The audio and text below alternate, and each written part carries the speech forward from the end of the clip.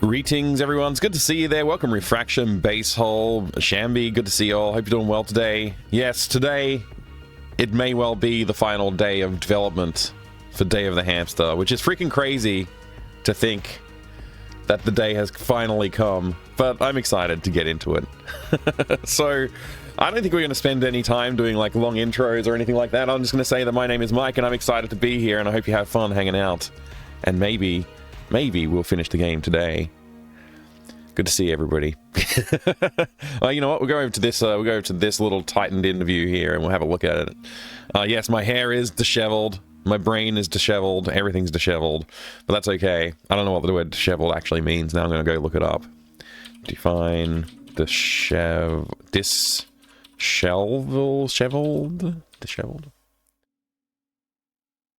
Person's hair or clothes untidy. Oh no, I'm perfectly accurate with my use of that word. Good.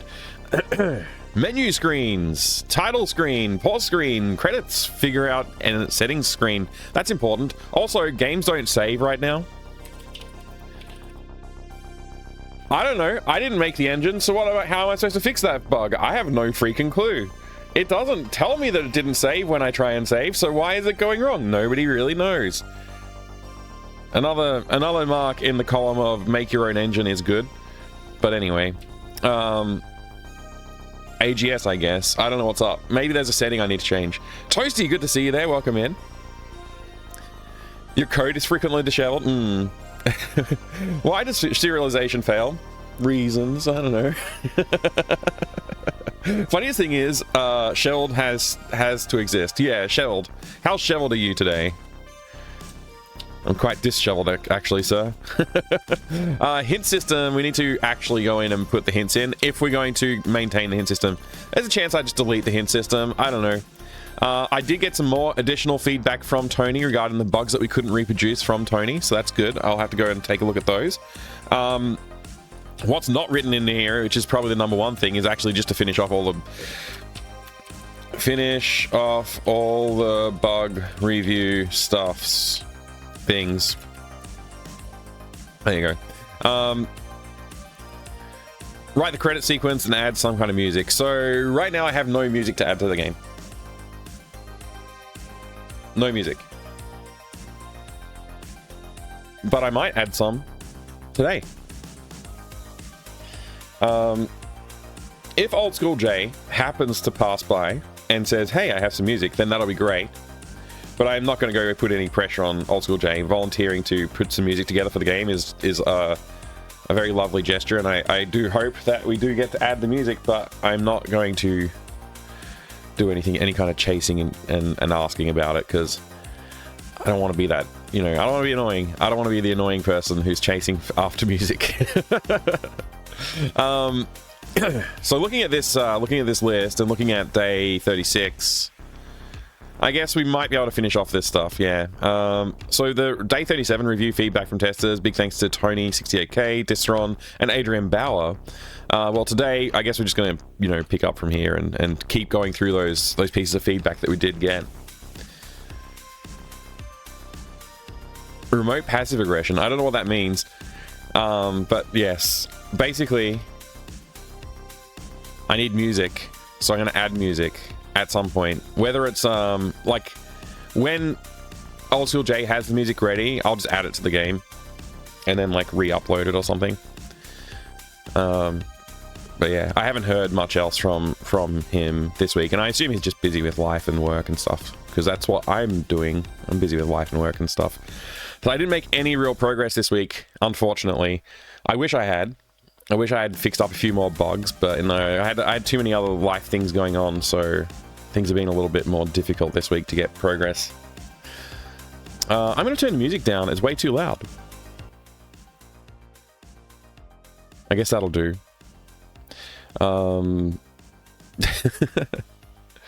So where are we up to? Let's just go look at this list here. I got this list. This is the list from Tony. Okay, so let's just break this down and just take a look at what Tony gave us. Can't use the mop on the puddle floor. This is actually not true, but I think I did address this by making it more usable, so you can use it more like anytime. There's one pixel in the storeroom front silhouette, which we fixed that. The water drop on the ground is really loud. I think I fixed this by replacing the audio for it, so I think that's actually fixed. Use lemon battery on computer shows unhandled event warning annoyances. I think I fixed that one. Oh wait, no, annoyances was all the stuff down here. Cool. Move graphics up a bit. Oh right, the blueprint. Yeah, so this is... I think I'm just not going to address this one, basically. I think I'm just going to ignore this issue. Hey there, DC Viewer. Good to see you. Good to see you. Enjoy your rest. Life nonsense being nonsensical this week. It's been a week, hasn't it? Hey there, Killer. Good to see you. Welcome. Alright, explain / discuss. I was a bit confused after putting metal detector in data mode. Lucas started holding in hand to scan around and the blah blah. It does not seem to open frequency selector. Right. Did I fix this? I feel like I fixed this. Let me just quickly test this one. Pretty sure I fixed this. Now let's go back in and make sure we have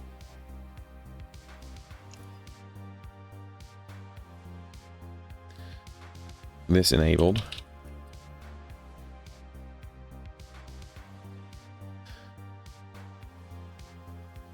All right, we have to watch the whole intro. We will have to watch the whole intro. I can at least skip some of the dialogue stuff.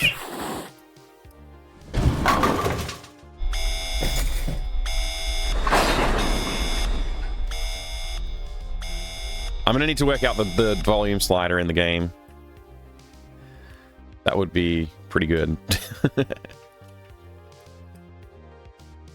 So I think I need to redo this intro. Like this post intro animation sequence needs to be handled a little bit better as well.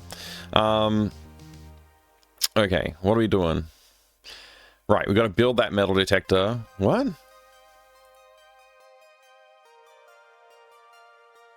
Oh.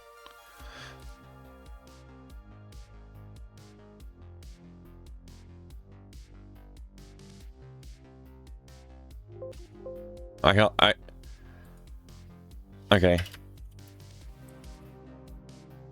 There we go.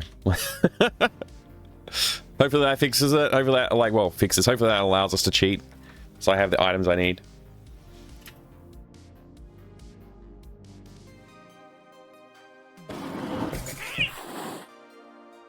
Yes.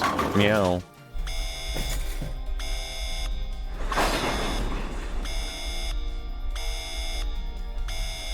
Day of the Hamster. My coffee's not even hot anymore. That's how long... I thought I was going to start streaming like a half an hour or an hour ago. And, yeah, anyway. That's life, I guess. What the hell, man? Why are we not getting... Oh, it's not first load anymore. I guess. Or if it is... All this player.add inventory needs to be changed to C Lucas.add inventory, I think.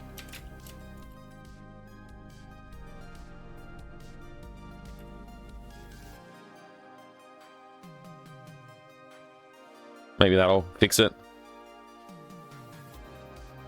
Sorry about this, everybody. I should know how this works, right? I should just know how this works, but apparently I don't.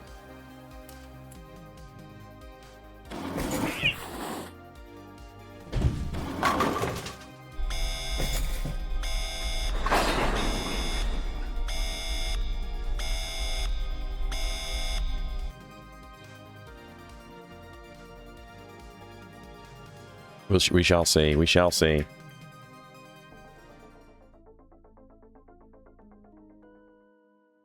God damn it!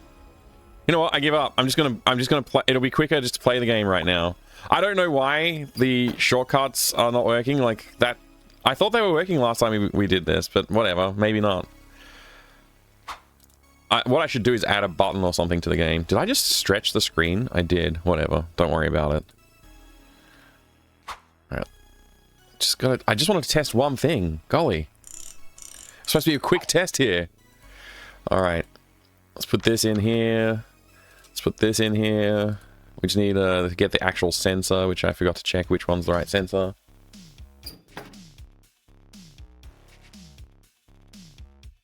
Come on, Lucas. You could do it. Alright, we got the item. It's the SD50.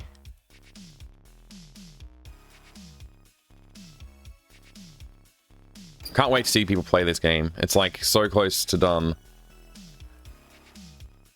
What did I click on? Whoops. SD50, please. And... what?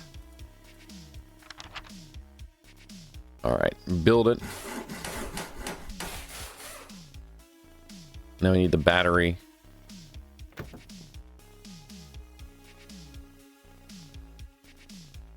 Hey Adrian Bauer, good to see you. That doesn't work. Oh, I should add that to the game. I should add that to the game for sure.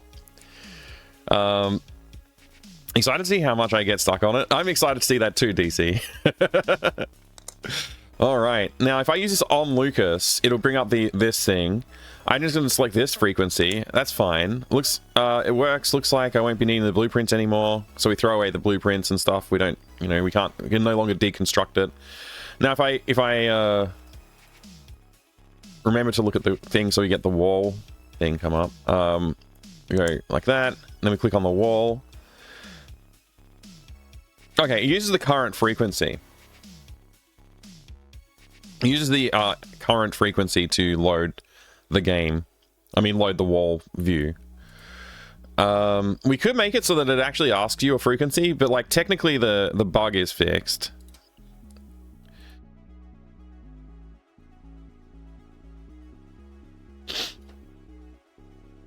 Yeah.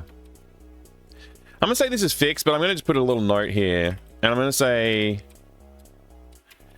maybe let the user reselect frequency when clicking wall when in detector mode? Question mark. Alright. No repro, how? Something gets messed up if I activate the metal detector wall, click help book from inventory, then start. So this saying help book, I got confused. Tony actually corrected me on this. I was thinking he meant the manual for the metal detector, because that's, you know, the help book for the metal detector. But he meant the hint book, the clue book, which is different book. And that meant that he could still interact with the background, which explains why there was an issue there. I gotta figure out why this is not working.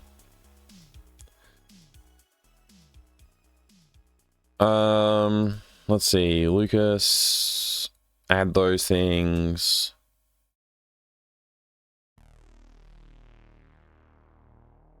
Oh, this is ore. This is supposed to be an ore. That's probably why it wasn't working.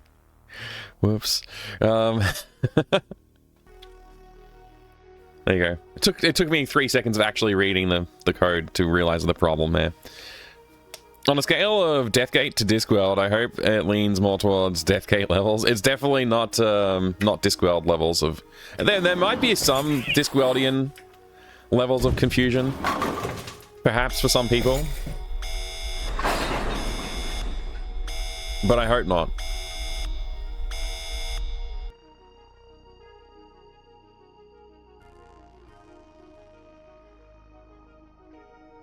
Oh my god.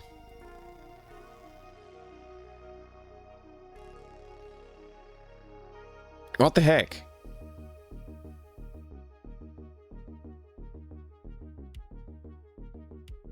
Why is my inventory not visible?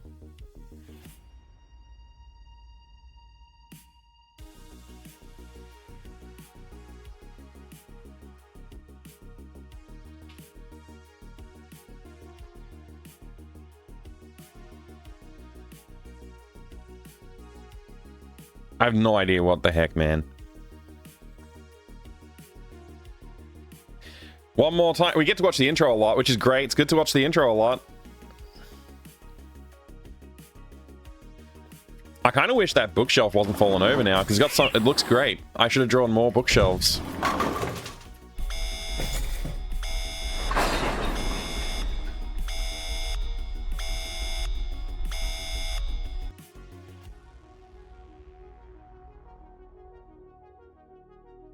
Wait, what?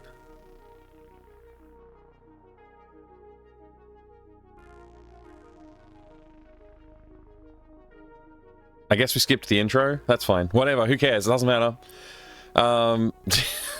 Let's build this damn thing.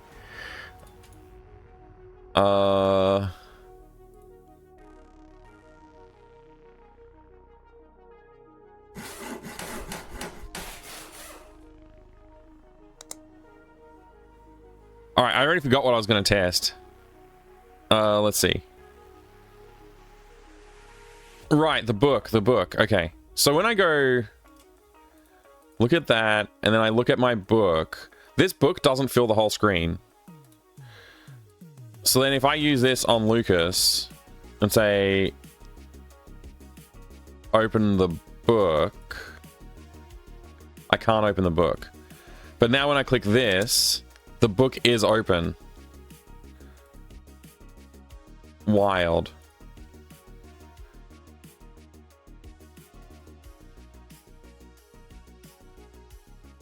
And I can't dismiss the book.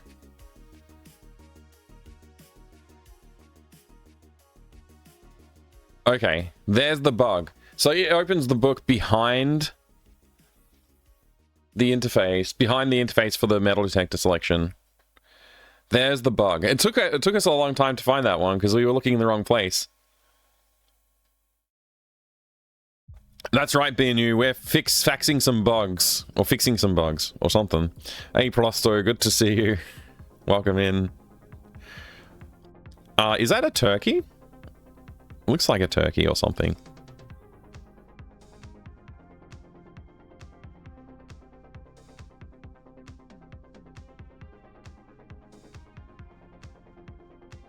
It is a turkey. Interesting. Alright,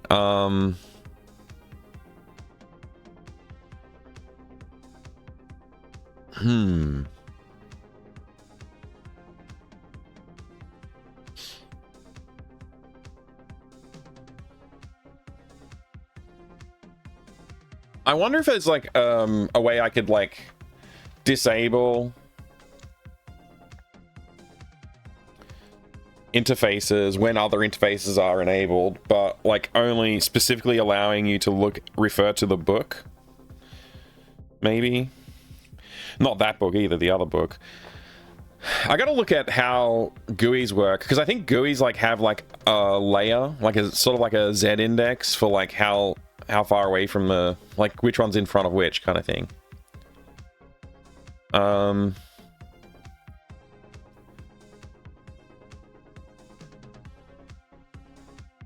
Yeah, Z order 0 for the book here. What's Z order for the metal detector settings? It's also 0. What's the Z order for the book? 4. Okay.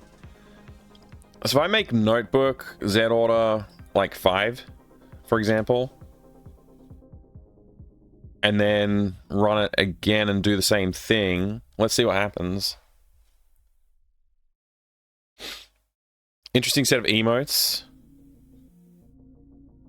Yeah, wow.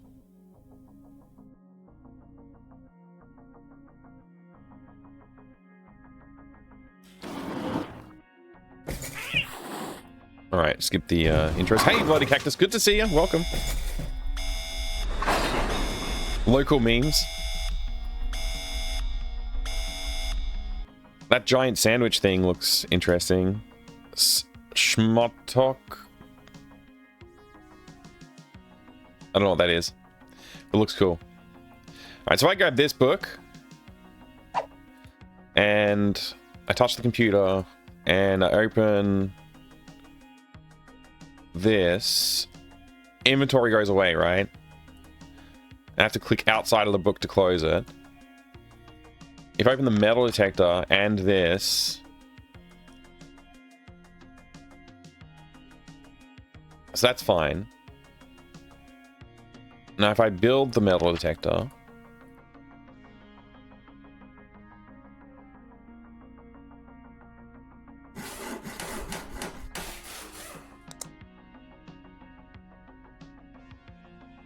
honestly, the inventory should just be... I mean, the only reason I have the inventory visible here is so that you can refer to the book.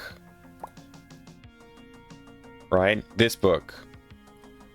And, like, this is in front of everything else, right? So it doesn't really matter. Like, you can go check the detector's frequency list, and you can be like, okay, data is online, like, frequency 1, frequency 2 is this, and phase is that, and so you're like, okay, I'll go and set those settings. That's the only reason I had the inventory viewable.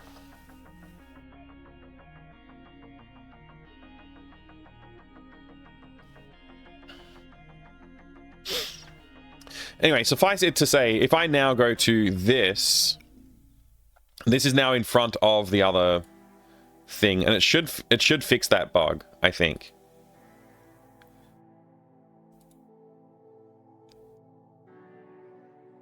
You can't, like, activate the thing behind it. So that bug should be fixed now. It should be impossible to start. Yeah. We're basically fixed. I think I should hide inventory in this mode as well, maybe. I'm not sure if I should. Another thing I was thinking is when you're doing metal detecting, instead of going directly to your inventory, it should become your active cursor as well, I guess. So it should go to your inventory, but it should also become your active cursor. I'm going to experiment with that now, actually, because something I was thinking I should do to just help with a bit more visual feedback. Hey, Wallow, how you going? Is that a puzzle? Is which a puzzle? Sorry, I was so busy focusing on this, I didn't even notice the messages come through. Shmatok means peace. Oh, cool. Okay, so it's like a big piece of something. Those flowers are supposed to be... I just googled the name in English. Marigold flowers. Oh, nice. Marigold. Interface with the sine waves. It's part of a puzzle. It's not like... It's not that puzzly. You just have to, like, make the numbers match up with what's in the book. I'll show you in just a second, and you'll see. I just want to make this little change with the metal detector. So, I think it's... Where is it?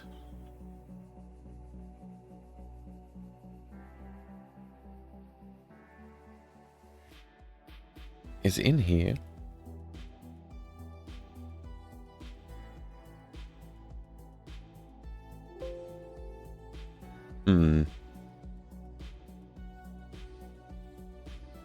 Let's try it. It might be in global script, I think.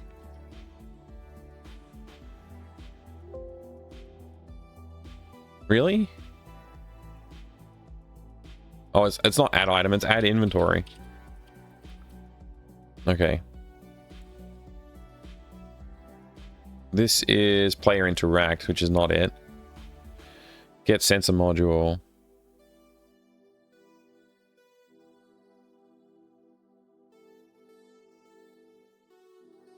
This is it, I think. Repeatedly execute. Yeah. If you're using the metal detector, get the frequency settings. If the frequency is greater than 0, so it's actually got a frequency setting. Handle detecting for all objects. So we're going through all the objects in the room and checking to see if we're close by to it. So yeah, this is like detecting if it's got the frequency. And it's also like saying if you're close enough. And then we turn off that object from being frequency detectable. We add it to our inventory. If its ID is zinc or copper,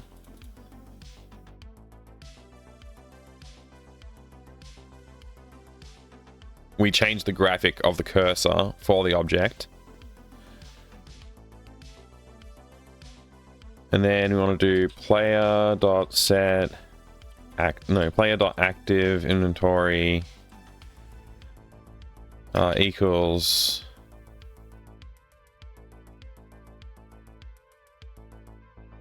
this. I think this is how it works. I actually don't know how to set the active cursor, but I think that should do it. Piece of pie. Oh, nice. Here we call them Trono Brudis. I don't know how to say this, but Brutzi. Brutzi.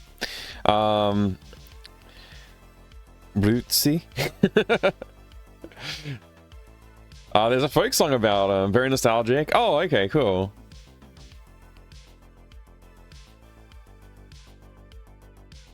Detector gadget. That's right. Yeah. Go gadget. So this is what I'm just doing is just trying to make it so that when you are metal detecting and you pick up an item, it should put the item in your, make your cursor, the mouse cursor, that item, so that you can actually see, like, oh, I picked up a key. You know, it's just, I think that will feel a little bit more natural, and a little bit more complete. So let's just try that. This was not a feedback piece that I got. It's just something I had on my mind for a while.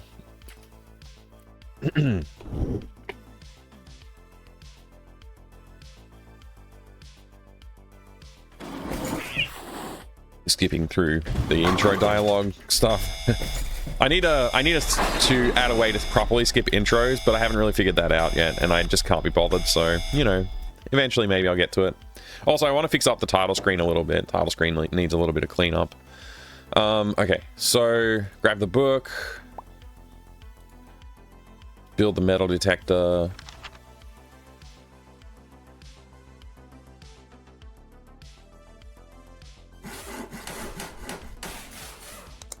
All right. So we have a working metal detector now. If we go in here and we start detecting,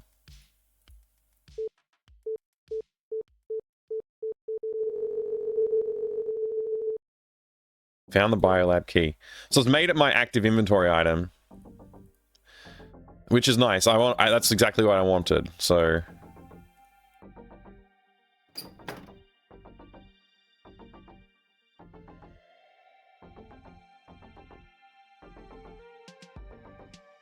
I want to see how that works in this room.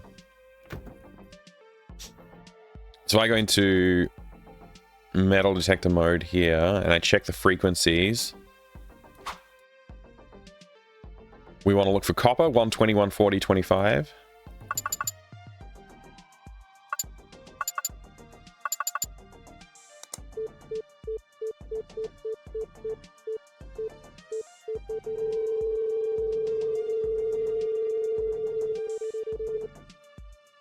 I found a copper bar. So now we've got a copper bar in our inventory, in our hand.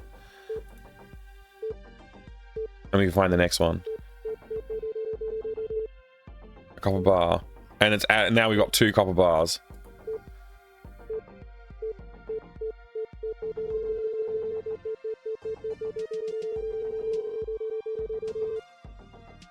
Now we have 3 copper bars. So that's like much cooler.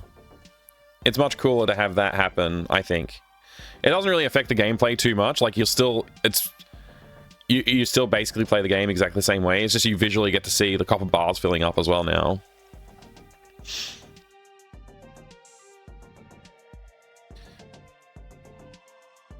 That's some nesting you had? Yeah, nesting's fine. There's nothing wrong with nesting. People who tell you there's something wrong with nesting need to go out and go for a walk. See the world.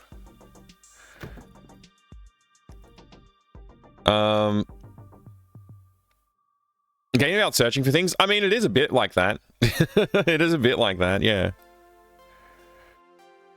Metal detector is what it's called, Prosto, yes.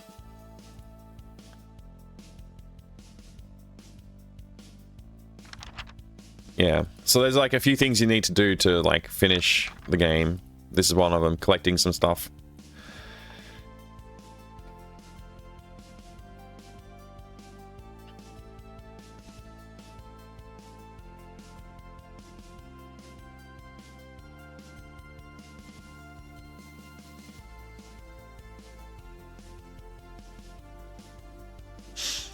We'll have to work on this too.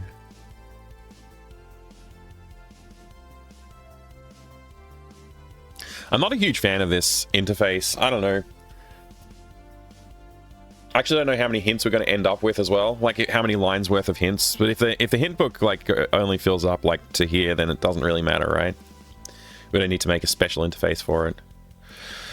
Anyway, back to our list of things. I fixed this. That's fixed. Okay. R. I can't remember what R meant. When in Metal Detector Blueprint, there was 2 sensor modules in inventory. So this is a problem with when you have... Okay, so if we go into room 4 here, I think it's 4, yeah, the storeroom. When you go to the sensor box, we start this dialogue sequence.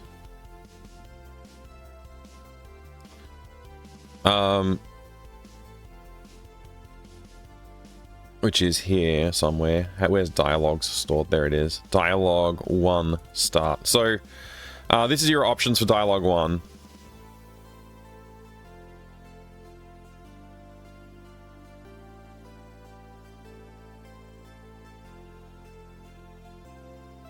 I think I'm going to change this as well.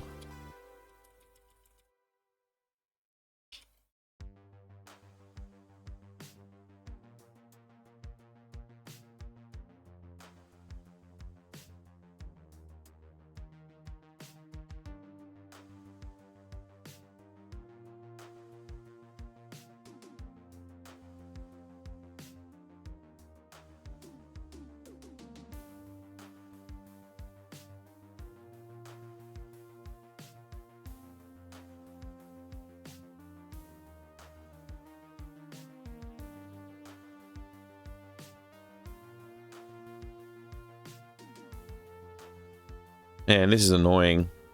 Editing this stuff is annoying.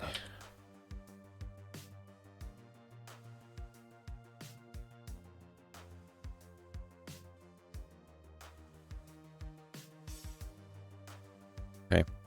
So anyway, when you go into here, it basically just says, which sensor do I need? If player has inventory sensor module, say, I'll just put back this blah, blah, blah sensor module name, lose inventory, the yada, yada, etc., etc. If the metal detector plans have the metal detector in it, then it won't show up in has inventory check. So we need to add a special extra check.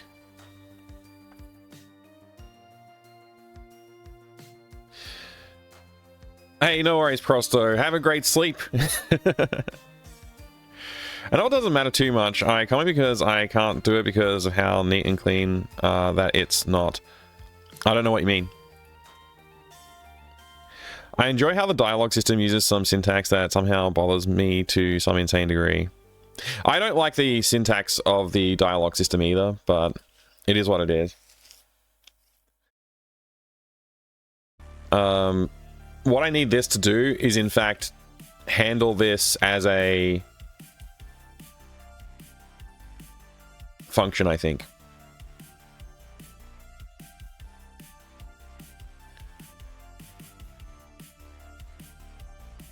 So I should be able to do like some global function like resolve sensor. Let's see, inventory sensor clean up, or something like this.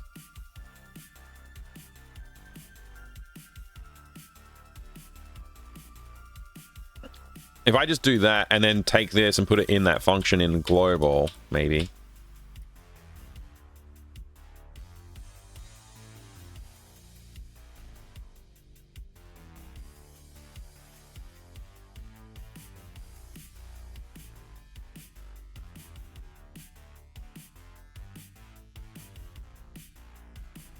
Does the game still work? Oh, I did clean up with a capital U.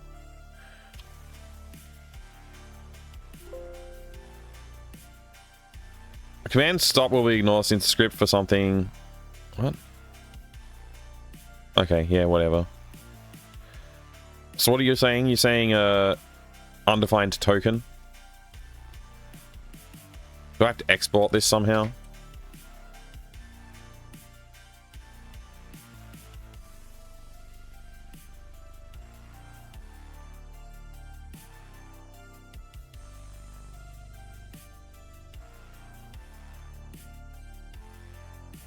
Is how that works? Okay, stop will be ignored. That's fine. We can clean that up. Talking about the nesting comment I made. Yeah, I get you. I just don't like how nesting looks. That's my only issue with it. It's cosmetic. Yeah. Yeah, at a certain point, like, I think people just, like, got obsessed with, like, code aesthetics and not actually functionality and, like, readability. I think it's more readable if you see all of the nesting in one place rather than going like, well, what does this function do? Oh, well, what does that function do? Oh, okay, so it's kind of like if it did if, except it's all over the place instead of in one place. So it's just like a lot easier to read a nested function than it is to read 17 different function calls, if you know what I mean.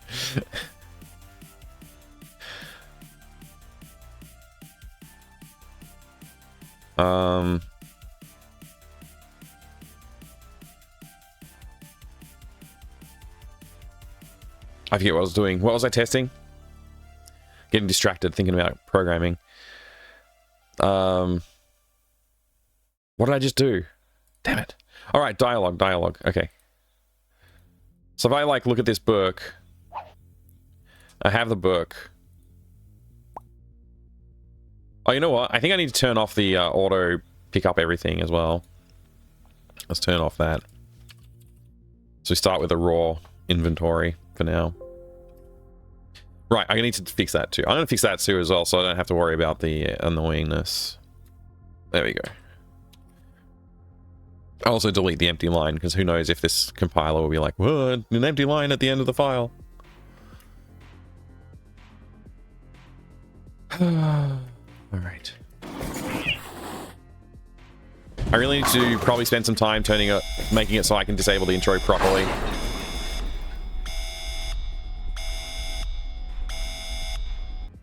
Alright. So anyway, we need the book, right? All this is doing is working exactly like it was working. So I can show you the bug, and then we can try and fix the bug. So first of all, I grab this plan. That goes directly into my inventory here. Then I go to the sensor box. I pick out some random sensor. Actually, I should test this because I did change it. I don't want one now. I don't actually need a sensor right now. And okay, so we're freed from the dialogue. And then more's at the bottom, which is kind of what I probably should have done from the start. So I go more, and I pick up like the Audigy Pro, for example, and then I go... Oh, I picked the right one at random. Good.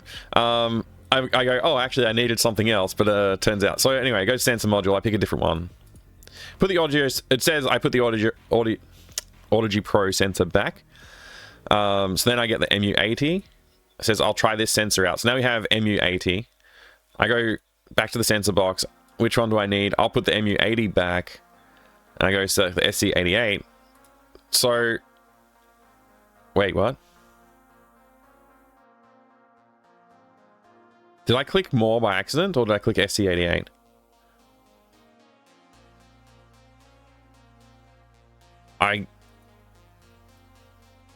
I think I must have accidentally clicked more. All right, so that's fine, right? That all works perfectly. Now, if I take this sensor module and I put it inside... Whoops, I put it inside the plans. It's now just going to sit here. Why do I still have one in my hand? Hang on a second. I've managed to acquire more than one somehow.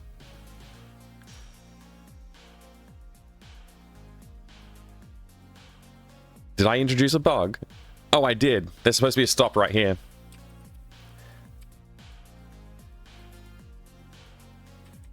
Okay, there you go. Fix. I think I fixed the bug.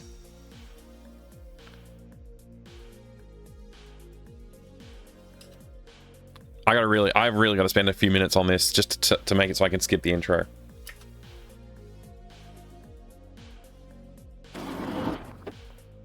You know what? I'll do that right now. Let's just go to globals.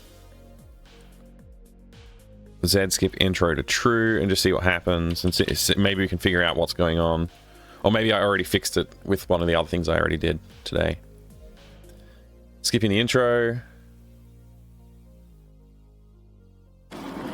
Okay, so we're still getting the entire intro somehow. We still got the entire intro somehow. Why is that? Why would that be?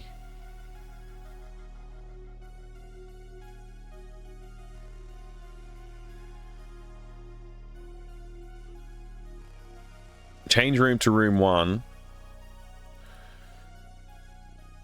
Can I not just say see Lucas, oops, dot set as player?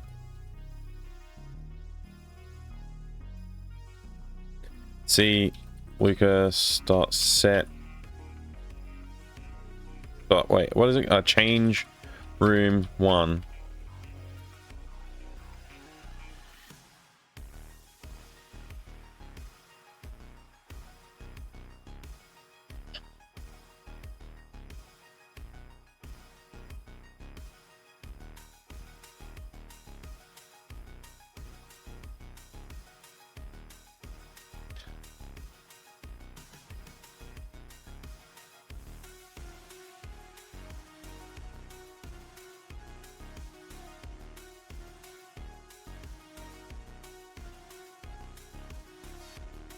Oh, what?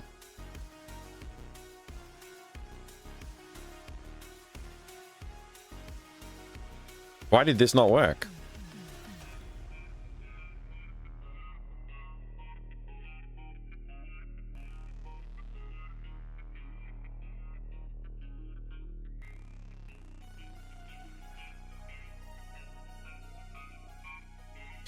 I just realized that I had this return here for some reason. This is probably the reason. Let's try that.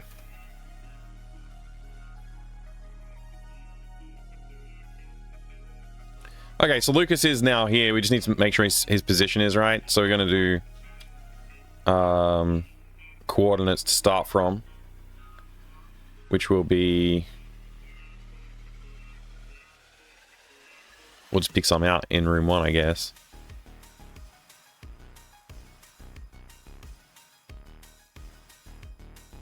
Start right here.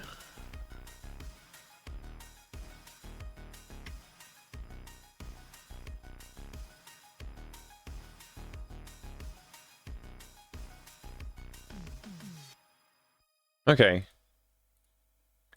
Yeah, there you go. Skip intro now works. That's great because we can skip the intro. All right, so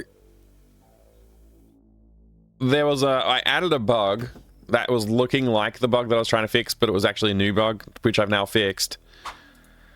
The bug that I was trying to fix was when you pick up a sensor module and you already have one in the plans. So if I go grab this one, like put this one in the plans, and then I pick up another sensor, it doesn't say like, oh, you've got one in the plans already, so you need to do something about that. So I now have 2 sensors, SC88 and whatever this one happens to be. Now, that shouldn't be possible. So we need to change the rules a little bit in that global script. In here. We need to check if the metal detector has also got it. So in the metal detector state, I believe we have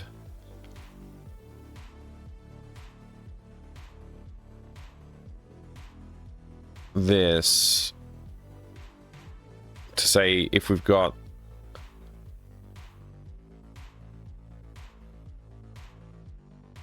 Hmm.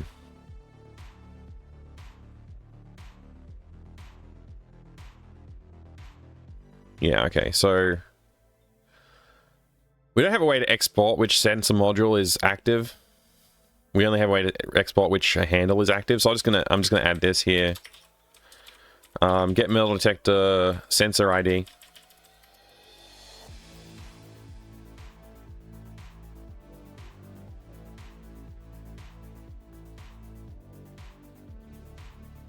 And I also want to have a function here called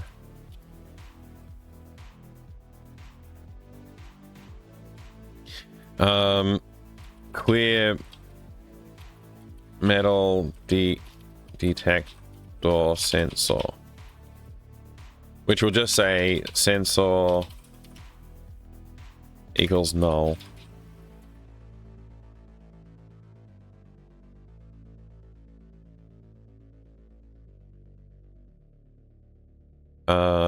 We could also say if sensor equals null, return 0.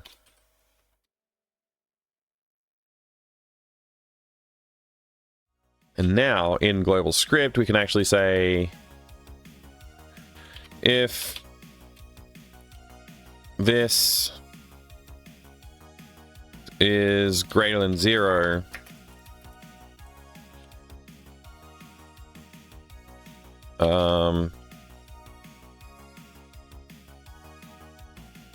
we'll do the clear function, which is this.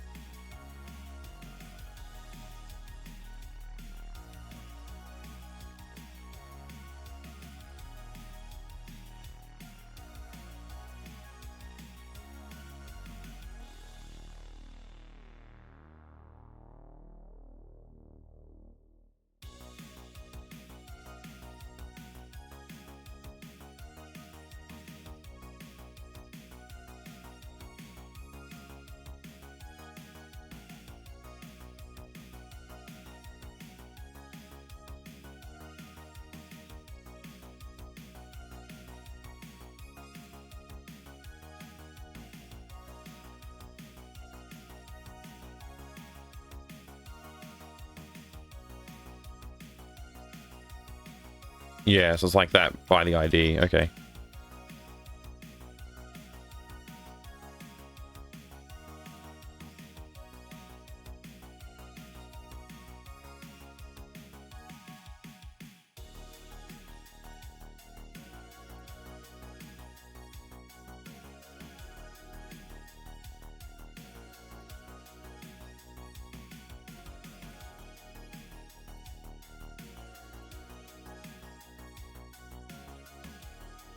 That should remove it from the plans, and therefore that would be fine. There is a different state, though, where we have already got a constructed metal detector. So we need to say,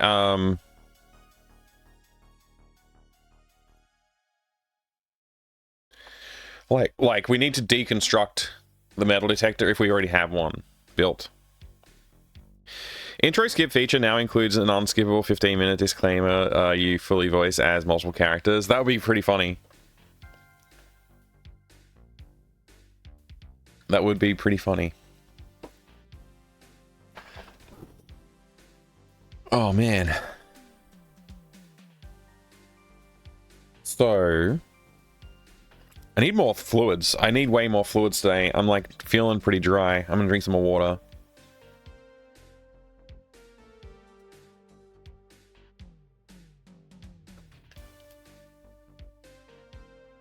I should ask my wife to pick up some coconut water while she's out.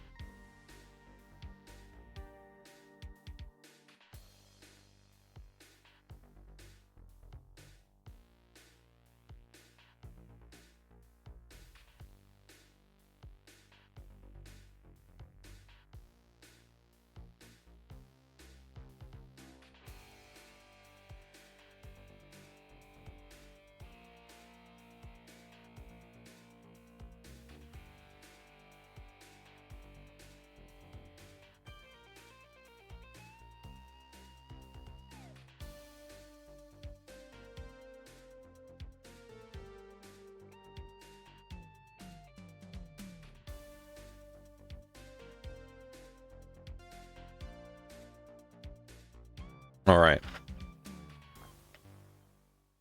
I don't know what you missed, Wallow. Maybe. I'm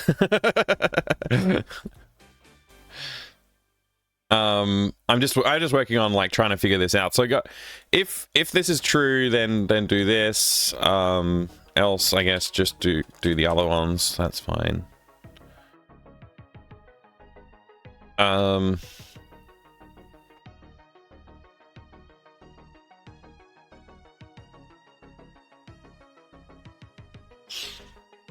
The other thing we want to do is like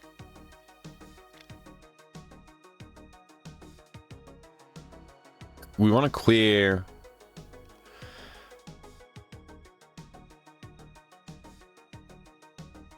somehow. Yeah, there's another state. I'll just test this state first. We'll just test that this fix works first. Okay, that didn't work because sensor is wrong. It's because I spelt it wrong.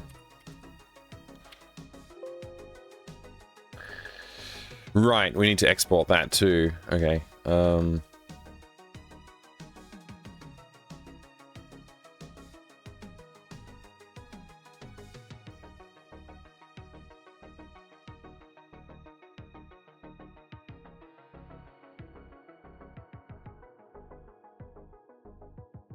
Let's get sent to module. Oh, that's something else. Okay.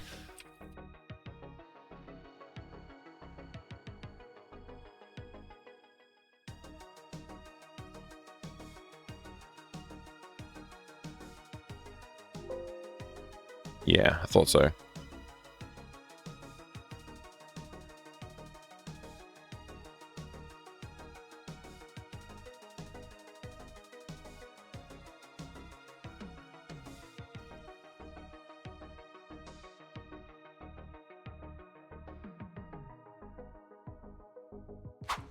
No, there's no challenge. It's just trying to get some bug fixes done.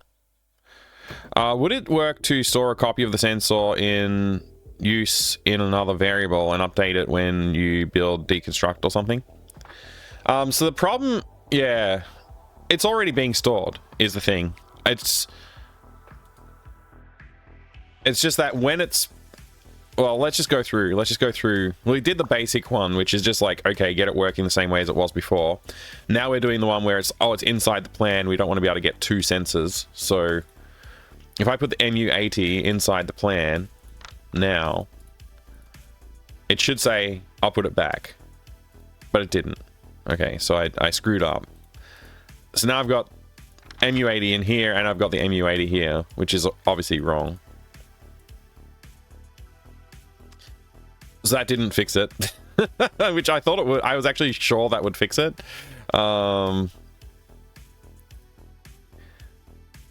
Maybe get metal detector sensor ID didn't work.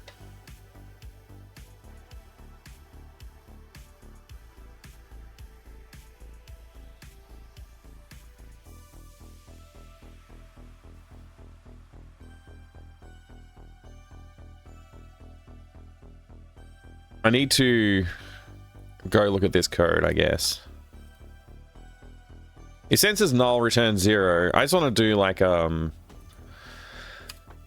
let's just do like, I don't know, display sensor dot name. I guess we need this.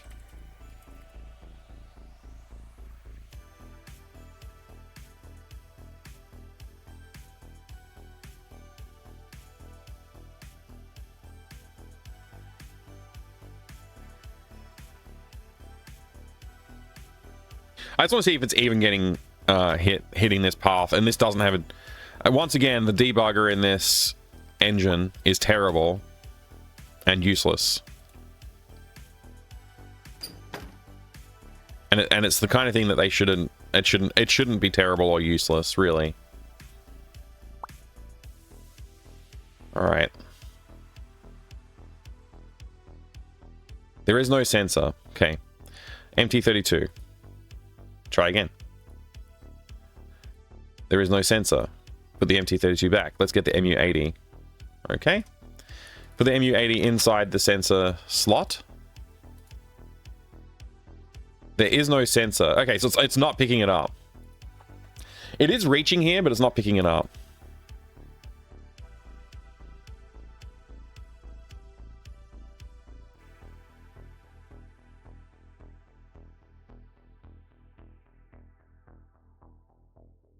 Oh, you know what? This is not the plans. This is the state. The plans is a different thing.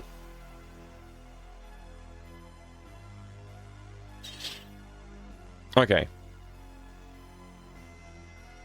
This happens when you build the metal detector. I forgot. I totally messed up there. Blueprint metal detector. This one has A slot, B slot, and C slot. So in slot this, slot 0. Yeah. Okay. So these are just sprites. These are the inventory items. Blueprint slot 1, 2, and 3. Or 0, 1, and 2. Whatever you want to call them.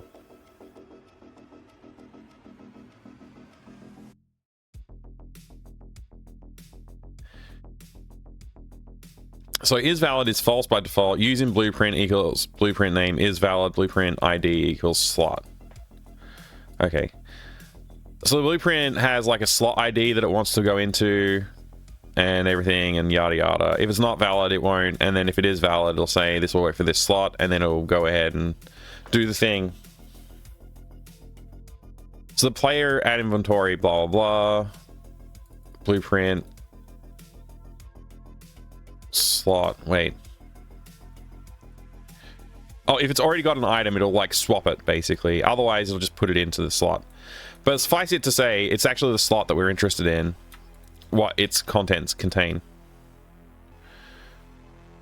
So this is actually the thing that we wanted to add those checks to. So we actually want to say like function get slot ID item ID, and we'll say give me the slot index. And we'll return, we'll do the same thing. So we'll do like, if BP slot index. First of all, we need to bounce check the index technically. So, but I mean, I'm the only person doing this. So, you know, whatever. I won't do it. I won't do that. I'm gonna be bad. I won't do range checking at all. Bounce checking, whatever. But we will say, if that is not null, return that dot ID, else return 0, I guess. Probably do -1 to be on the safer side, but that's fine. Get metal detector, get BP slot, get BP metal detector slot item ID. Yeah, we'll do that. So then going back to our script here where we do this, we actually want to do this. And the ID will be that. And then we'll say that. And then we want to do clear, like BP metal detector sensor clear. There we go.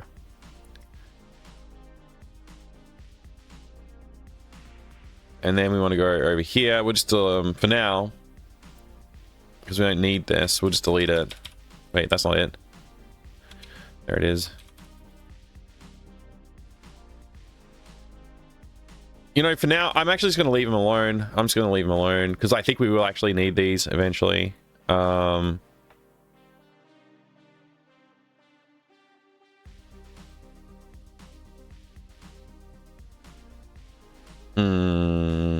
Yeah, let's do this. Let's do this. If player dot has inventory metal detector, or is it I metal detector?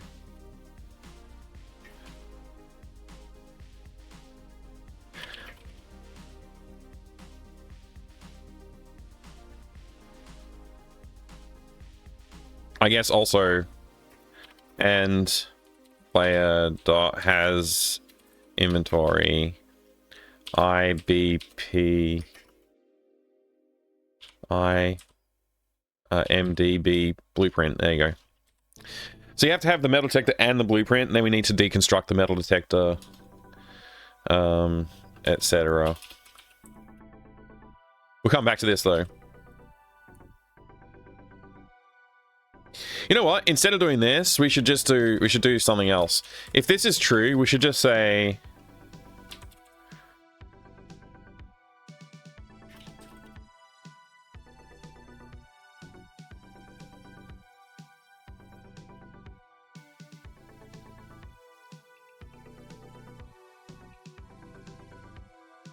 God damn it.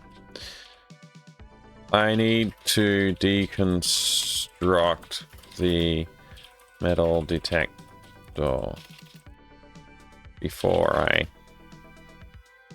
add a module.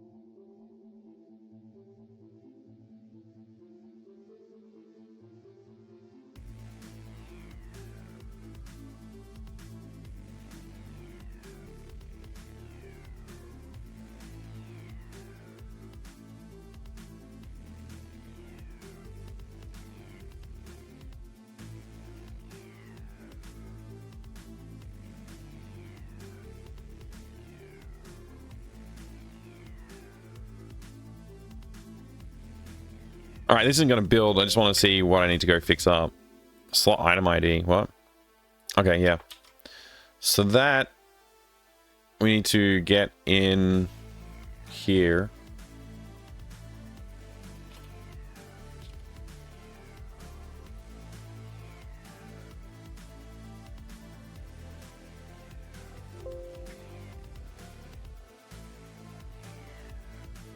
Okay. We didn't close our if statement.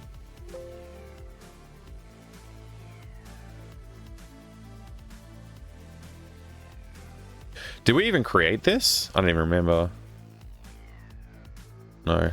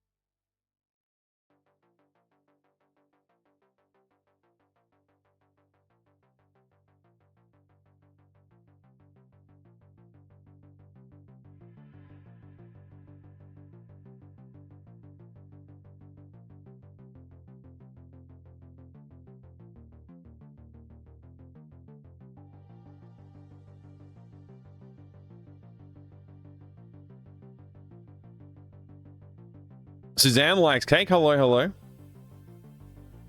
Oh, this engine is AGS, and it's called AGS, Adventure Game Studio.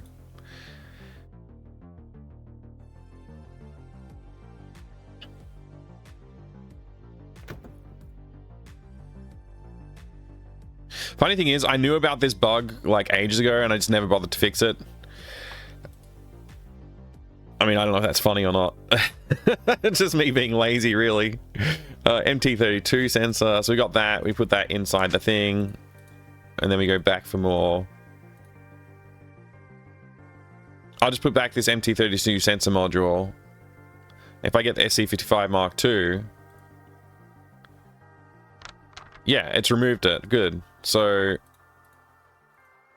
great. That's working. Now if we were to actually build out the metal detector and construct a metal detector.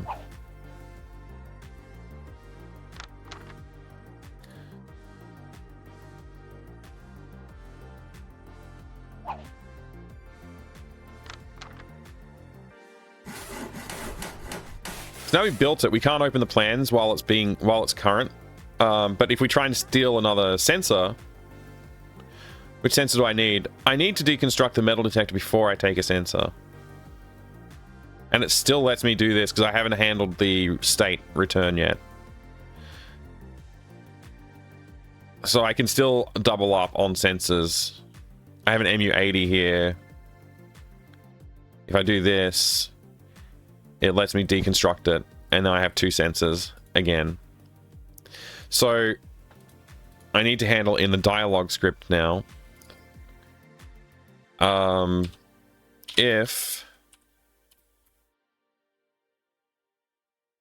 not that,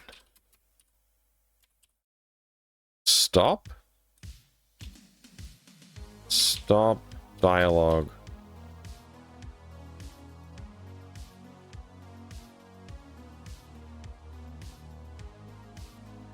Tell AGS not to return to the dialogue after this function ends. Yeah, there you go. So just say stop dialogue.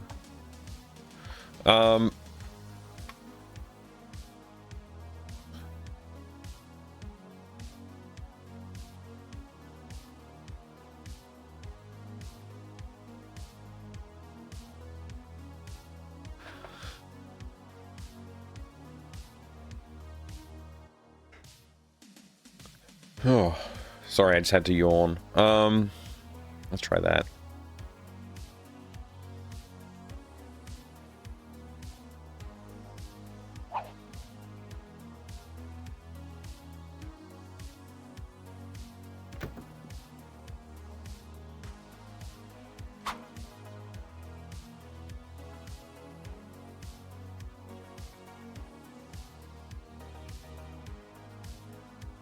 I need to thoroughly test this.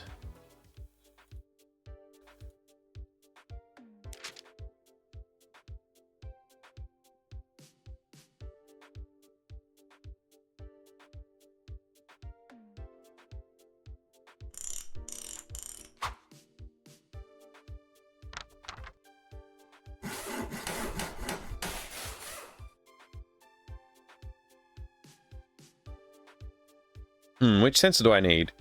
I need to deconstruct the metal detector before I take a sensor. And it didn't stop the dialogue. It didn't stop it.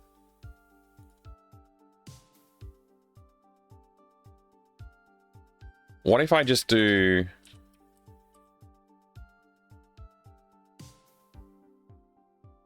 that?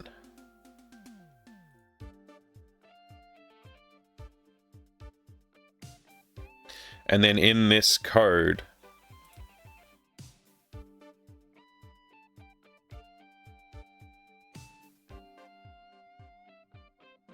I could just say stop dialogue in these two places.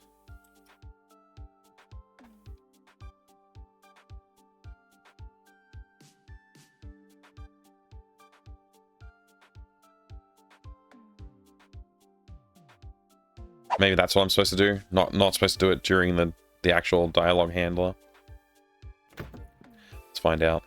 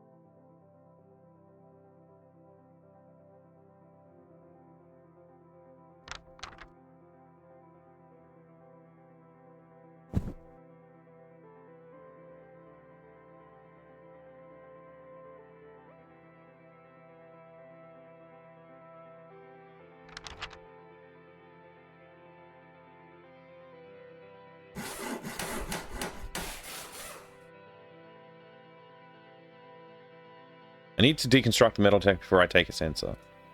It's still opening the dialogue.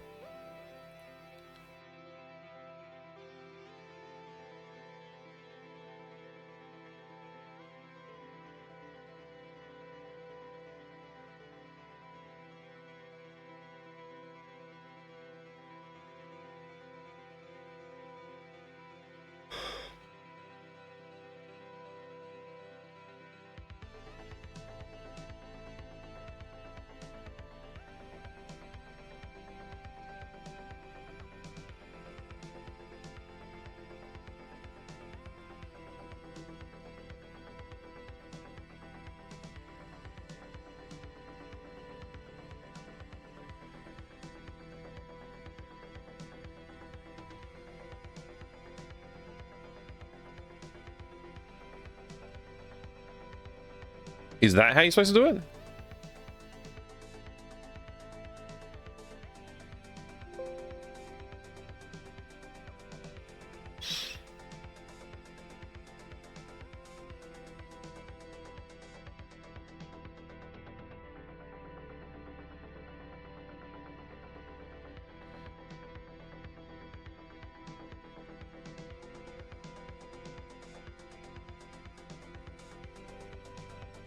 Weird.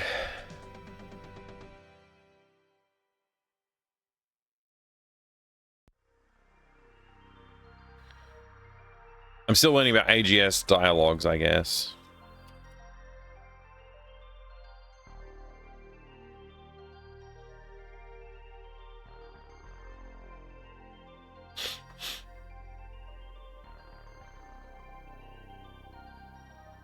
This command can only be used from within the dialogue request function. It tells AGS that when dialogue request finishes, the whole conversation should stop rather than continuing with the dialogue script. You can use this function to end the conversation depending on whether the player has/does a certain thing. Example, function dialogue request int dr. If dr equals 1, see ego, add inventory, poster, stop dialogue. We'll give the player inventory item 3, I guess that's what that is, and end the conversation. How do I use this? How do I initiate a dialogue request?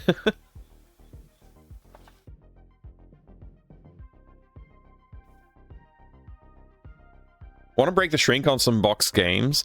I don't need to since I have the games already, but the shrink is calling to me, but I'd be better left to leave them in shrink.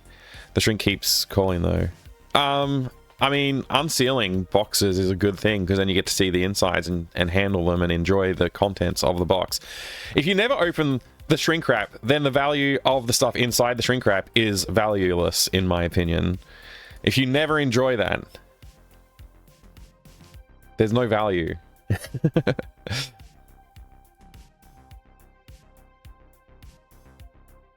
The value of purchasing something with the shrink wrap on so that you can enjoy that process of opening it is, there is added value there. But yeah, I think if you're buying a sealed box, you should probably anticipate opening it at some point.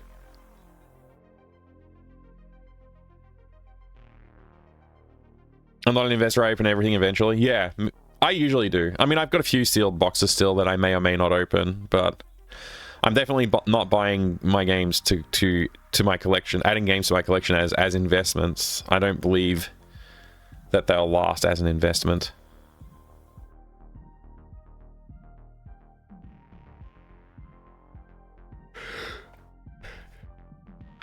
What I don't understand about what this is telling me is, how do I initiate this dialogue request? Is this something that like only is allowed to be done in a certain place, or like am I already handling a dialogue request?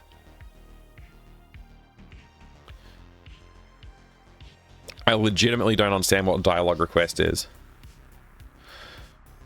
I would like to stop the thing based on whether or not the function returns true or false.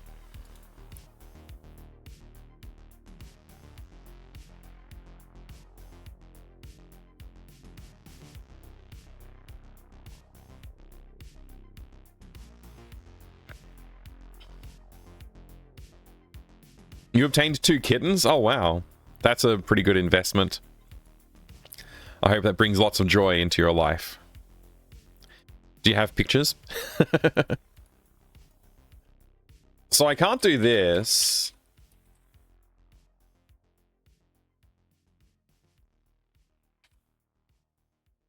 Can I at least do this?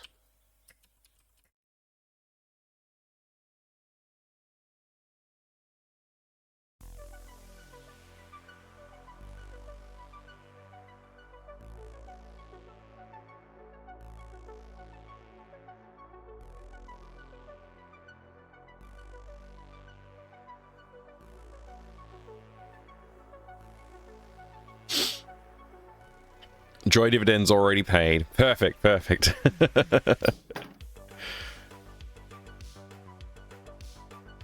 To start the dialogue, you just do dialogue script.start. Well, that's not what... I mean, I got the dialogue working.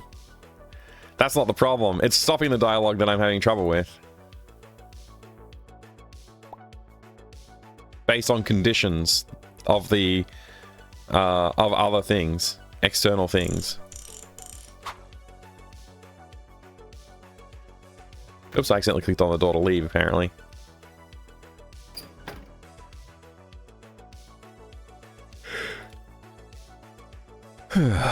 Alright. Let's put this in here. Put this in here. Put this in here. Then build it. Now let's try and grab another module and see what it says. I need to deconstruct the metal detector before I take a sensor. I want to stop. But I can't stop. It just keeps going. What if I,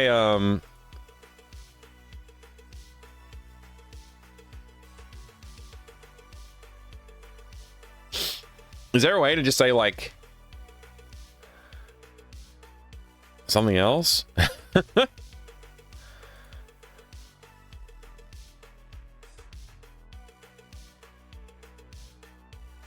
Like, I just want to stop here.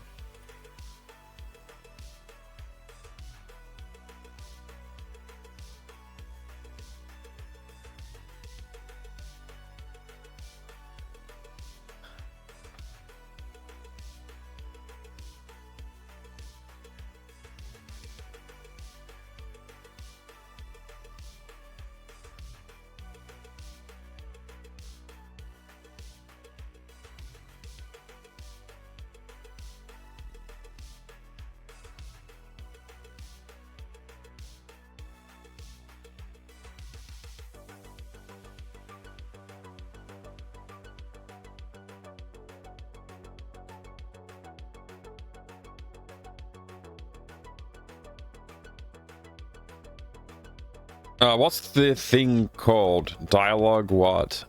It's D dialogue 1. I don't know. Well, can I do D dialogue 1 dot stop dot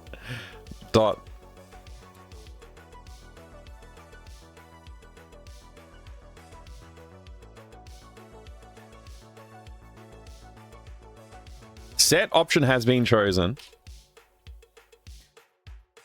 6. No, wait. 1.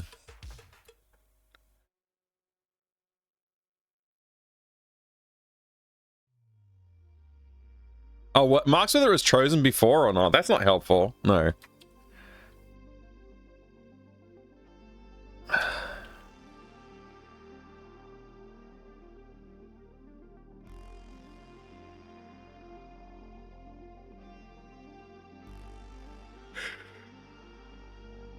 Oh, man.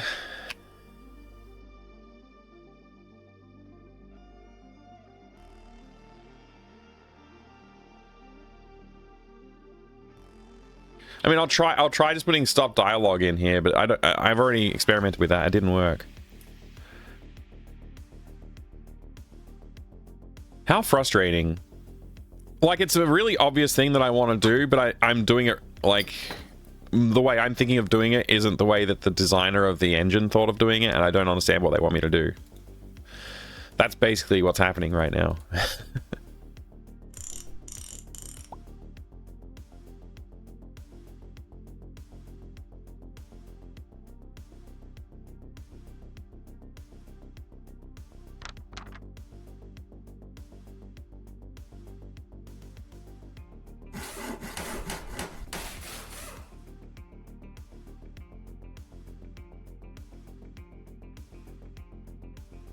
Stop.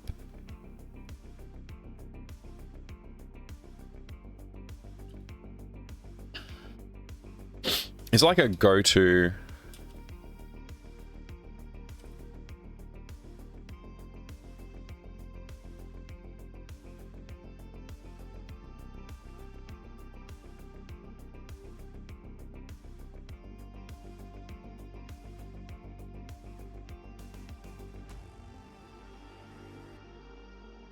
What if I made a dialogue that just ends?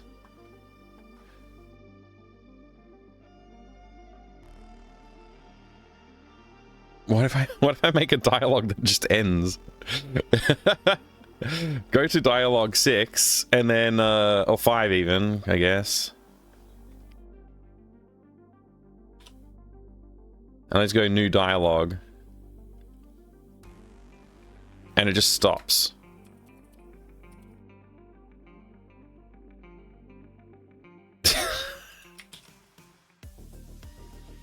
What if I do that?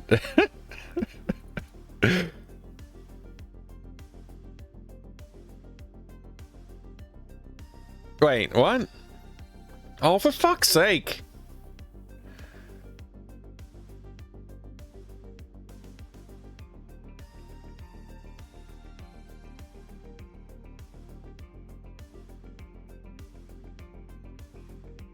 I can't even do that.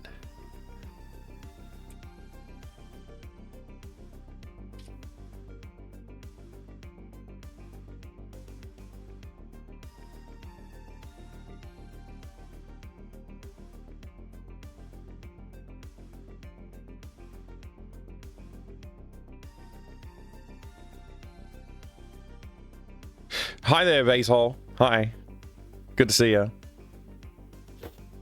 So this is the point where I need to like talk to an adult, like somebody who's got skills in AGS dialogue scripts.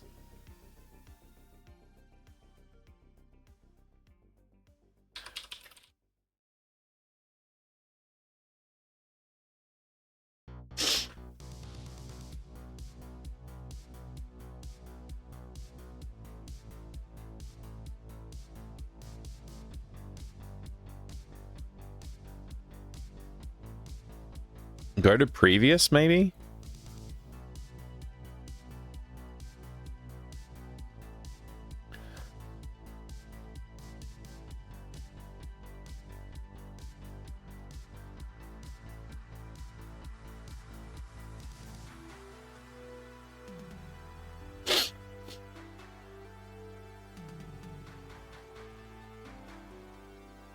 Run script calls dialogue request event handler if one is present in the game script. Passes X as integer parameter.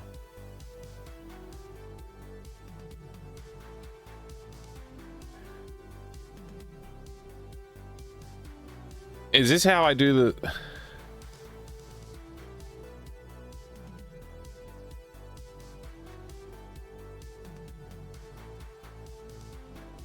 Called when a dialogue script line run script is processed, parameter is the value. Hang on. I need an example of run script here. But there's no example, of course.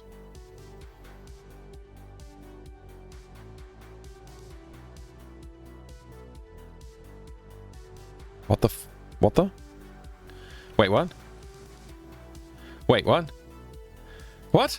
This is what I was asking for the whole time. I think. If you want to conditionally break out of a dialogue script, the special tokens run dialogue, go previous, run dialogue, return, and run dialogue, stop dialogue are available, which can return from inside a script block. For example, holy freaking crap. This is all I needed. The manual's not perfectly written, but it works, I think, in this case. If I just do a return here. Oops.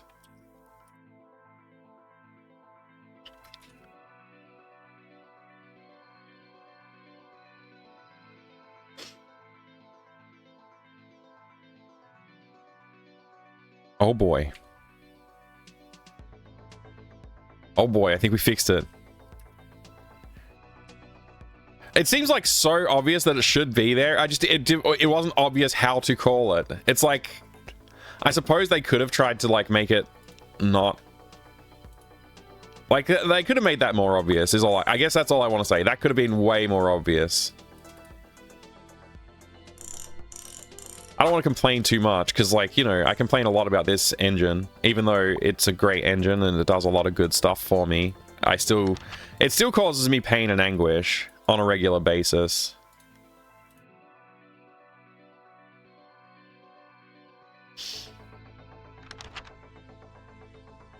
Okay, so if I get a new module, it'll remove that module.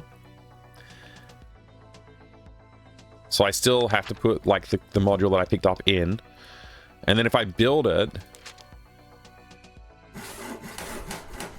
I now have it. And then if I go and grab another sensor module, I need to deconstruct the metal detector before I take a sensor. And it prevents me from doing the dialogue until I deconstruct it. I'll take it apart and try something else. And now I can take this out, or I can leave it there, it doesn't really matter. And I can get a different module.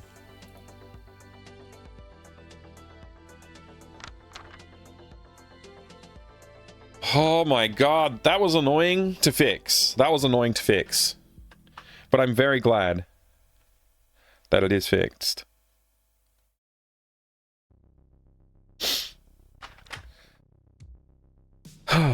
So happy. I'm so happy. Like, that is one thing that's been on my mind for quite some time, actually, is like, how am I going to make sure that that doesn't cause issues? Because you just know somebody's going to click on it, right? Actually, there is one more state. There is one more state. Which I believe we handled, but I just want to make sure it's, like, fully handled.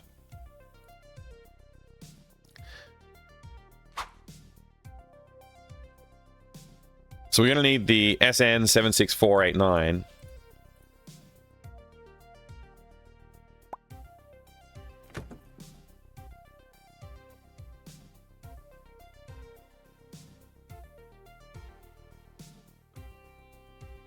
Wait, that's not the right module, is it?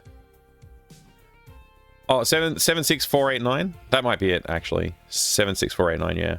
Cool.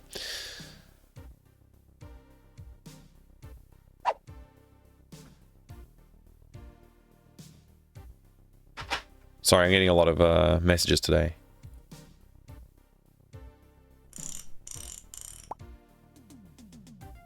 I've quite a brutal headache, too. I thought the coffee would fix it, but it hasn't.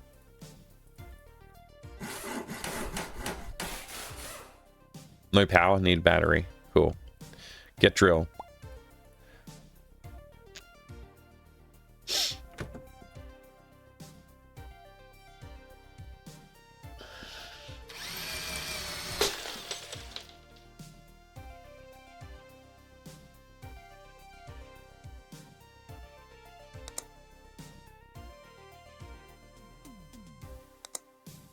It works. Looks like I won't be needing the blueprints anymore, so we throw away the blueprints.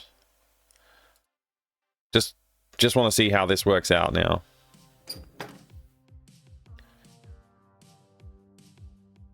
I don't need another sensor. Okay. I mean, that works for me. The sensor situation is solved.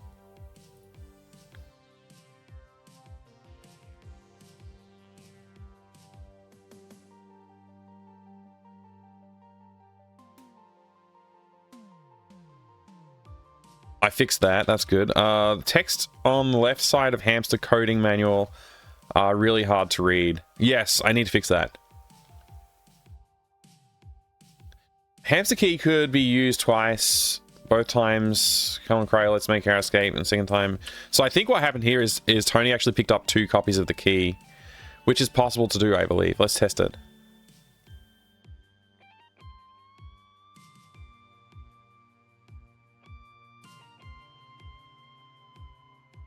I don't remember if I fixed this or not, so maybe we did.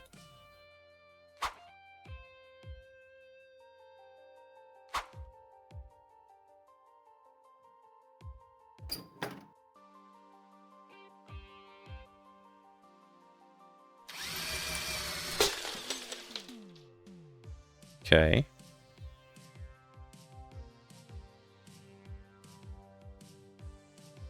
Alright, I got the key. Alright, I got the key. Alright, I got the key. So now I have 3 keys, probably. So if we use one of the keys on the hatch, we'll still have a key.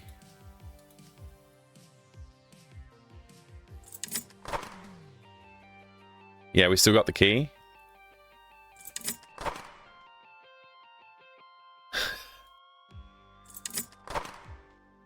Has now used up all the keys. Now we have 3 hamsters probably as well. There's no indicator on how many of each inventory item you have. But that's hilarious. So obviously we just need to make the get the key thing. Add inventory hamster.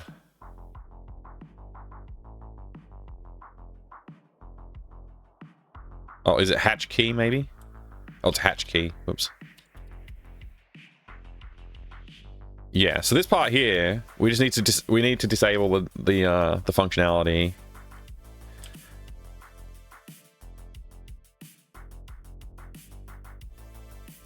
Is key taken is false. It needs to be set to true. It's just it never got set to true. We just never set it to true.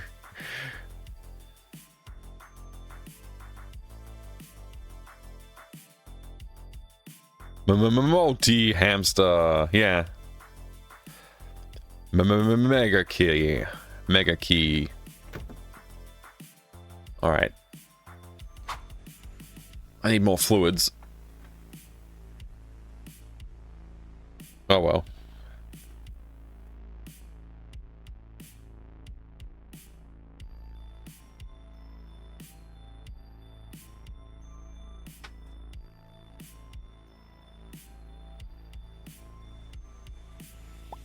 Hidden invisible characters getting into code after copying and pasting something in. That would be annoying.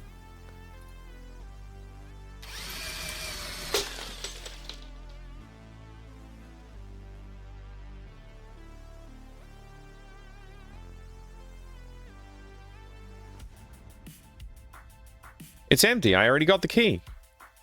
Cool.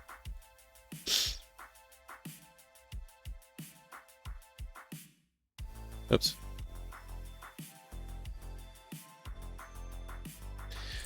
What should this guy sound like? If I did a voice acting for this guy, what would he sound like?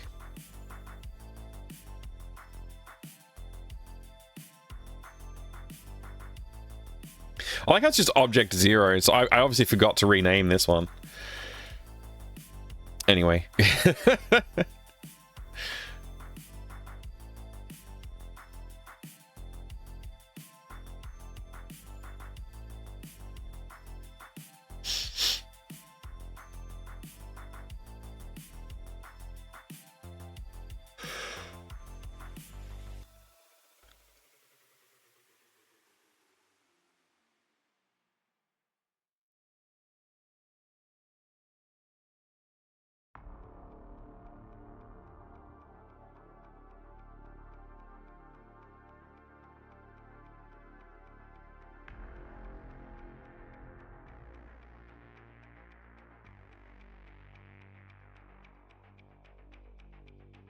And so much stuff in here.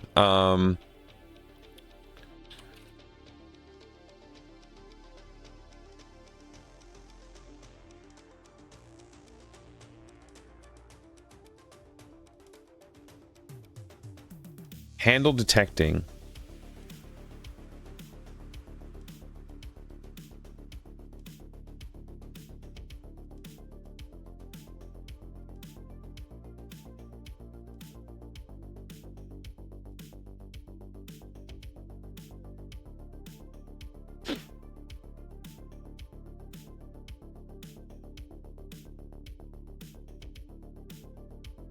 So this is the value here, 4.25 is the distance that we like want to detect within.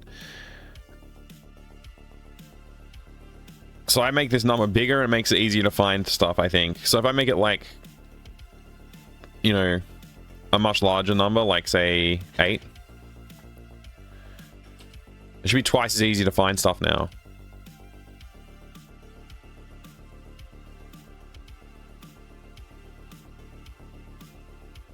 Oops.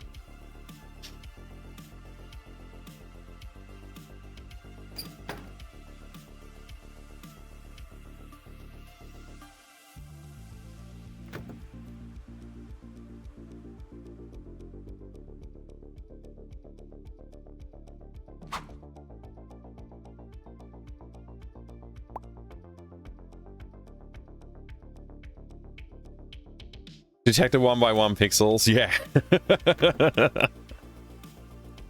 That would be so mean.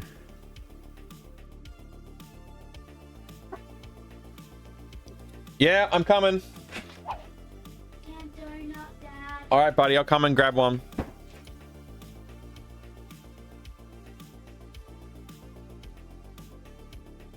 We got some donuts delivered, apparently. Well, no, my wife picks them up on the way home.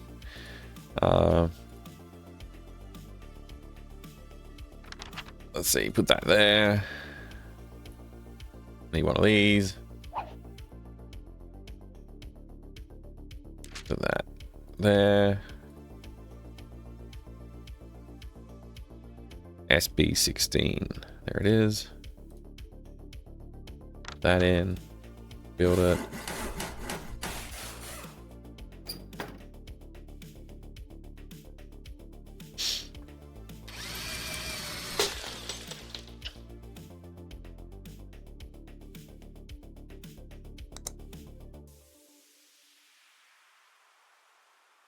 Spouse got back from another city and brought back coconut cream buns. Ooh, yum.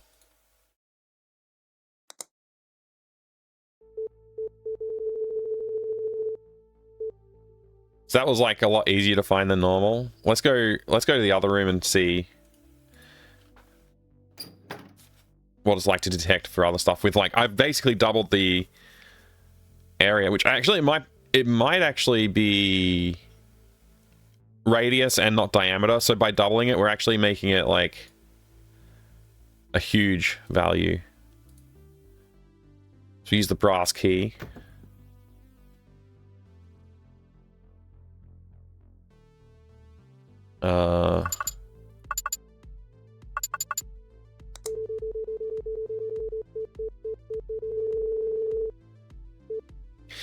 That was a lot easier.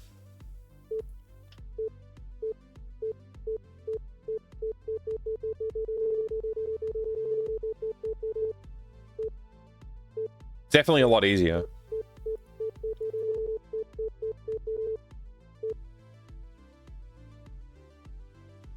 That's all the copper bars I need to find.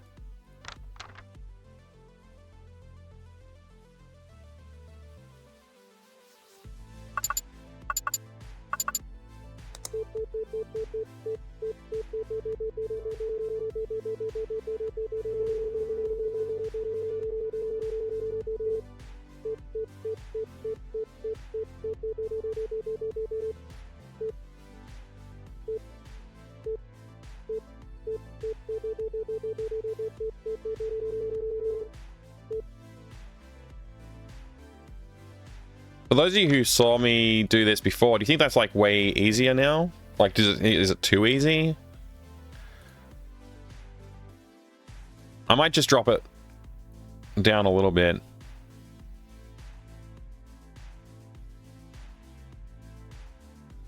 Something like that. Oscillating phase reference look up thing reminds me of something you might see on Bomb Defusal game. Keep talking and everybody explodes. Yeah, it does remind me a bit of that too. All right, I'll be right back. I'm just going to take a short break. Where's the button that I pressed for that? Oh, there it is. BRB. I'll be right back, everybody.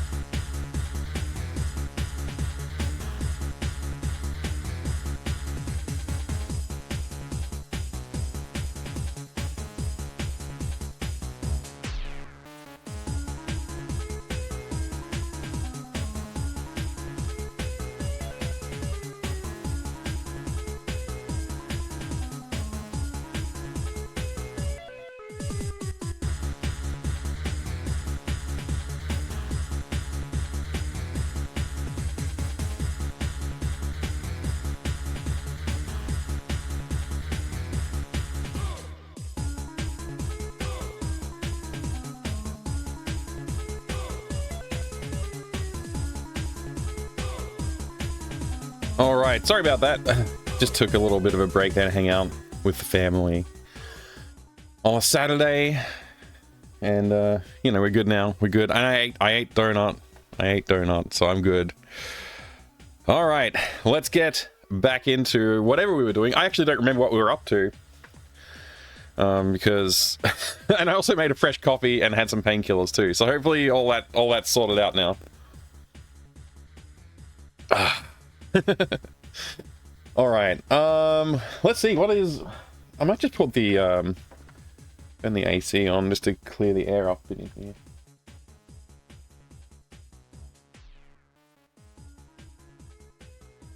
Oh, it's done the thing. It's done the thing where it's like, I don't know what to do right now. Okay. I have to like reset it. I forget which button to press to do the reset. I'll do it later. All right. So we just made the ping distance like slightly larger, and then I made it a bit smaller. So I just want to test. I just want to do a little bit of testing with the ping distance to see if we can find like a more comfortable dimension. Yeah.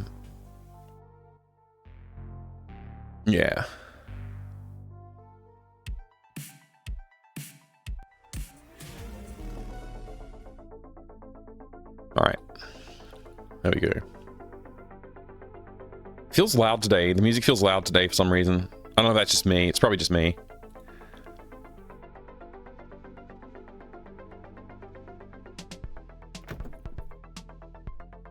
I don't know why I'm insisting on making myself build the metal detector each time now. I guess it's just out of hope that I'll find any new bugs that I've introduced in the last couple of changes.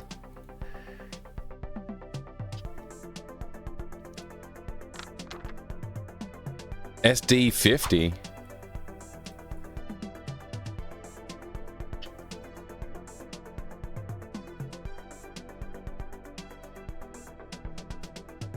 I swear that headache is like freaking seriously painful right now though. Hopefully the painkillers kick in soon. I can't stop though. Like I gotta finish making this game. We're gonna work through it.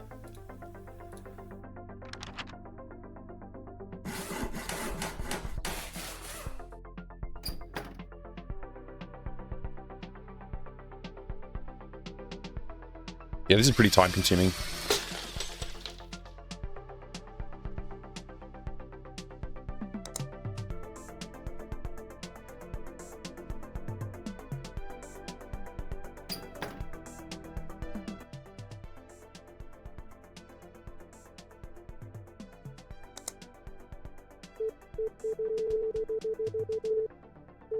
Okay, that didn't feel too bad.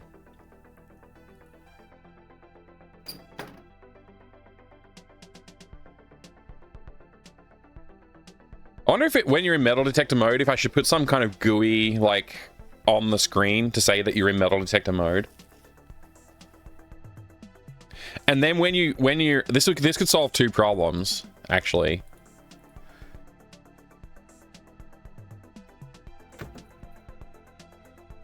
When I metal detect in this room, and probably other rooms it might be a problem, but I don't know. In this room certainly.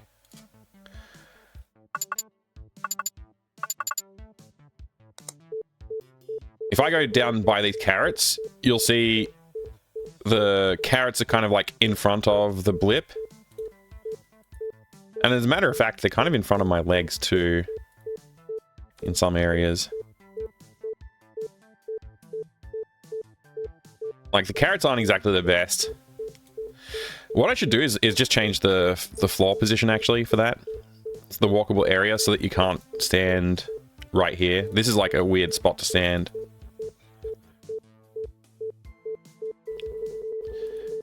But yeah, if I put like a little GUI indicator somewhere on the screen, that is like a mini version of the interface, and it's like, and that's the thing that does the blinking.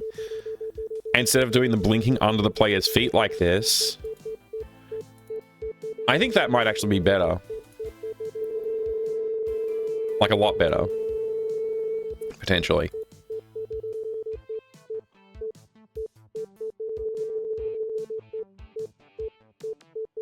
Alright, let's actually try and find some stuff, so... Okay, that wasn't hard.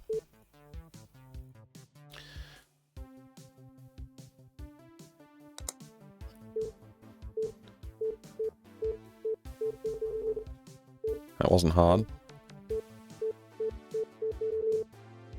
little bit too easy, almost. Let's tune to the other metal type. Maybe I just got lucky. I don't know.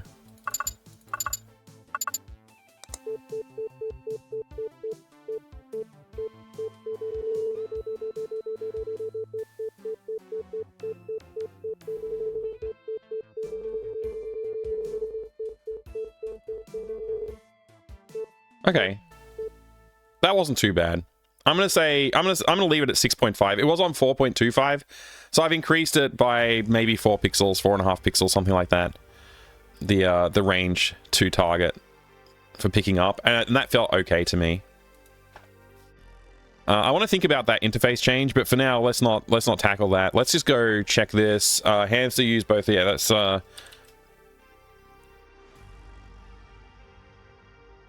yeah, I should have tested that better. That was my fault for not reproducing it. Text on left of hand. Yeah, we got to come back to that. NF, not fixing. Books on floor. Yeah, that's fine. Yeah, that's fine. Okay, so let's just take care of this manual situation, and then we can move on from this list of bugs, and we can go on check out another list of bugs. Here we are. We've got our room assets. We've got our... I think it was on the GUI. No, it wasn't. It must be in the maze then. Where's the maze? There it is. Instructions. Aseprite. So all this stuff here that says like step forward, run until blocked. I wanted it to be messy handwriting by comparison to the handwriting on this side. But it's too messy, and so I'm just going to make it the same as this side. Yeah, I think that's the only fair thing to do, is to just make it readable. So I'll leave the 1 as is, but yeah.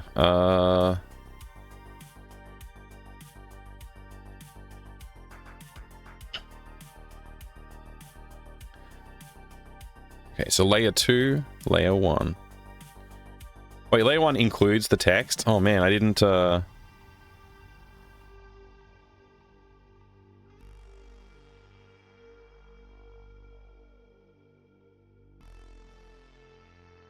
instructions text.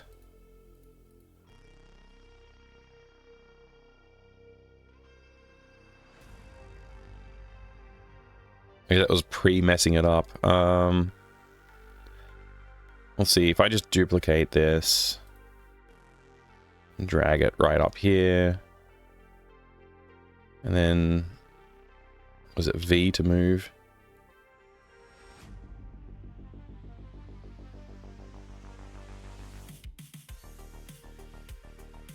Oh, yeah, that's right, because that was like, I messed it up, yeah. Alright, that's fine anyway.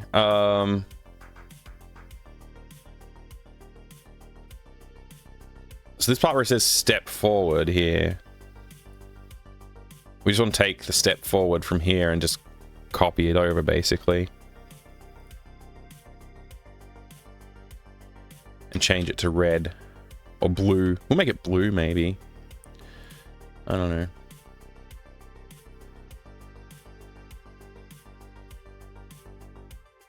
I reckon skew. Is skewing an option? I'm not sure. Oh, I saw the skew. There it is. Skew. Why would skew mess up the text at all? Don't know. Oh, we want a new layer as well, right?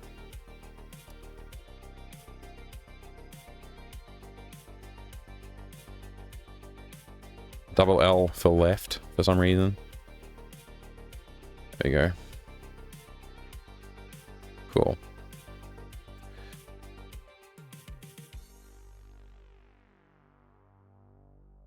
All right.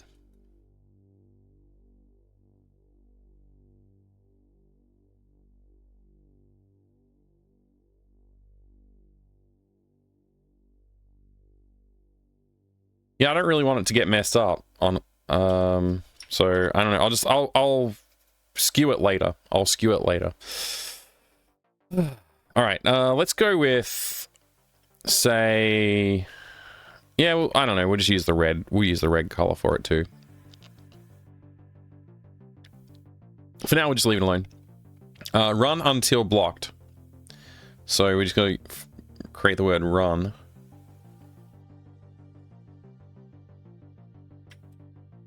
What?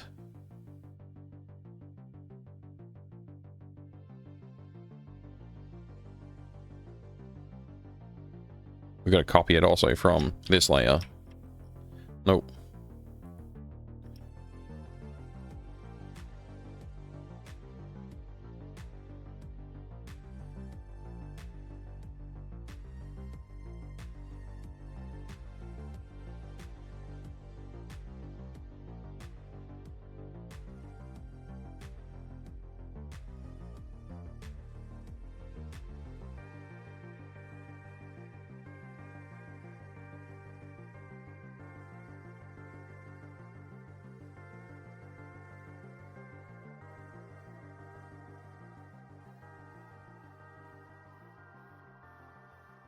This is going to be annoying, isn't it?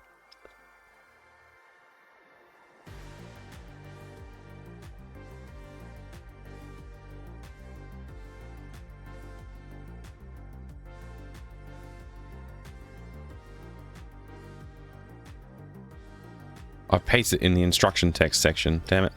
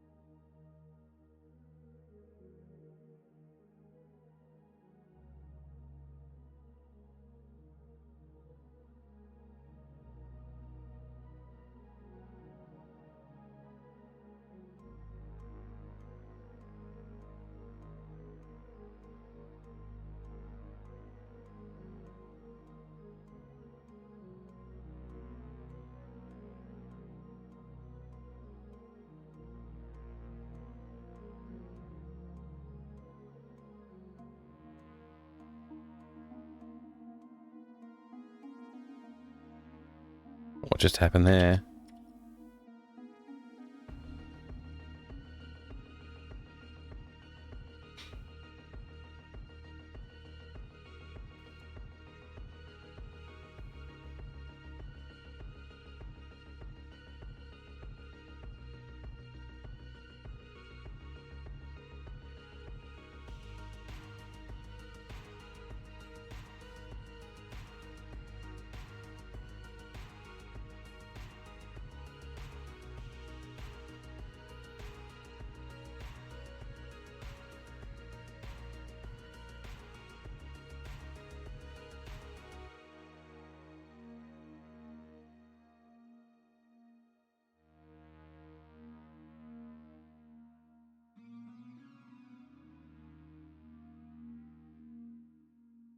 I have no K in this, do I? No lowercase Ks. Oh, there is one.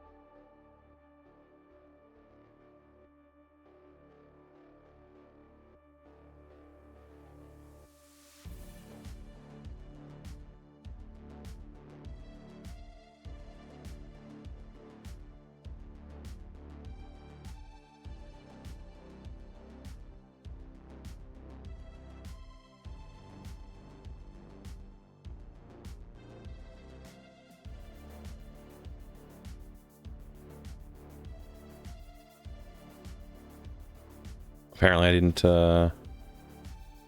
This is annoying. This is annoying. Alright.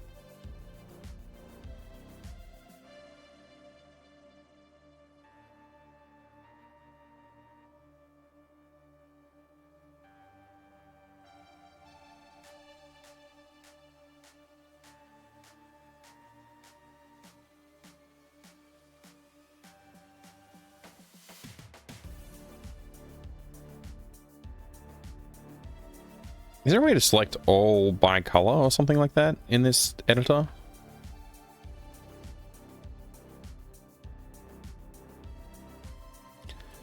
No idea.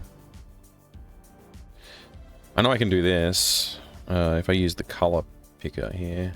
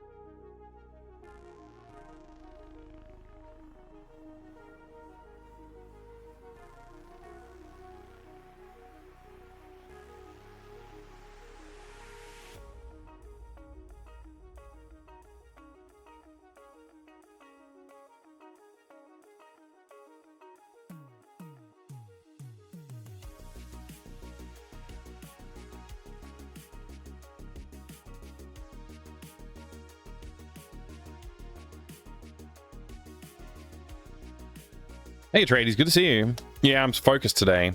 Trying to get done. I want to finish.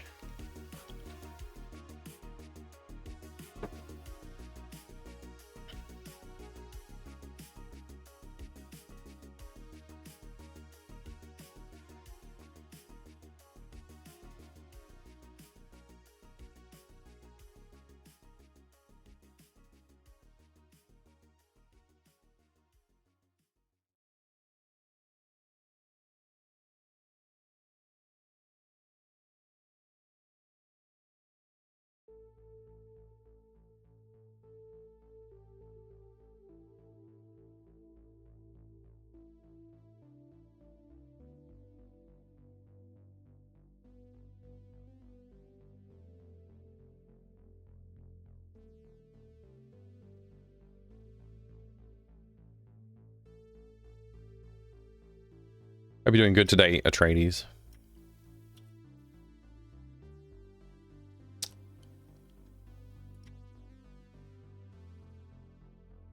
Damn it. Every time.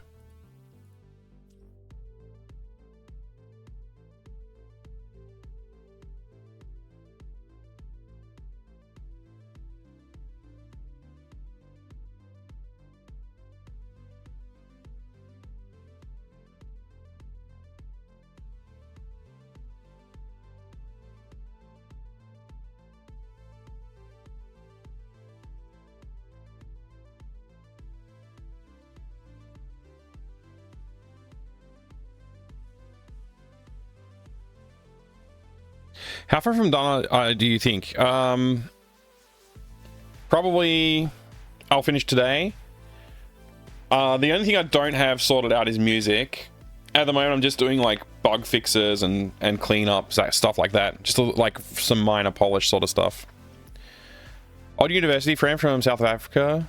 Oh, nice. You got someone coming visiting from South Africa. That's awesome. Up till late, up early for Suns football match today. Oh, wow. Well, hopefully your son does well in the football match today. Good luck with that. That's exciting.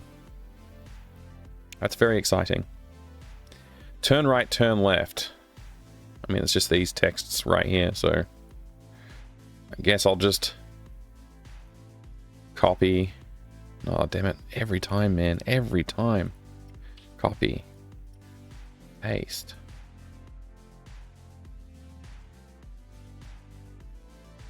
Turn right.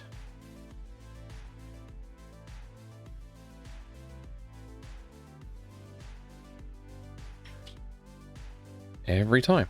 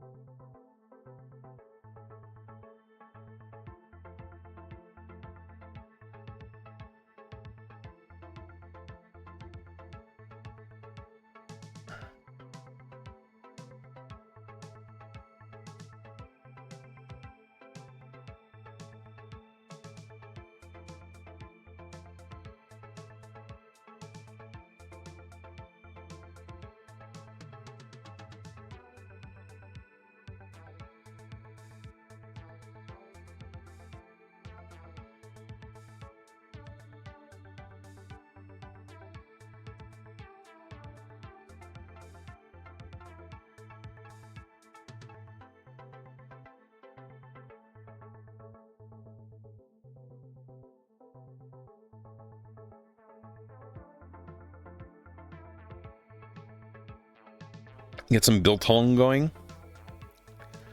Biltong. That's like jerky, right? It's like a dried meat, a cured meat.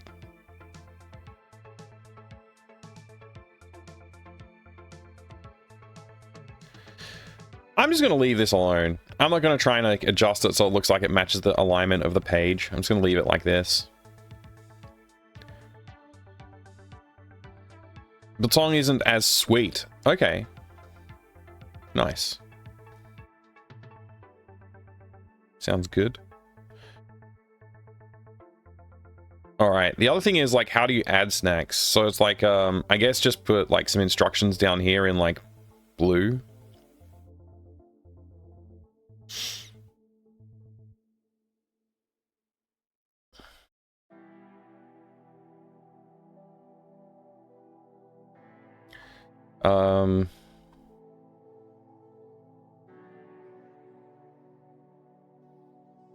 I don't know.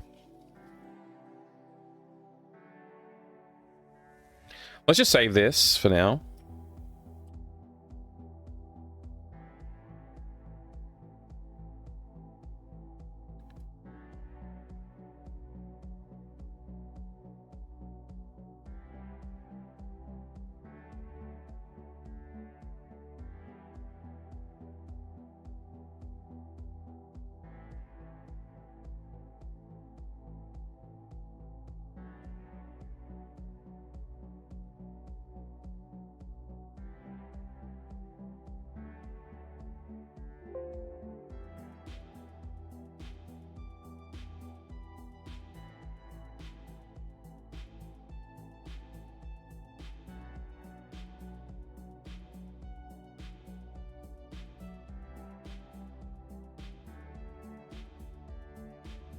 Cool.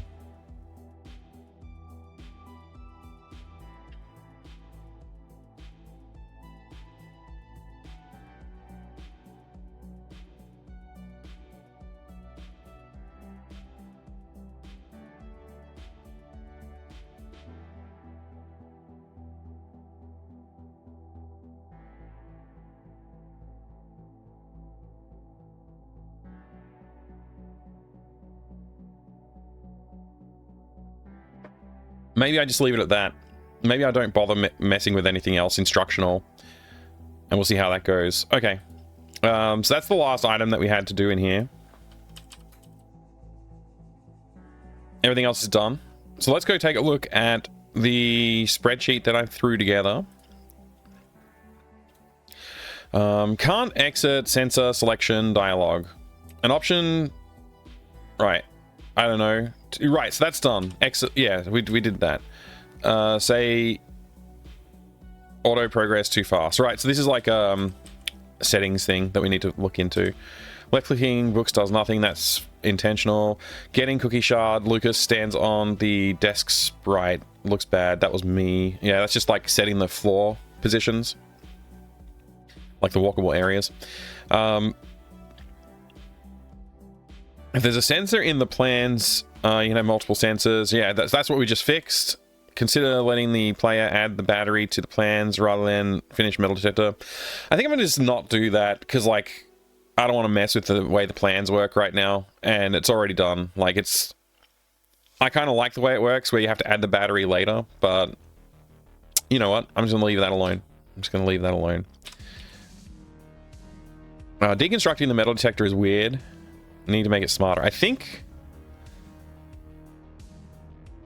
I'm just going to leave that alone too. Let metal detector be clicked on to battery. Did I do that? It looks like it says I did it, so I think it's done. Right clicking when detector is beeping can leave a blip on the screen. Need to clear. I think I fixed that. Rope hook is still clickable. I think I fixed that too. So it's done. This also says done. Metal detector is in hand. Click on the wall. Yeah, that's fixed. Button pressing on metal detector sound is annoying. Right, I've reduced the volume. I hope that's enough. I'll be adding a volume slider, hopefully, to the settings menu today. I don't have a settings menu, but hopefully I can create one. Drip is annoying. That's also just a volume thing. I did turn it down. I reduced the actual volume of the file as well. Maybe using the handles on the pipe should say... I can't reach it. Oh, right. Yeah. That is something I should probably tackle right now, if I haven't already tackled it. So that will be in room 1 code, basically. Let's go into the room. So with the hotspot for the pipe.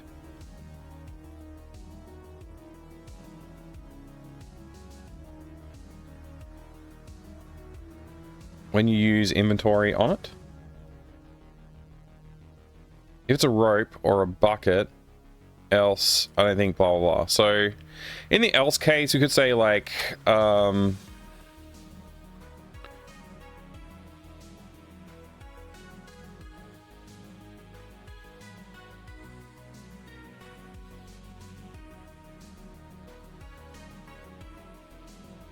this is probably bad.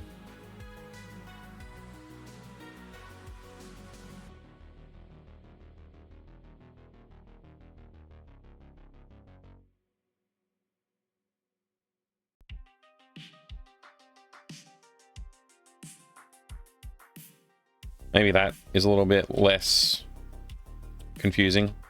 So right here we just say, like, if player dot active inventory dot ID let's just do is handle, or like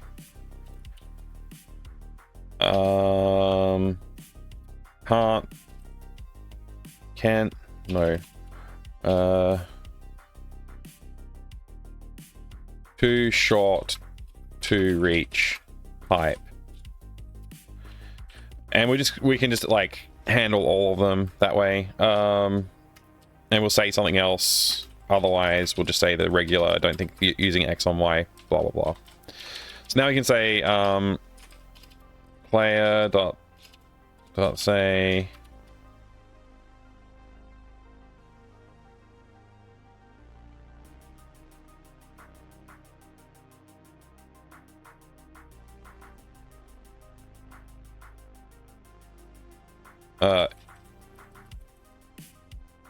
isn't quite long enough to do anything useful to the pipe.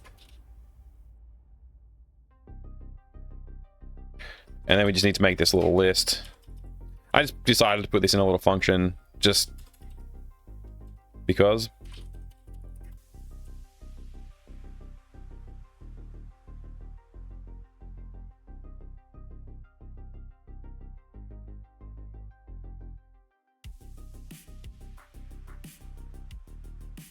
Oh, I did this,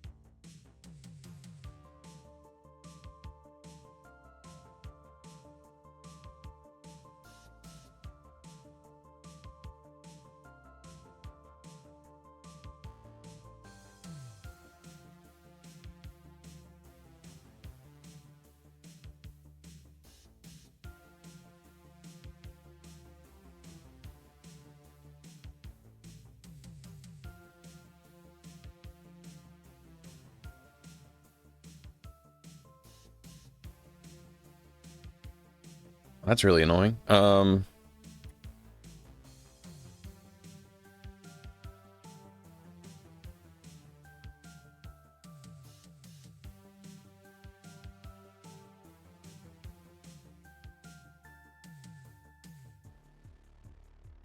Yeah.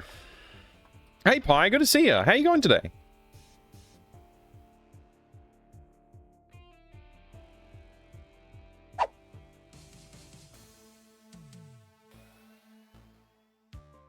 Not some kind of space janitor. It's not that kind of quest.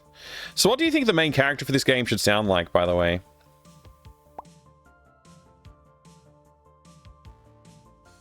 I don't think using the shovel on the pipe is going to help.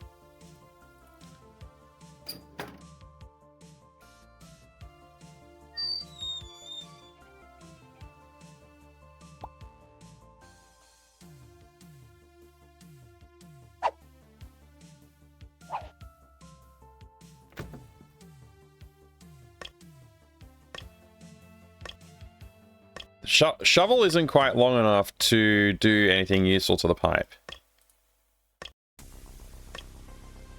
I probably should say the shovel, the broom, the hockey stick isn't quite long enough to do anything useful to the pipe.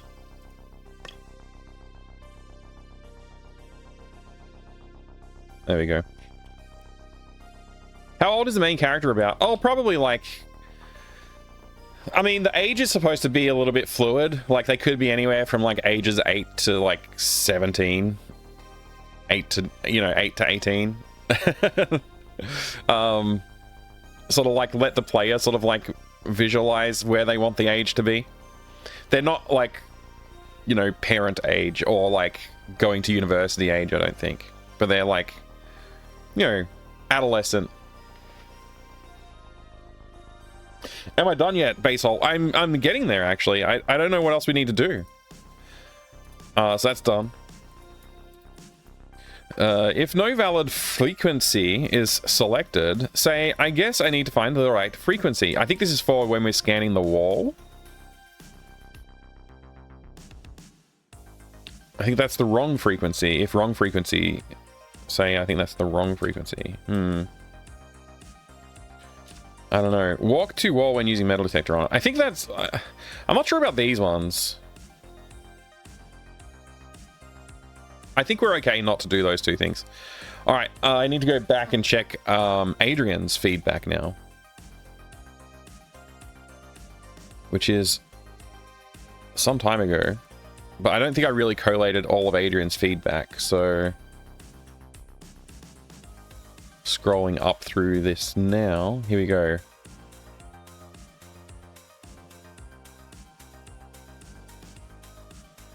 Use a metal detector on some doors and things. Got an unhandled event error. I know additional writing is on to-do list. Yes. Small thing. Stuff behind the blueprint highlights. So I basically said I could either move the graphics up for this, or I could do something else. I don't know. I wish there was a way I could like pop out just this chat. So I could look at just this chat without having everything else on my screen displayed. But there's not, so I can't really show you right now. Oh, I guess I could do this. I guess that technically would work. And then I could like... No, okay. Do that, maybe. I guess that'll do.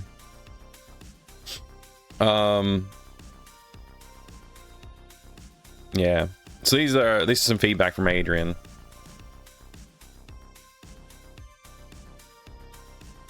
Weirdly, Adrian's name is not shortened. I guess not everybody's names is shortened. Just when they're adding people, it's shortened. Gotta use my metal detector to find food. Yeah. What are you gonna eat today, BNU? Your feedback's probably covered. I'll still go through and check because I want to make sure. Yeah, so we did cover this one too. I was rebuilding the metal detector and it looks like I was able to almost soft lock. I used the new sensor on the blueprint and unblocked the blueprint screen. I think it would be nice to hover over the... I don't actually know what that means, this one.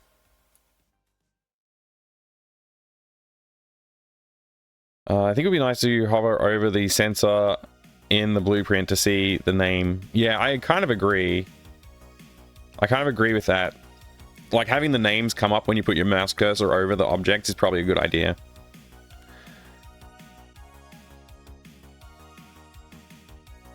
If I'm unclear, ping me about anything, ping me on Discord. No, I appreciate it, Adrian. Have a good sleep. Have a good sleep. Thank you very much. I kind of agree with this on the knowing the name of the object that's in there is probably important, especially for the sensor. You can use the battery on the metal detector, but you can't use the metal detector on the battery. That is handled now. This is why I'm confused. So when you go to the sensor box, he said he'll put the old one back, but he doesn't remove the current sensor from the blueprint. That's fixed. At some point in the game, I mixed up. At some point, I got the game mixed up, and even though I built the detector with the sensor in the manual, it wasn't right. I think it has something to do with not removing the sensor from the blueprint or swapping them. Yes, it does. So if you... There's actually only two sensors in the game. There's like the correct one and the incorrect one. And it just renames them based on what you selected. It renames them both to whatever you selected out of the book. It should probably be a little bit smarter than that, but that's how it worked. But now, yeah, we've kind of fixed it. So you can literally only ever have one metal detector sensor now. So it shouldn't be a problem. Switches them to blueprint screen, swap the... Yeah. It might be good to change the description to powered metal detector or metal detector with battery or something when you combine the drill battery. It might be. It might be a good idea. I don't know if I need to. The cursor hotspot seems to change in the inventory menu. It seems like the up and down arrows are looking at the top left of the selected item's image. But otherwise, everything is center of the item graphic.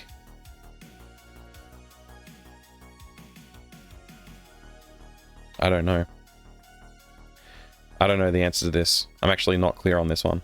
If Adrian, if you're still listening, like sneakily having a listen, and you know the answer to what this means, I'd appreciate that.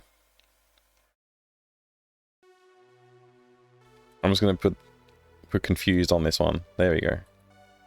All right. Hook still reads as rope after rope is taken. That's fixed. I finished the part I need. I finished. The part I needed a hint for was the rope on the pipe. My first thought was to knock the pipe with a hockey stick. I guess because I expected the yanking the pipe or something to cause irreparable damage and flooding. Yeah. I forgot I never paid attention to the exact solutions to things, so I needed to figure out the maze on my own and other stuff. I generally did the adventure game thing of grabbing anything not nailed down. I don't feel like I made any leaps in logic, but also couldn't turn off the part of my brain that would try combining things to see if I'd get something out of it. Like shredding the carrots. I'll replay later, but I'm sure that if I got the maze, saw the carrot counter, and was told I'm missing something to guide Cryo, I'd have quickly figured it out. So I think I need to say something. If you don't have enough carrots, if you've exhausted all your carrots and you execute, no matter what happens, it should probably say like, oh, I think I need more carrots. Like, I don't have enough carrots to finish this maze. Something like that. Yeah, okay. So I think this is like this one here.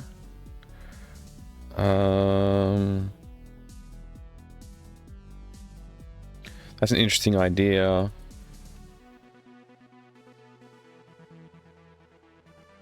I like the idea of putting the name in the hover state on the object. I don't really know how I would do that just yet, but it's an interesting idea. I wouldn't mind doing it.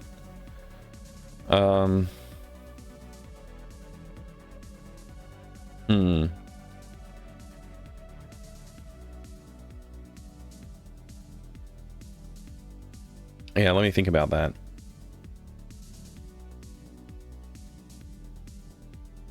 Hey, Proton, good to see you. Good to see you. How's the party going? Reread what B&U said. Got to use my meal detector to find food. Oh, meal detector, and not metal detector. Thank you for telling me that, Basehole. All right, yeah, I'm just a dummy. I'm just a dummy.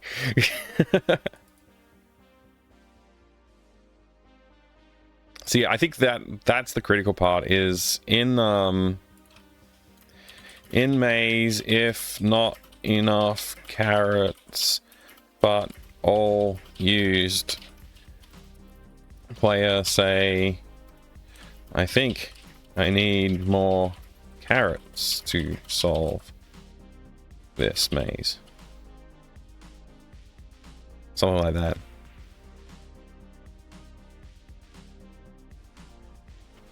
Still working on the intro? Oh, good luck with that. Hopefully you get it done in time for the deadline.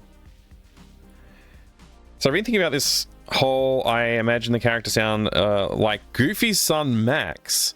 No idea why I took the question serious, but now you know. Thank you very much, Wallow Wallow. I'm gonna go listen to that right now. Goof Troop? Is that right? Goof Troop?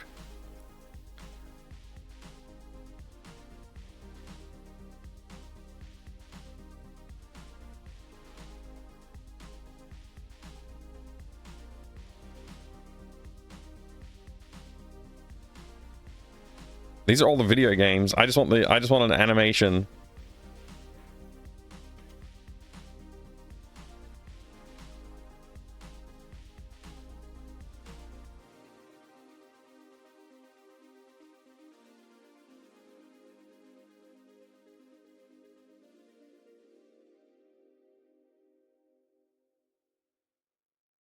I don't believe in Facebook.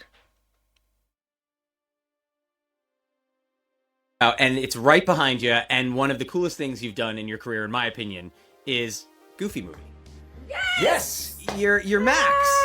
You are Max. And can we hear a little bit of Max? We haven't heard a single voice yet this VO session here. What's happening, Will? Christy? It's your old pal Max. Hey, you guys like Powerline?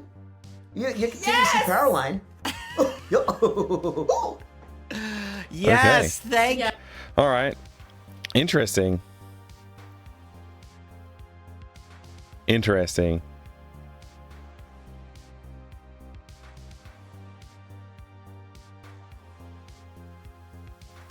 Speedy? Didn't even know you. I'm just trying to find like one with Max in it. No problem, I know it by heart. First up, 200 gorilla burgers. He sounds way different than the other guy did. Okay. I don't know. I don't know. All right. Well, that's good info, though. Thank you for that. Appreciate it.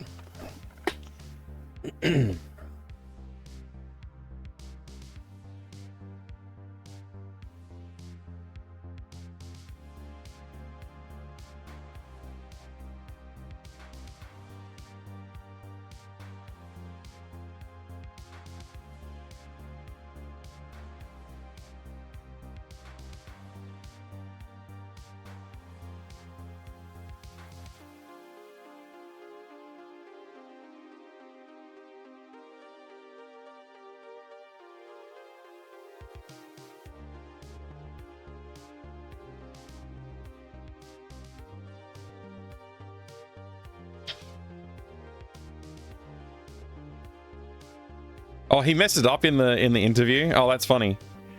I wish I just picked a normal actor or something, less variability. Yeah, true. It could have been a different voice actor too. But I think in my mind I know kind of what you mean, and I kind of agree. I don't know if I can achieve that voice though. So if I was going to add voice acting to the game, I'm not sure I can pull it off. I'd have to practice a fair bit, I think, to get there. I don't actually know. I was agreeing with you though. Oh yeah. No worries. I mean, he might have been the voice of him in like, 'cause that was the 1992 show or whatever. But like, it might have been. He might have voiced him in something later, right? Most likely he did, because he looked pretty young there. I can't imagine something like Milhouse from The Simpsons. I would, yeah. And I think they're on the same sort of like, there's like a certain archetype of character that they kind of both fit, I feel. So yeah, you're probably onto something there with that kind of like voice. Like, he obviously has a look of like, I feel like he has the look.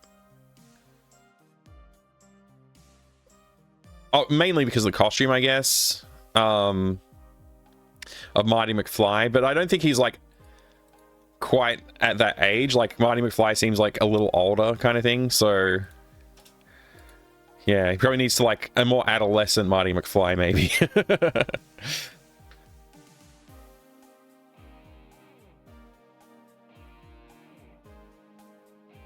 Not a super silly Max. Oh, okay, all right.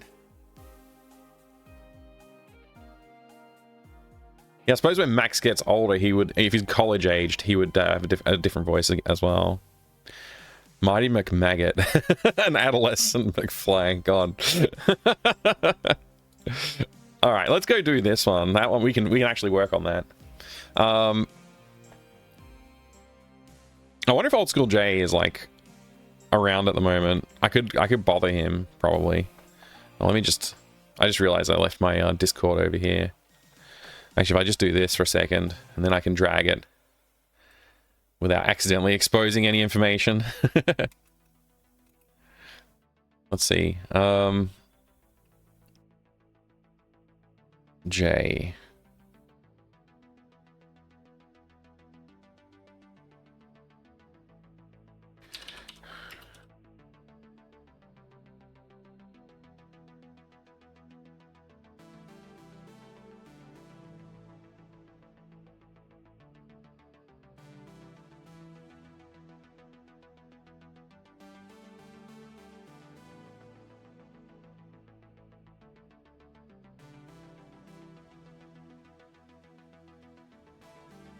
All right. Players say, I don't think I'm using the bar, the something isn't long enough. Yeah, I think that'll work now. That will sound better. That was that. And then we got to go back to the maze room, which we haven't looked at today, actually. Hamster maze. Room script.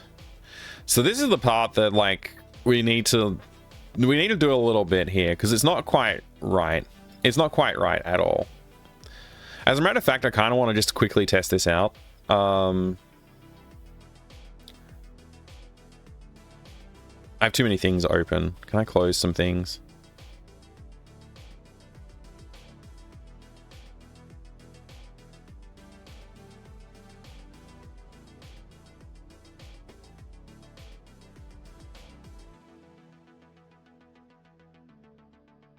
All right.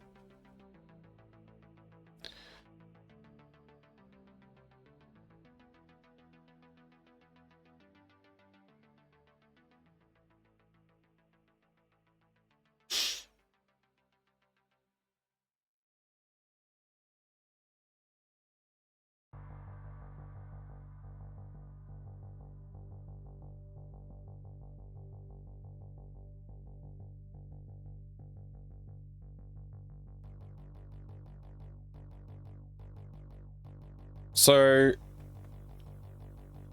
I think my problem with this section, one step forward, run into a block by wall or by snack, turn right, turn left. This doesn't really instruct you how to play the game to start with. It's like all the stuff along here with the buttons on the top, they need to, I feel like maybe I just need to have a little bit more instructions. Like maybe along the top here, there's some room for some text. What if I just said click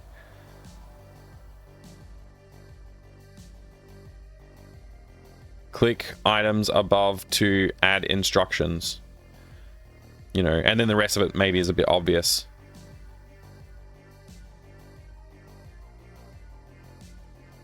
The other thing is, if I do like turn,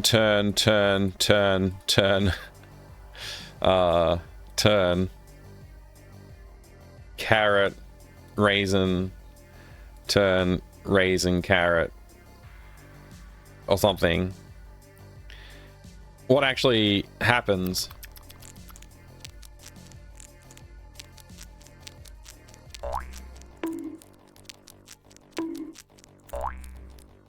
So that last one, whenever the character says something, it like blocks the rendering, for one thing. Cuningsan, hello, good to see you. So it blocks the rendering of the scene, but it also,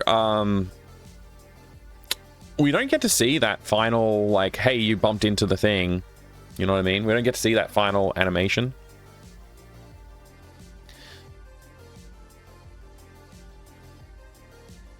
I wonder if I can just introduce, like, a pause.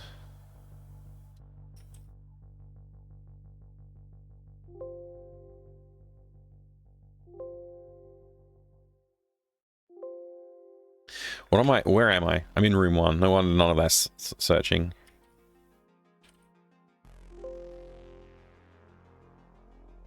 Okay. Can I just put like a pause here? Like wait. 60.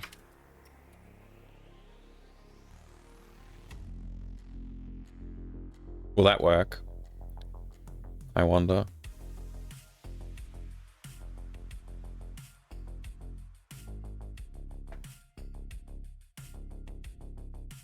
So if I just do turn, carrot, raisin, carrot, run.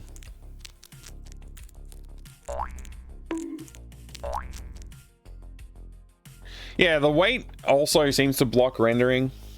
It doesn't seem to improve the situation. So it's almost like I don't want to do this at all.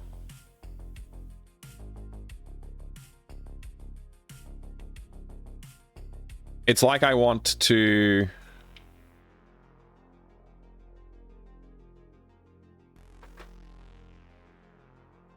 do something else.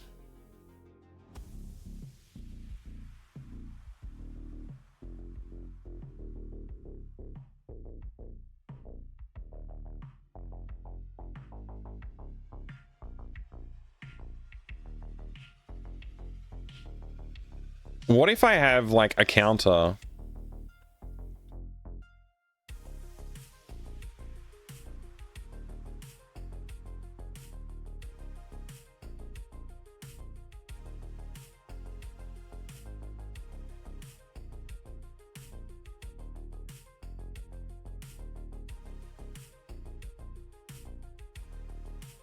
If I do Q weight equals 60.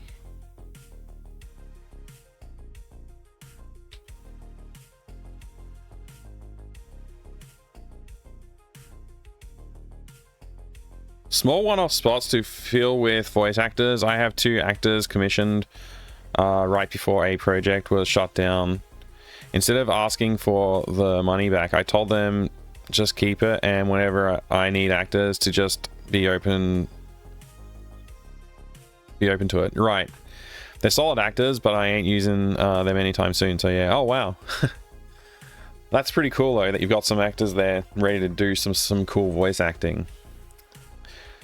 All right. I'm just trying to make sure I get this worked out. If I give this 60 and I have you,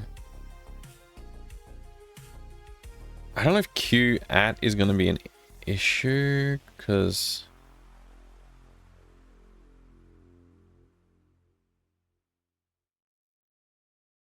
I'm not sure what's going to happen here. Let's just think about this for a second, though. If I do that, and then I just don't do this or this...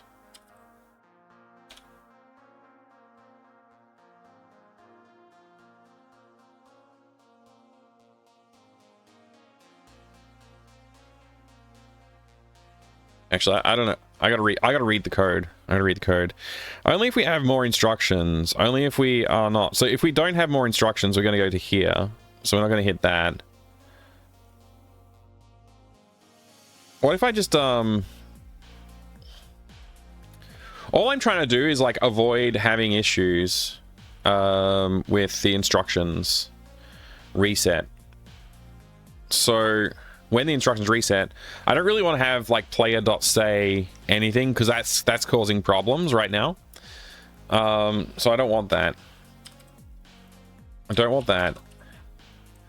Let's just do something else. Can we have, like, maybe we need to have, like, a state machine or something like that.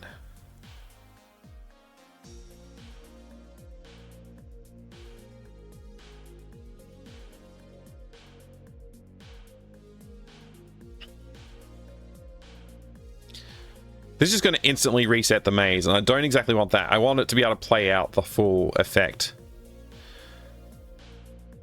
So I'm going to just say,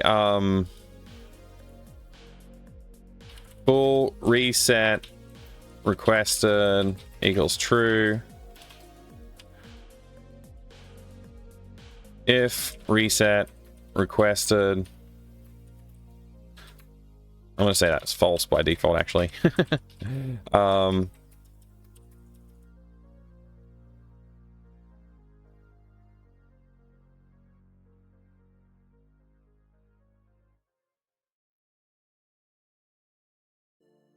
Okay.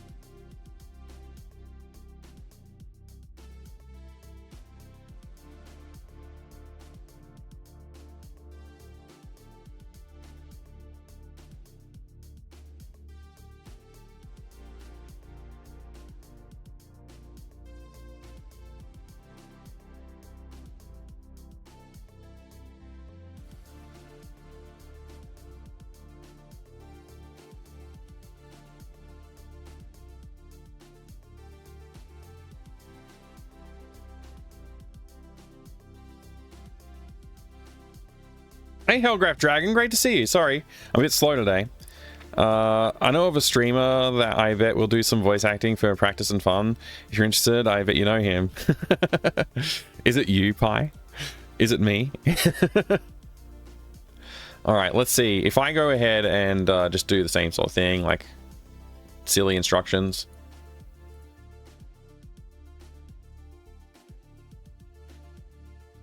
Whatever.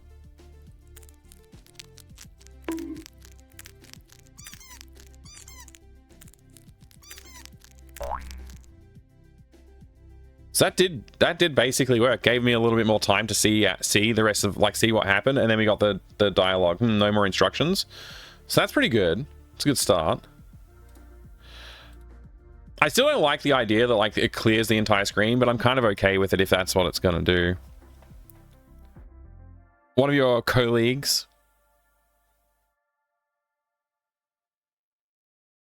Dr. CDCS, maybe. Andrew?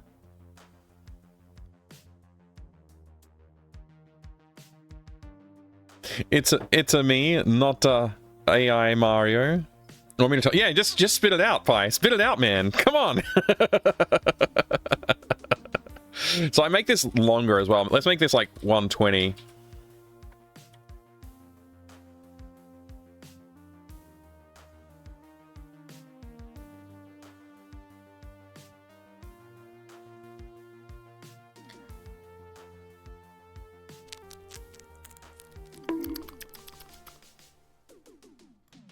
Yeah. That's working now. Like, that's an improvement, I guess. Oh, Francois. He's actually an actor as well. Like, he does like, you know, he gets out and does pantomimes and like stage work and all kinds of stuff. Yeah. He might be a good fit too. It's a good call. I can't really pay anybody, but you know. Let's make that an 80 tick. There you go. That's probably long enough. 120 felt too long, but that'll work for that. And then now we can actually say we want to request a reset whilst it's running, and it will cease executing, basically, and give us what we want. So if I added a button to the UI to say stop.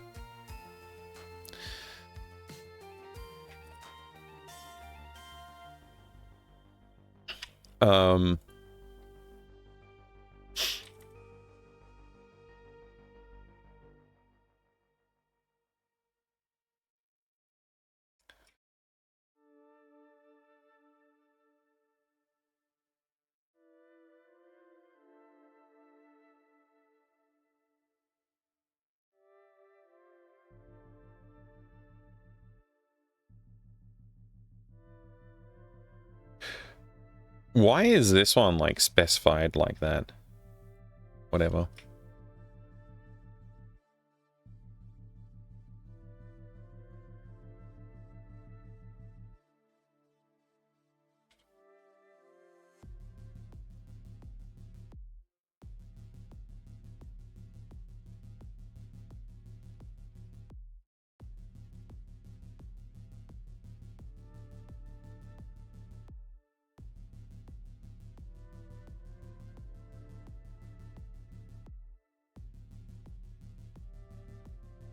Oh, it has the same state handler as the other one. Okay.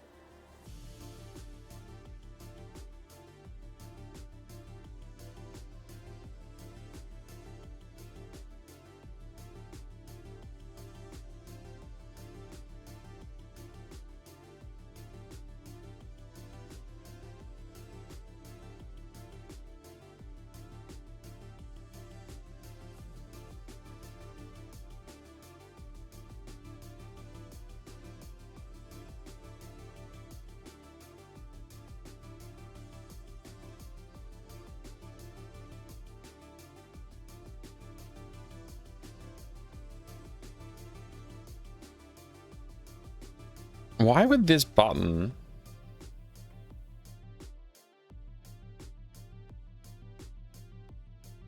highlight when that one highlights?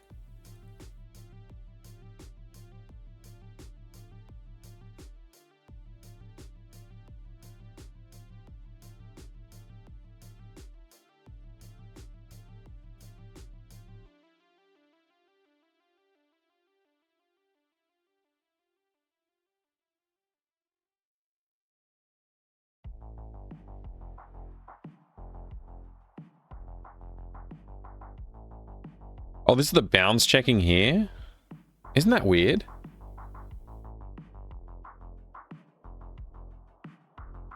Do I do that for everything? Oh, I do that for everything. This is like not fully implemented immediate mode GUI stuff. It's like a half-assed immediate mode. Okay, whatever.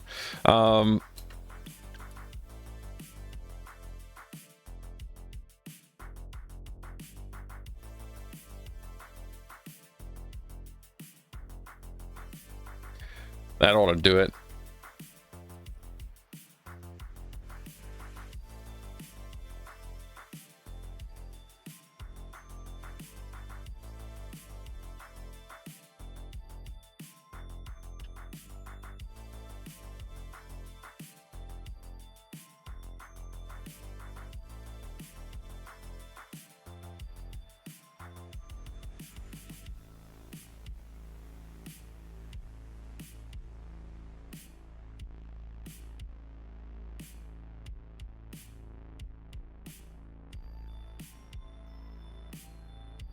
He was just speaking about doing voice acting, so maybe he would do it for practice fun, getting his name out there. Yeah, maybe. Maybe. It's a good call. I won't bother him about it now. But in the future, perhaps. Okay, so you can't end right now.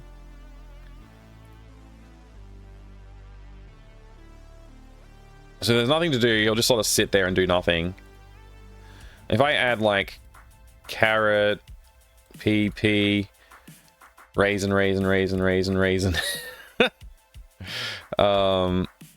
seed, carrot, pea.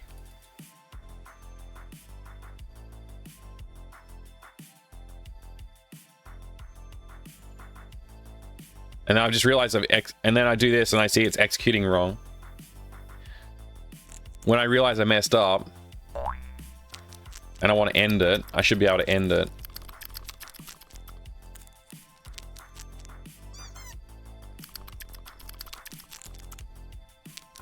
It's like, oh no, that's messed up. End. No more instructions, I need to figure this out. And then that'll reset. So like, then I can just do...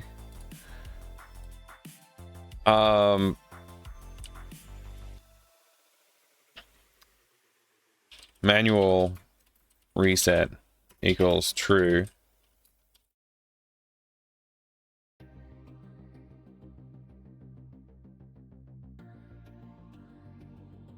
I can change this to like a red color or something in the future, but for the moment we'll just do that. Manual reset is true. We just need to define that someplace.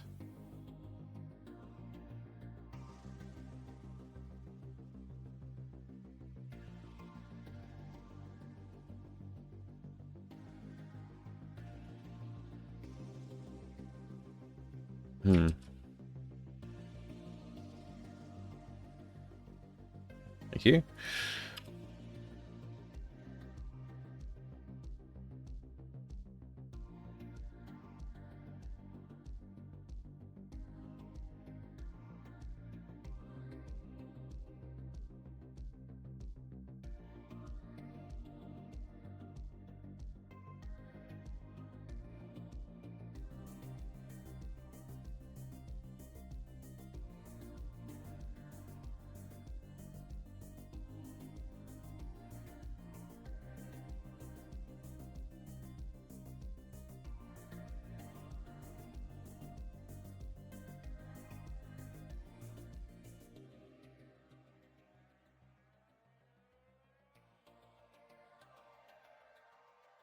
Oh, good to see you. Good day, good day.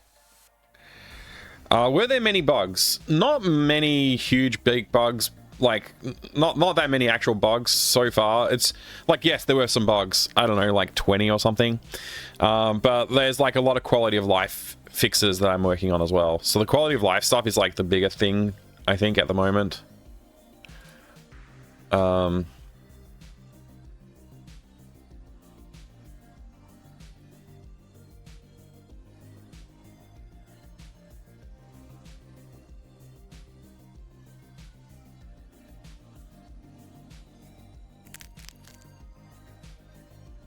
So while it's running, I can end it now.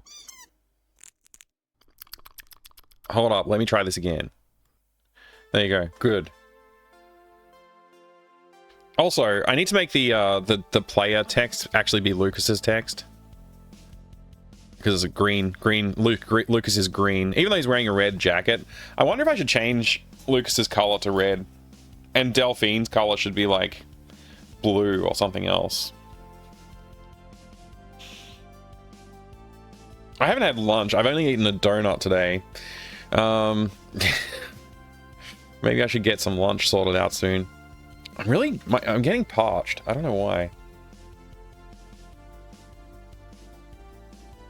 I mean, that's why I've still got a headache. Not getting enough fluids, and I'm just drinking coffee instead. Anyway, that was good. That was fine.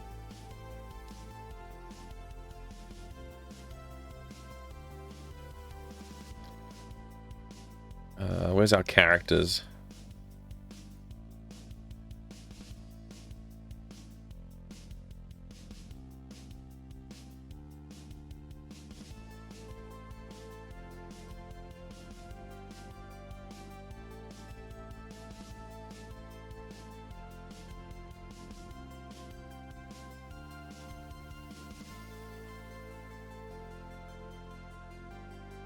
Cool. They all have the same color now.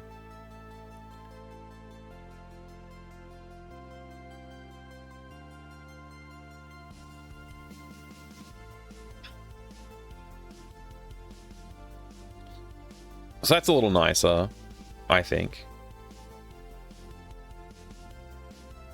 Where's my notes? Done.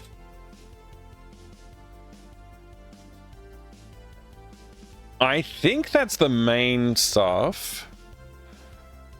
Now, I did want to do, before we do a full reset,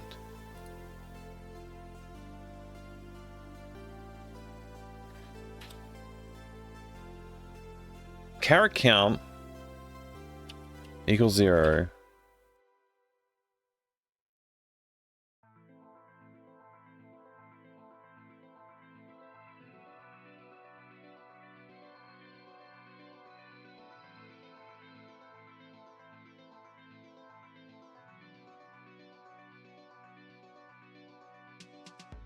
Is it carrot count? I forget what it is. Let me just check.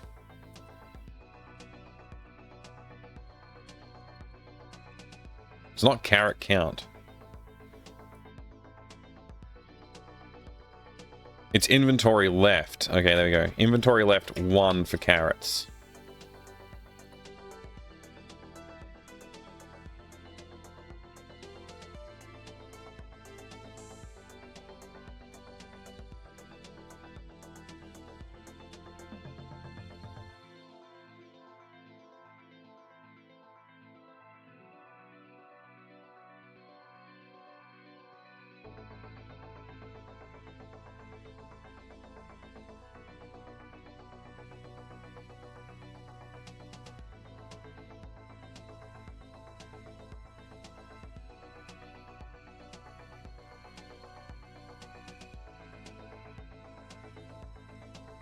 There we go. Ralph, hello, good to see you. New release soon. Yeah, hopefully today.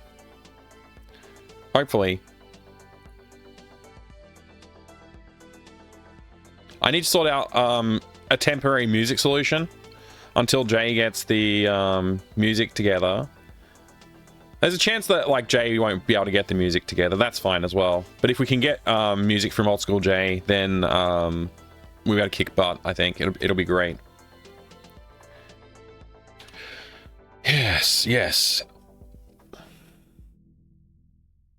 Look forward to playing sometime this weekend then. Yeah, hopefully. I'm hoping to have it done today. I'm just trying to remember if there's anything else I need to do other than like go and tackle like the dialogue issues that have been bothering me.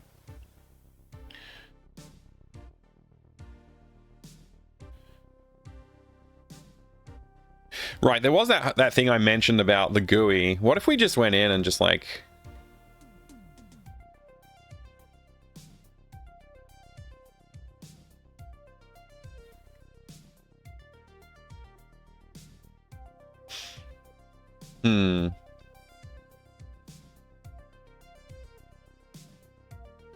Trying to decide how to handle this.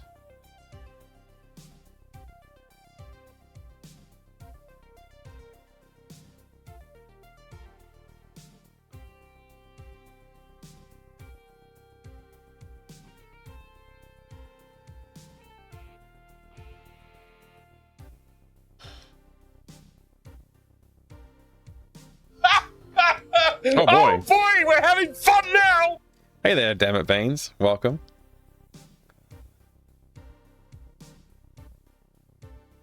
I forget what I was doing. Does anybody remember what I was doing?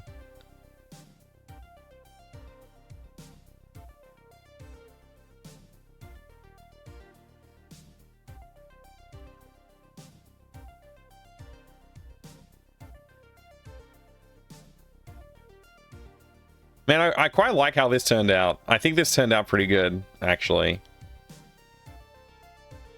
Pretty happy with how this turned out. All right.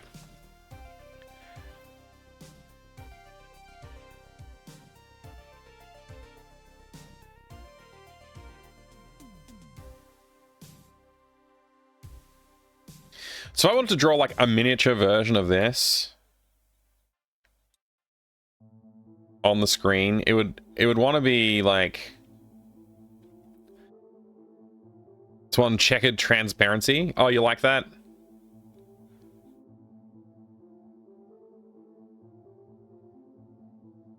I think this looks good. I like the way this looks. It's all like a textured looking thing. Okay, so if I wanted this to be like a thing, I would like an icon. I'd want it to be like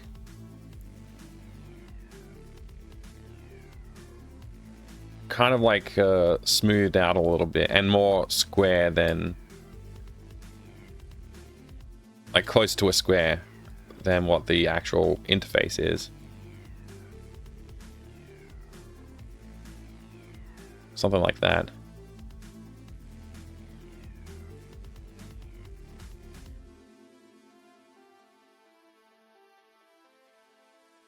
I don't know if I nailed the, I didn't. I'm off by a little bit here.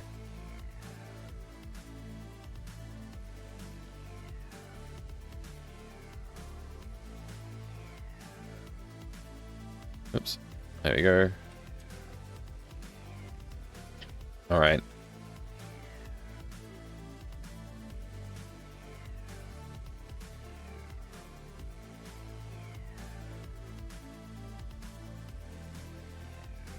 Almost feel like having a stronger outline will help on this too.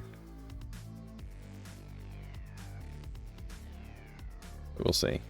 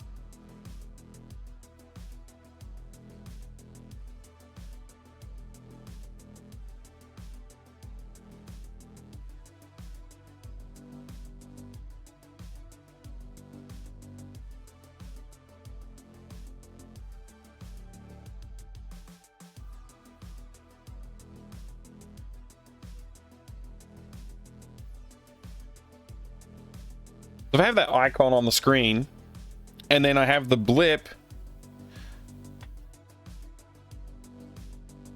instead of doing a blip, I make this thing glow like bright green instead.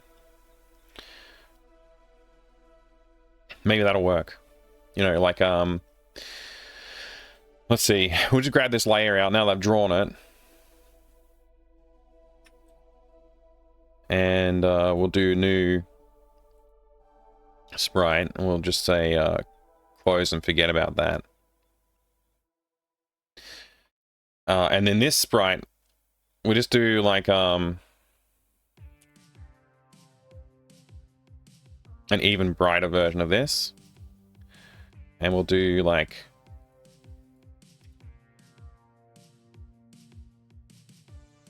we'll figure out how big this circle needs to get.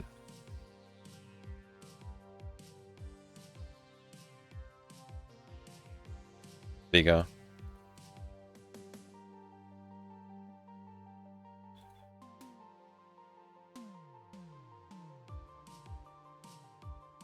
Certainly at least that big. Probably bigger.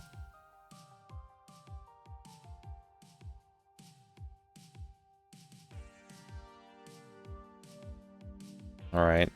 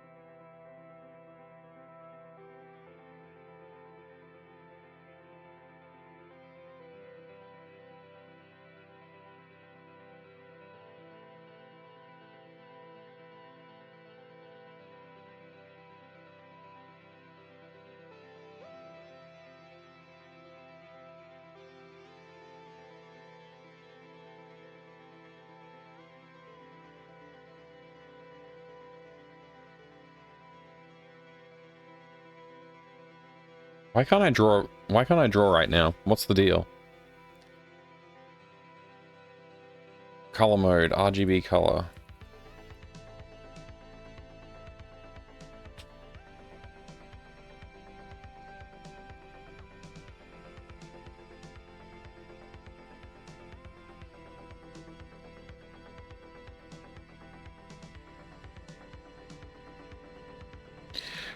What is not letting me draw?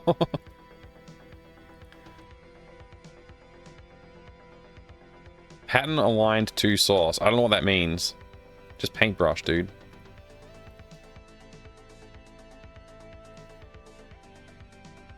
Okay, that was annoying.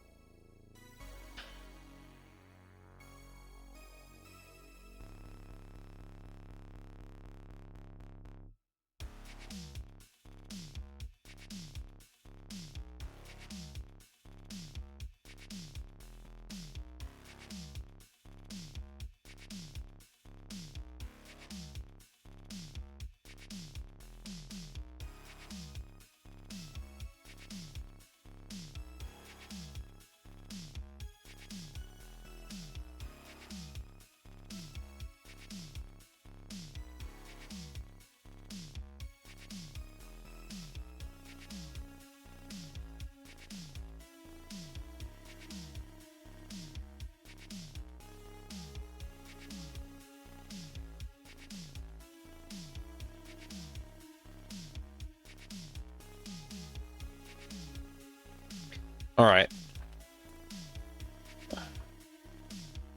So I kind of got the order wrong. That's fine. If I Alt end that, Control C, Control V, delete. So it'll be blinking like that, and the closer you get, the faster it'll blip, kind of thing. And that'll just sit there on the screen, like blinking away. And that is instead of drawing the blip under the player's feet.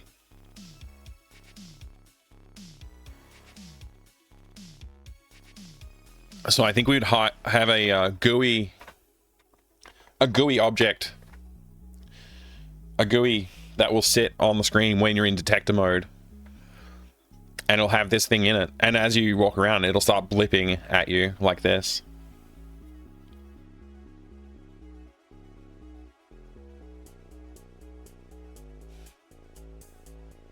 Just to help the player out like a little bit with their like knowledge of what's happening kind of thing. Am I like, did I delete like an edge here? It looks like I've deleted an edge. Let's do sprite, whoops. Sprite canvas size 1 pixel wider, please. 37.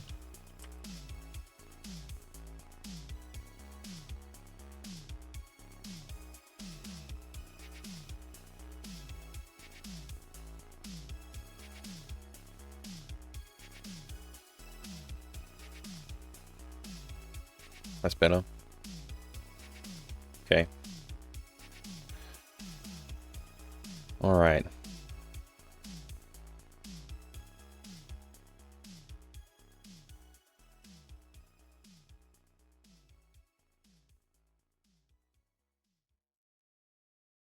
This can go into, I guess, GUI. This will just be metal detector blipper export as, we'll just call this blipper.gif.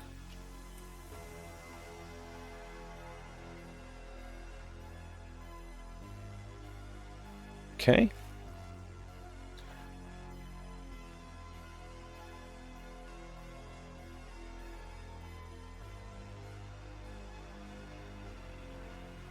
Where's our sprites? Let's go with, I guess, metal detect. No, we'll just go into GUI. We'll just place it directly in GUI. Import new sprites. GUI. Suggest a feature update feature. A feature update feature. It's been nice. It'd be nice if the blinking started transparent-ish, like signals coming in weak, and move into a more solid green.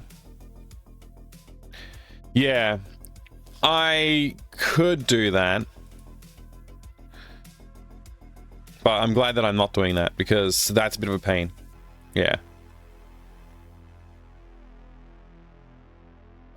Leave as is, import. Okay, so that's blipper 1 and blipper 2. Very nice. So 672 and 673. And then if I go to this part,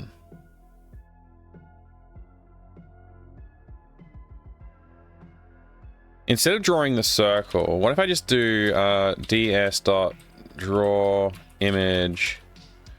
Let's draw it at 2 or 1 even, 1 comma 3. So 200 minus the height of that, which is 32. So we'll do 33 minus, so 200 minus 33. 167. The sprite slot was 670 something, but I've already forgotten. 672. Transparency, whatever. No, none of that matters. Okay, cool. So just do that.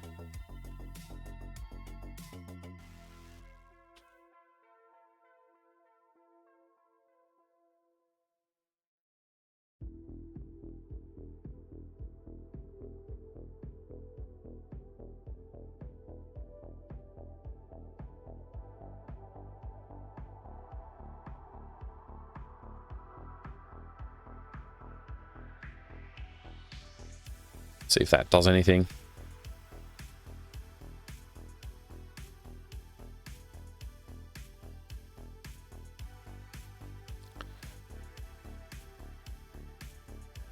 But first, we make sure we have the metal detector mode, so it's quicker to get the metal detector set up.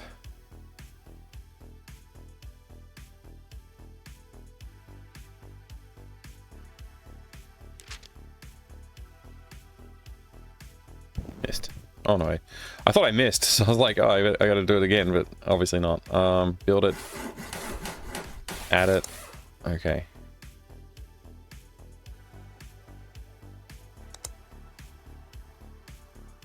Well, first of all, I can tell it's not drawing the thing that I want it. Oh, it is drawing it, but it's drawing it in room scale, not in screen scale, which is interesting.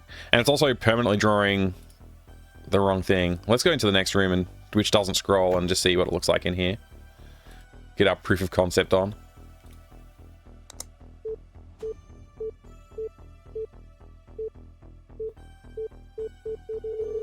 So like the logic is like reversed from where it should be, of which image gets displayed. And it's also rendering in, not in screen space, it's rendering in another world space, whatever. As a matter of fact, this is like, yeah, I did actually have that flipped as well. That was definitely incorrect. All right. So DS is just a copy of the whole background. We don't want to do that. We actually want to draw over top of everything. So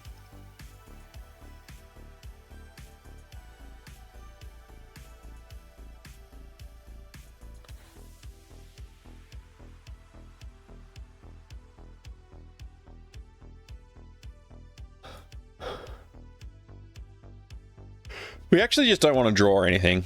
I think that's the key here. Don't draw. Don't draw.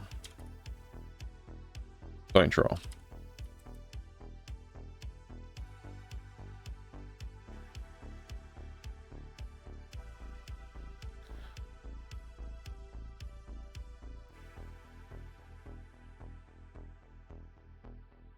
Let's get rid of drawing altogether.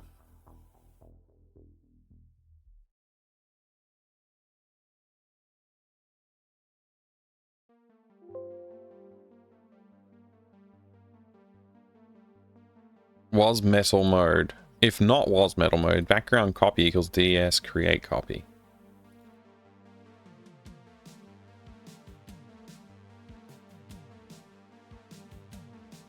So this is just to clear the thing anyway, right?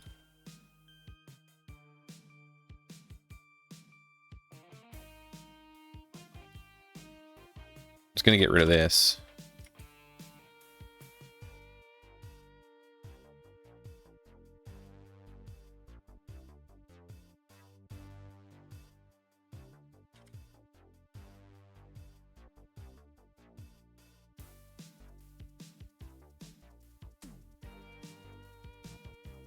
Okay.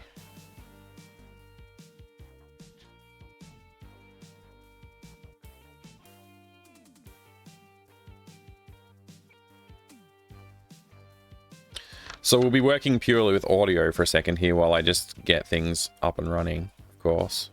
Oops.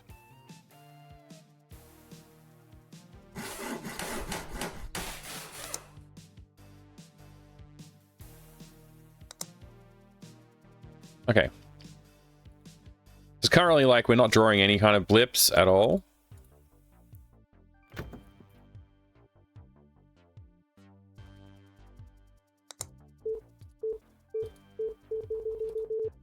Now we have purely audio blipping.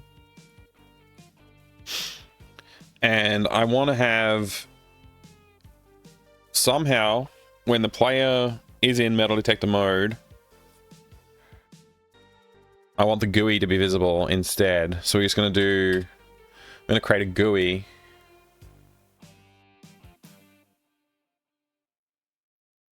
Its name is going to be GMetal Blipper.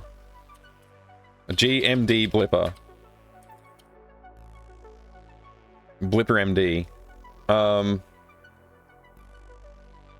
0, 0. Clickable, false. Pop-up style, I don't know what that means. Visible, false, I guess. Its height is going to be 32. Its width is going to be 37. And its left is going to be 1. And its top is going to be 167. And its Z order is going to be, I don't know, 3. I don't know if that matters for this one. Its background, actually, will be an image. And we're going to take GUI this as our background image.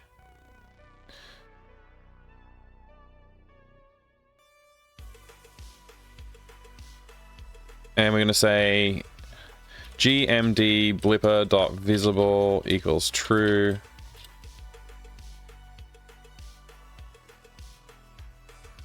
Is there an else for this? There is. False. I guess we're going to need to do this, like, if we were in metal detector mode. We don't have to do it all permanently.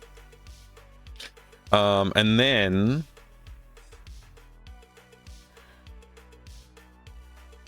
can I do ds equals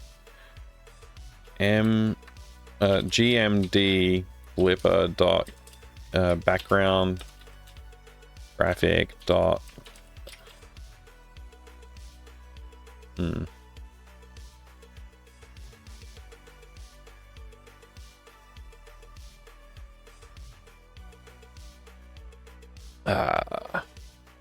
I don't know.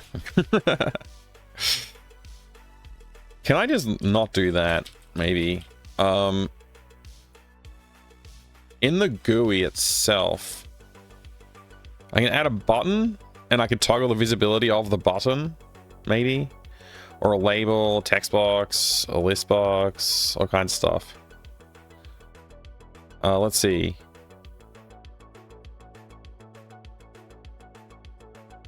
What can a label do? Can a label have an image? Doesn't seem to be able to.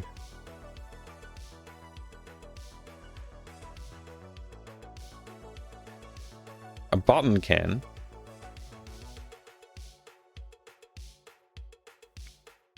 Visible, false. Clickable, false. Enabled.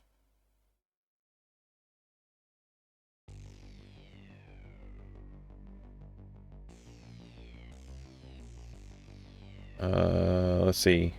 Text none. Thank you very much for the follow. Welcome in. Let's do the image is that.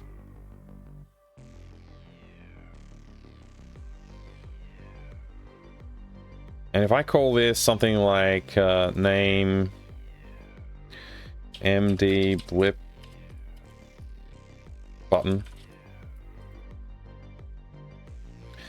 can I access it from here and just say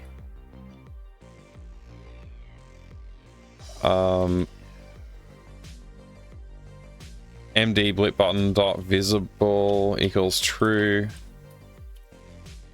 Otherwise it says it's false.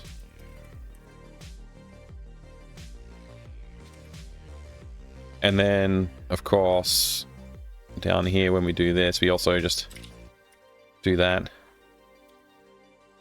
Does that like, does this just magically make me have an interface that works for the button?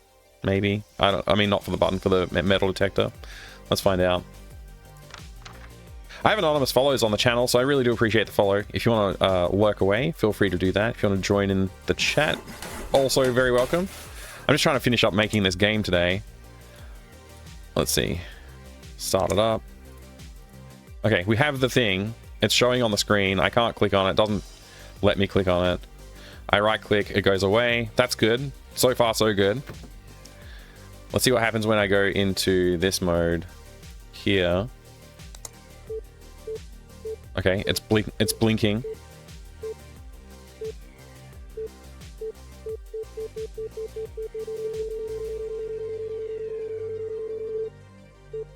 Okay, we found it.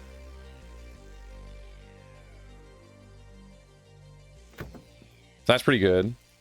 Let's do this one.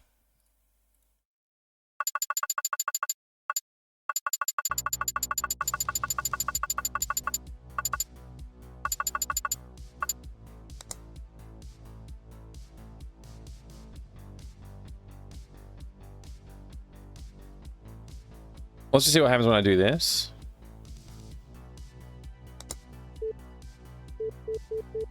Okay, so it's not showing on this mode, which is fine.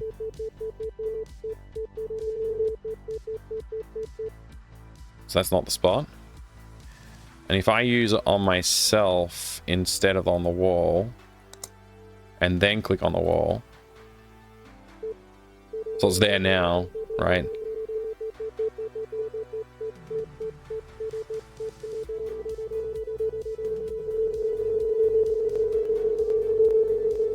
I don't particularly want it to be here in this view.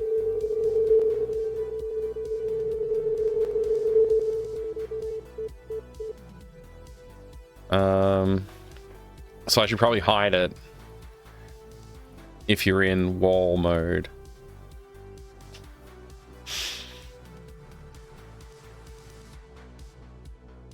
So I can just say, I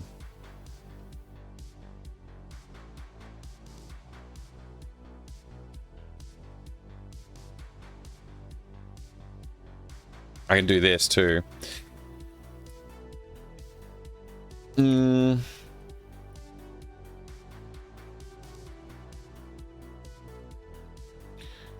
If player dot room equals, what's the wall? Like, I forget what the wall is. 3. Is it room.id or just room equals 3? I don't know. If player room is 3, don't show it. Else, I guess, show it. Let's try that.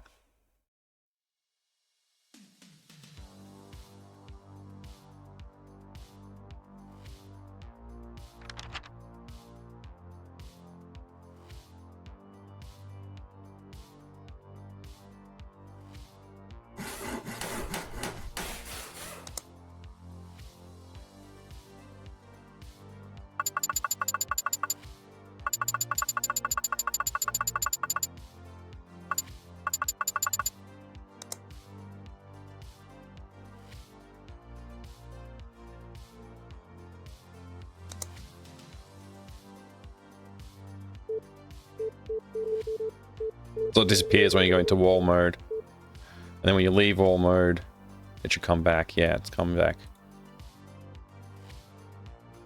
I mean, that works for me.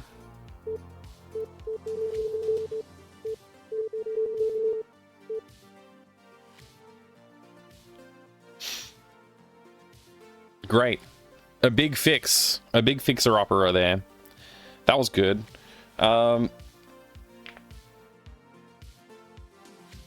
I don't know about, like, during wall mode.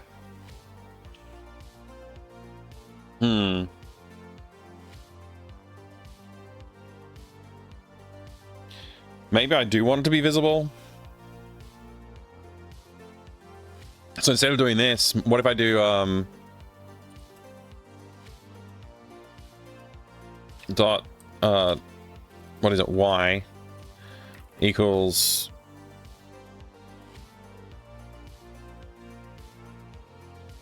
1.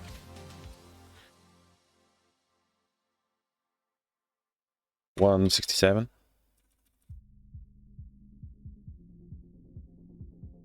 What if I did that instead?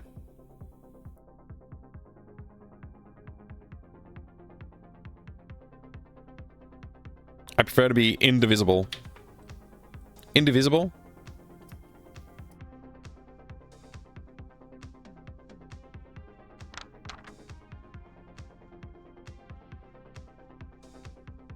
Come on.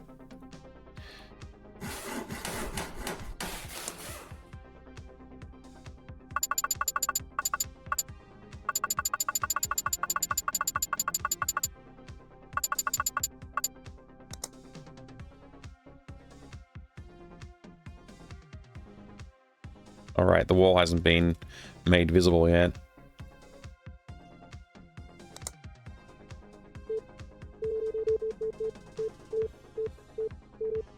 So its beep frequency is not the same frequency as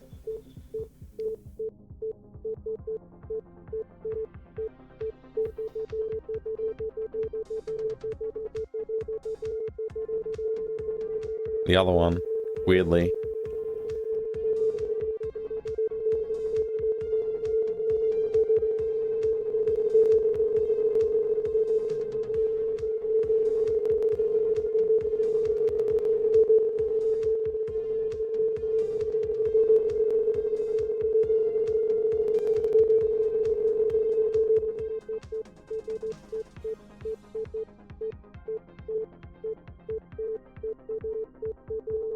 It's like operating on a different frequency altogether. I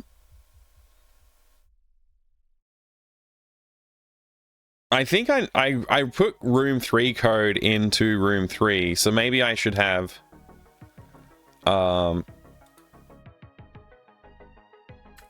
maybe I should just say like this, and room is not equal to room 3.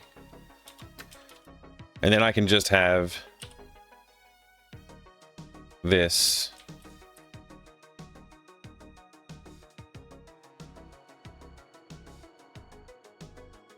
Not worry about the room 3 stuff.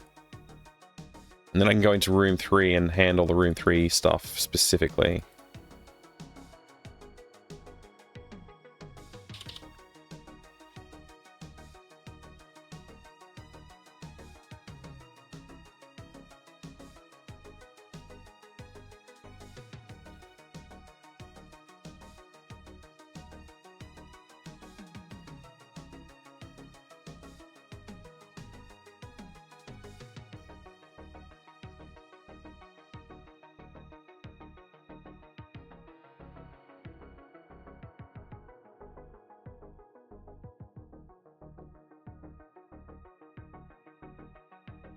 Yeah.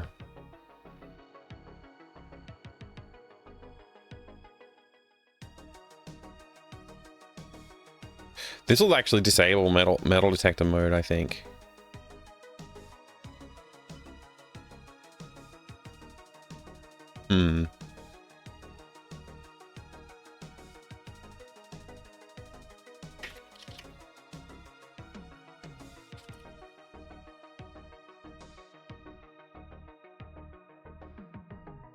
So I say I'm not in room 3 as well. Hey, Factory Ruins, good to see you. It's going good, thank you. Building a game is the real puzzle game. Yeah. If I do that, then it'll respect my whether or not to be visible, right? So if I just say else if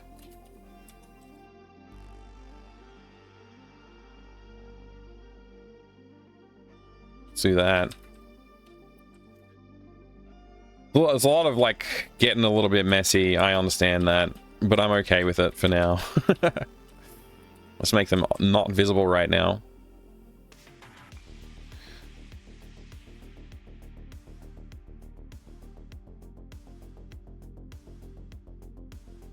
Yeah, that should be fine. And so then in wall mode, when we're looking at it, we can actually just like draw the thing where we want it to be anyway. So like where we actually draw the handle graphic somewhere in here, right here, we could actually draw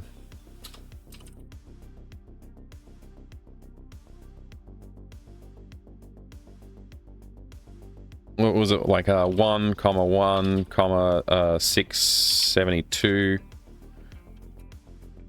and then we just draw 673 over the top of it when we want to draw a blip. So this part here, we just draw it 673 at the same location. That should give us the same effect, but we're just sort of dealing with it, and then it'll have the blipping at the right frequency. The blip frequency and blip distance to target calculations are different between the wall and the room.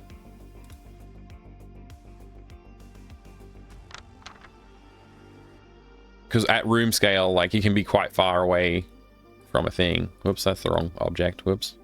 It's clicking everywhere now. Yep. Just, there we go.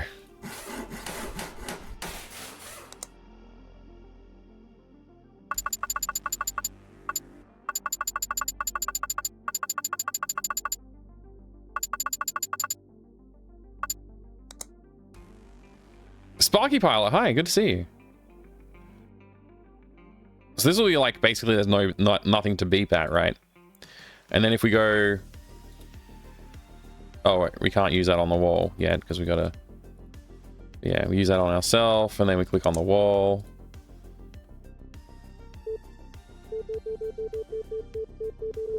So that's gonna beep at the right frequency now.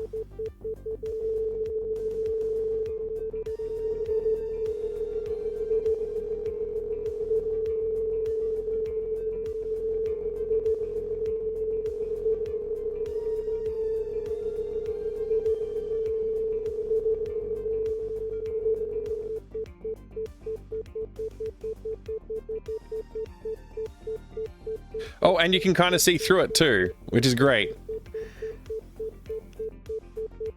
That's kind of good.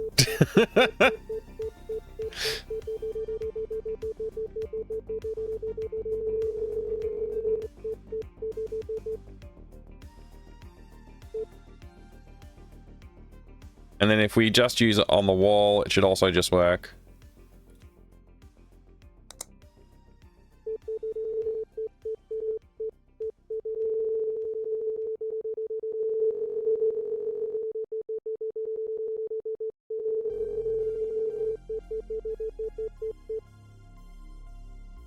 Cool. All right. I kind of want to test it out in the other room.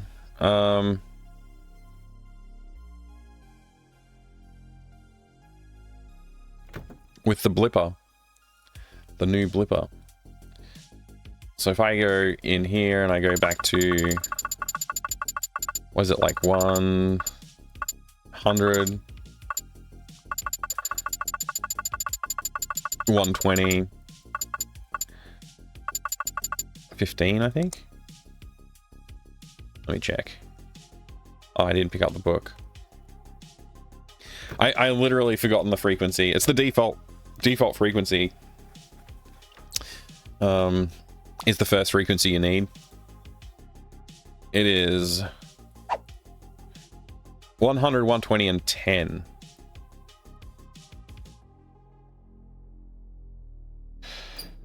I'm sure the user appreciates the improved visibility provided by the transparent metal detector. What do you mean by the you mean in the top left corner?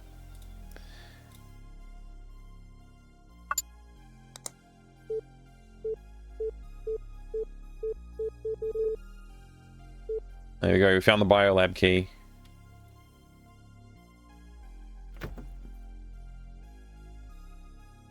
When it's in the upper left corner while you're scanning the wall, I assume that's what you meant.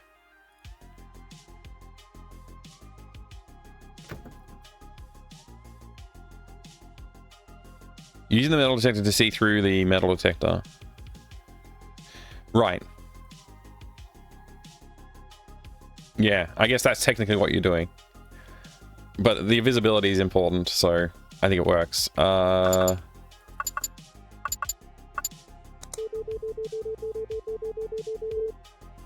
Found a copper bar. So if you right click to stop having the copper bar in your hand, it'll also put away the metal detector, which is annoying. But if you left click, it's also fine. Oh, we no longer have the carrot issue with the metal detector, so that's good. That's kind of what I was... part of what sparked me to address it in this way anyway, was that. Alright, let's see if I can actually find an object. So I'm really close by, and now I'm not. So it's like... it must be up from here. Okay, I found it.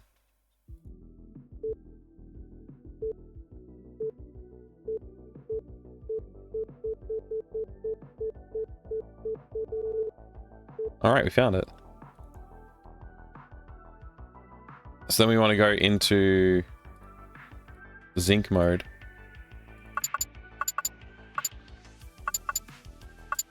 I forget which I forget zinc's. That's 15. 140, 120, 15. Okay.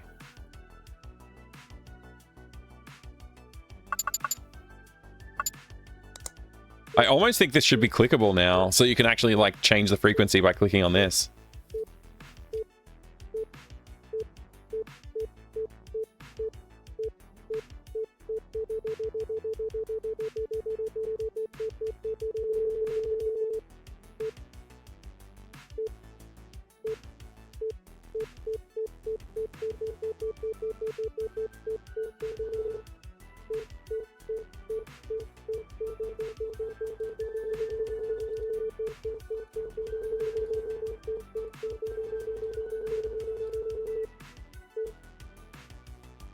Alright, that's all the stuff I needed to find.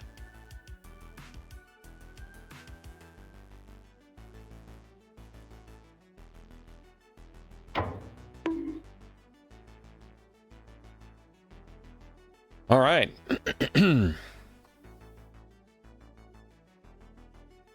This game's coming together. Do we just start doing dialogue fixes now? That's like the major... that's all the major gameplay issues that I had, I think. It's just now dialogue fixes, music, publishing the game. Oh, wait. No, there's the whole game settings screen. Let's see if we can figure that out.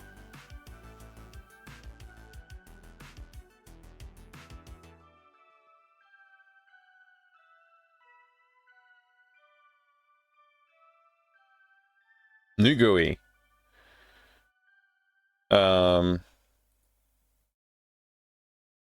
This is fine. G settings. Okay. Slider.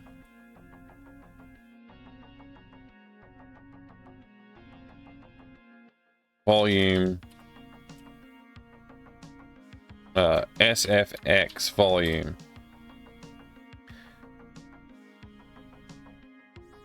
Can I put text in this, or do I have to put a label? I guess I have to put a label somewhere. Alright, so we got a slider. Max value 10, min value 0. Let's make it max value 100. Min value 0. And default value, make it like 80%. And events on change. Game dot volume sound dot set audio type volume audio type sound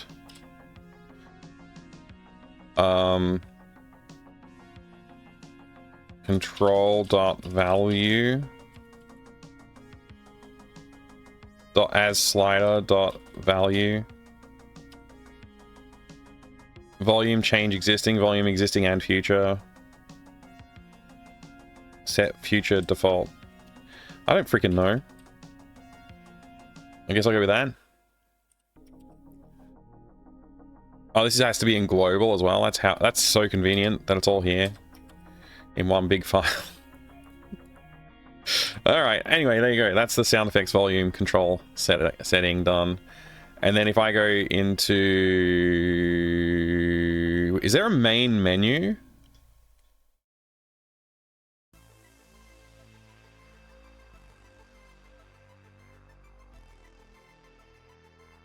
Oh, it's the exit game menu. Okay. I need to also figure out why save and load literally does not work. Like, the save game code doesn't work, and I don't know why.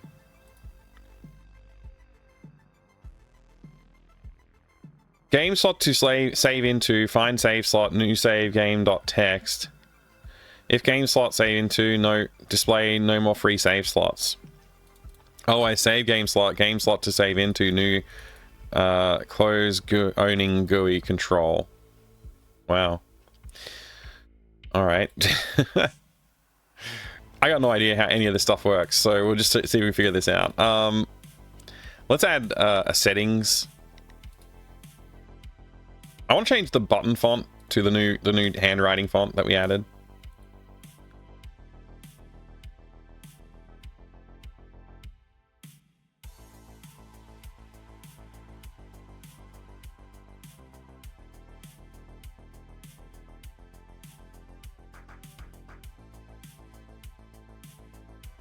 I also want to change how the buttons look, but we'll deal with that. I don't know if there's like a way I can do that. It's like each button has like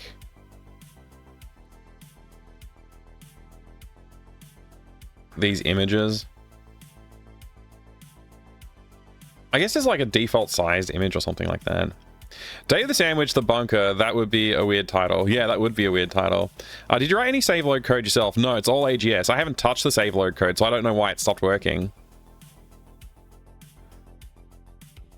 As far as I know, I haven't touched the save load code. There might be some weird setting I've changed. Like, it could also be to do with, like, the default or general setup. I don't know. There might be a reason why it hasn't been working. I'm not sure. We gotta change this to day of the other thing. Speaking of, wrong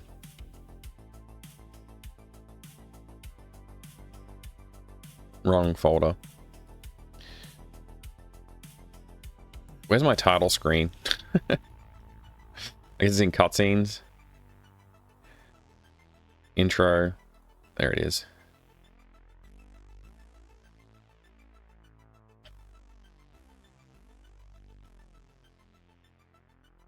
Let me just fix up this.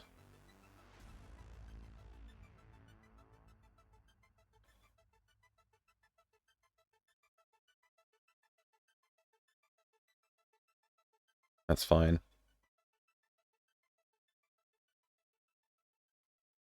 That'll work. Okay, that's Day of the Hamster. Now, if I wanted to make this work for that, I guess I need to just make it smaller.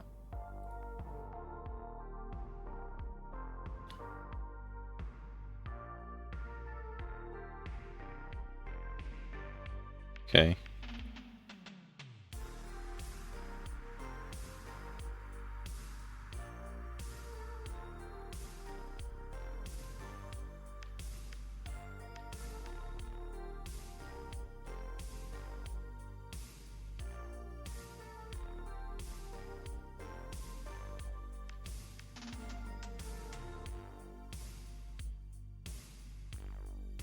Hmm.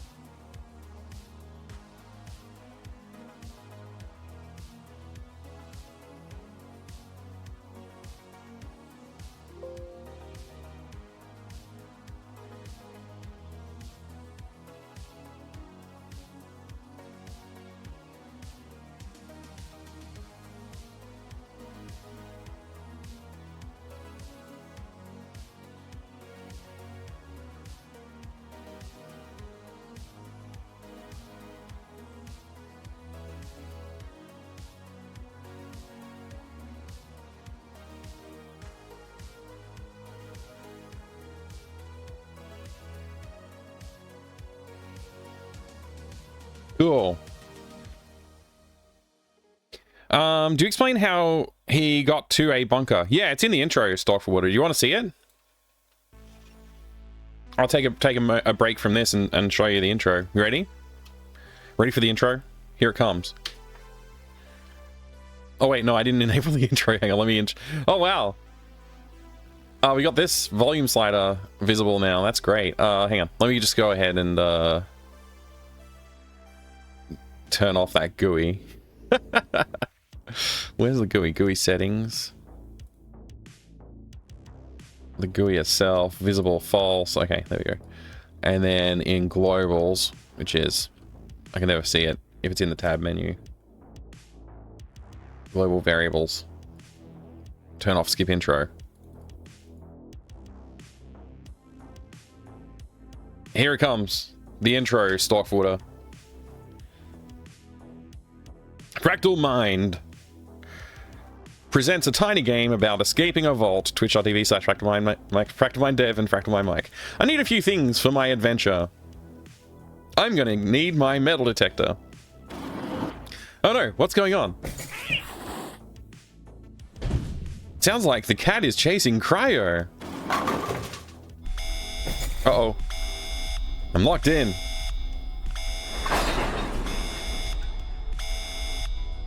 So I think you need to say something like, "Uh-oh, the lockdown procedure has been triggered," or something like that. Yeah. There's a little bit more of intro that's getting skipped right now because I cut it out with but yeah, he sort of like walks over here and says some other stuff as well. Anyway, that's kind of the intro at the moment. Day of the Hamster looks fine. And I need to add like a settings button in here somehow. So like, yeah, we need a settings button. Let's go ahead and add that. I'll turn this back off. Skip intro true.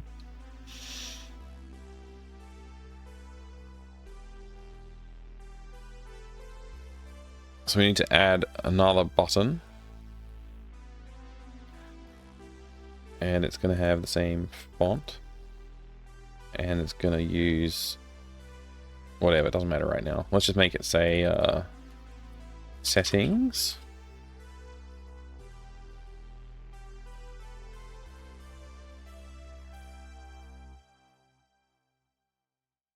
Why is this not 320? Why is this not just like 320 by 200 to start with? This whole thing.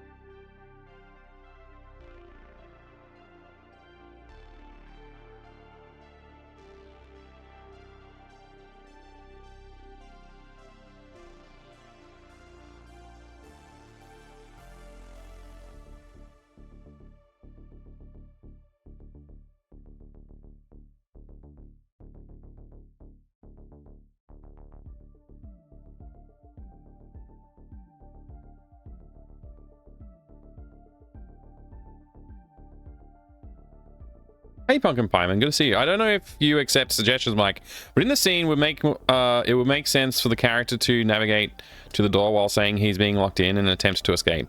Yeah, it would make sense. I will consider that.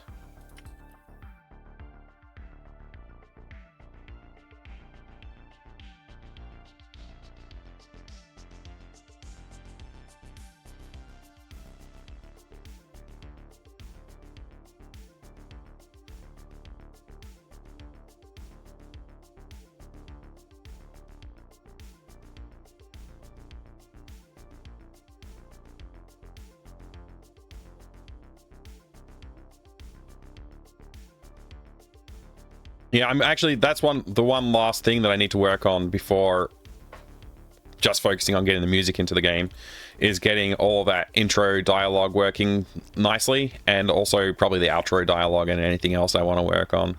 There's also like that last joke at the very end of the game that I kind of want to work on a bit too, because at the moment he just says to Delphine, hey, do you have a sandwich? Something along those lines. So if I can just say G settings dot visible equals true, or is it like open GUI G settings? I think that's what I want to do.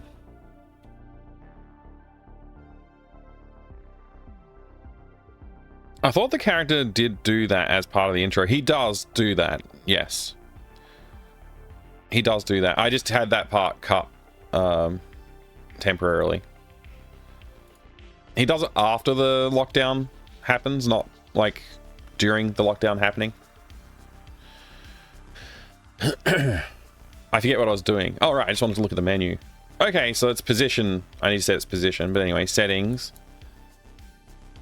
I can't access the slider because it's in the wrong spot, so yeah, okay. Okay. GUI settings. What's the exit dialogue? Exit screen dialogue position. Or the GUI, there you go. Exit game.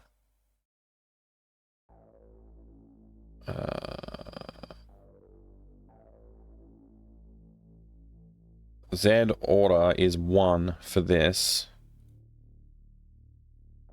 Top and left should be 0. Should have realized that before. Okay. Z order 1. And what about settings? Z order 0. Let's make that 2.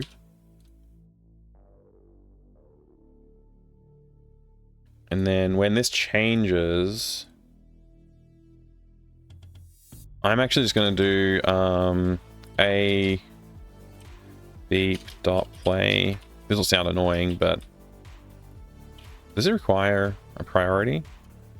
Don't know. This will sound annoying, but I just want to see if it's actually changing the audio or not. The volume.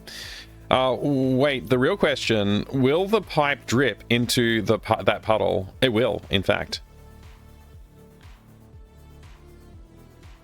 Okay, settings.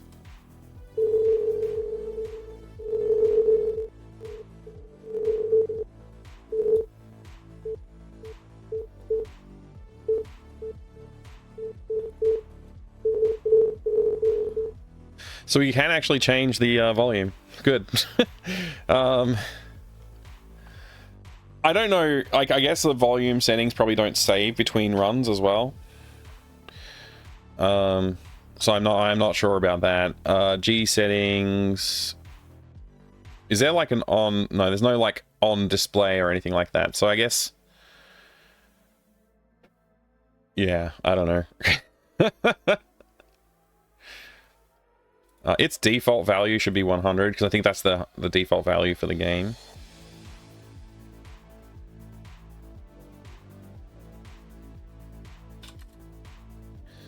And then I can, inside the settings, I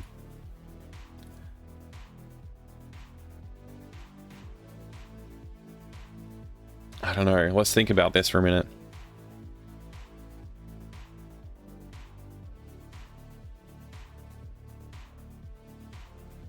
I'm getting pretty hungry. My brain's like not thinking clearly anymore. If this is going to be the volume slider, I would like to have a music slider. And I guess I can have an ambient volume slider as well. Can this be made like to be shorter? Like what happens if I change the height to like 10? Yeah, that looks nicer. Okay.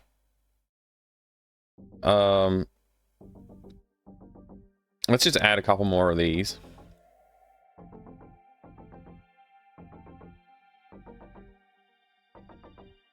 And we'll make them have the same dimensions and whatever. So left and top doesn't matter right now, but width and height does. So let's make that 180 and 10.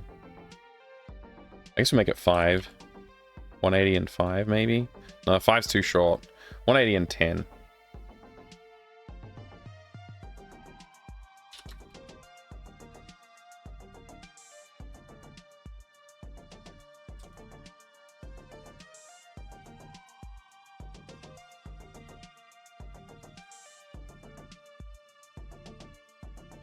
Okay. Let's make the... Sure, 111 is fine. Make it, should be a smaller. 100. Whoops. 120. I didn't mean to set it to locked. That was an accident. Okay.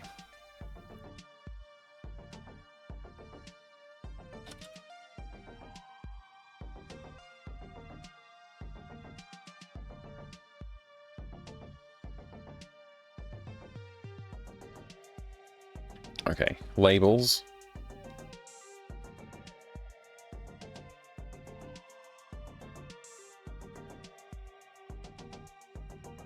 Sounds.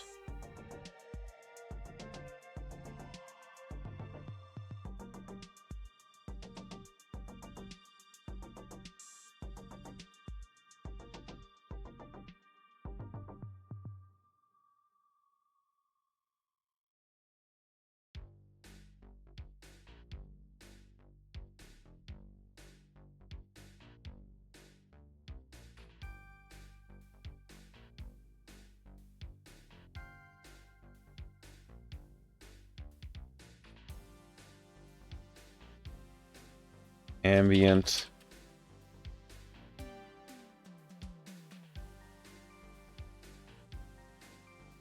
Music.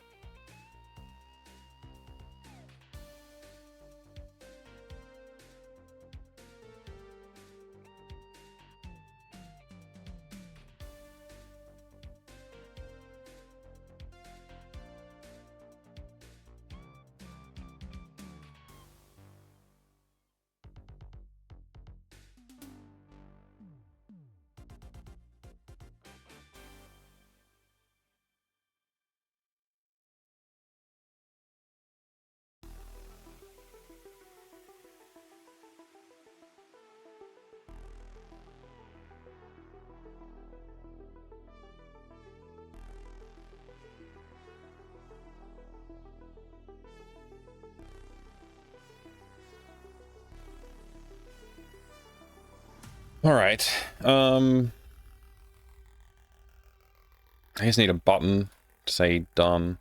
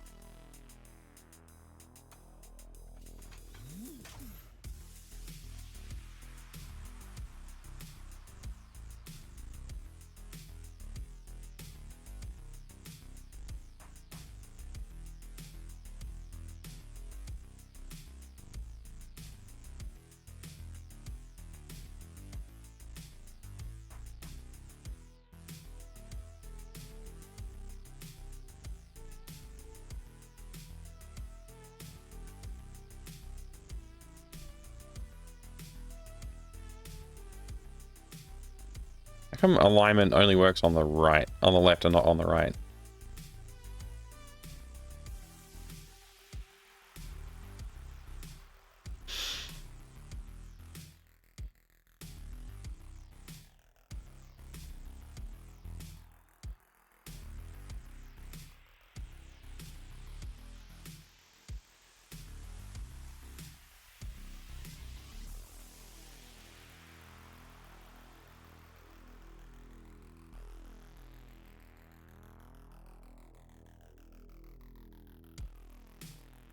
E audio type ambient sound, and then music was the next one, right? I should have named this so it would have been less annoying.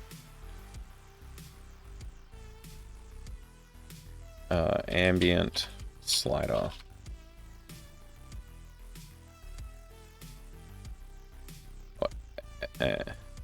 Ambient volume.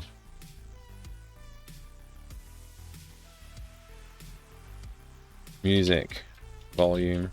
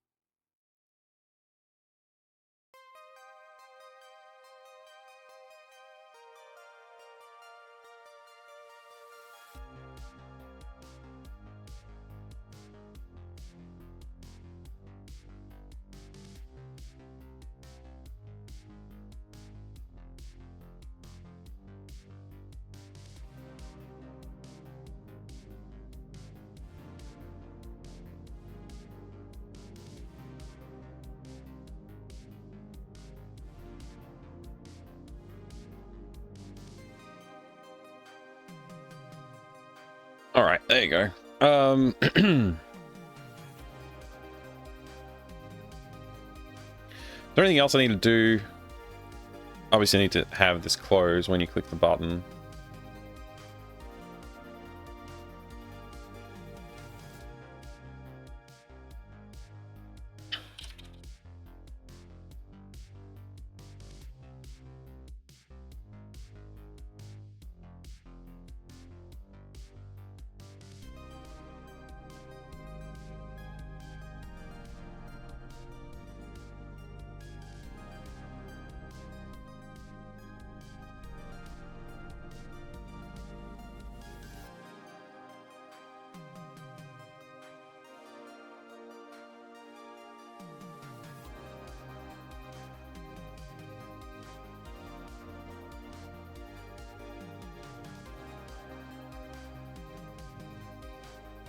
Close owning GUI. That's what you gotta type in.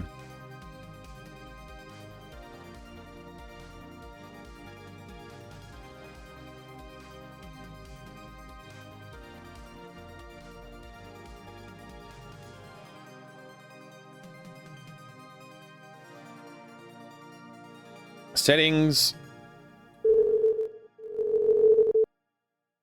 Ambient music. Done. Resume.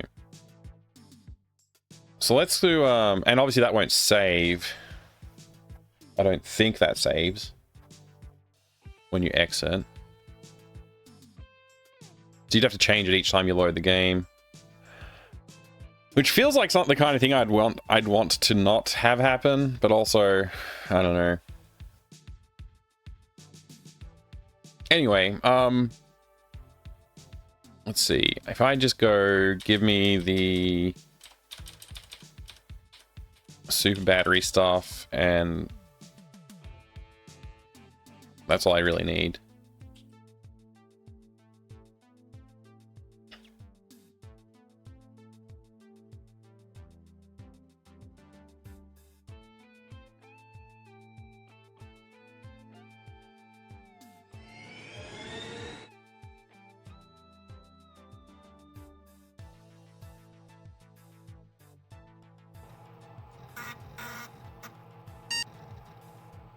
So the background like looping sound for the computer hum.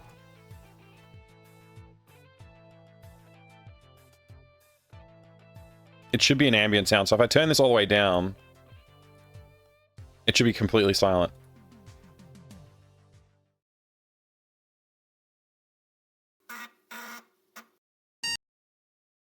Which it is. You can't hear the hum anymore. And if I go and turn down sounds,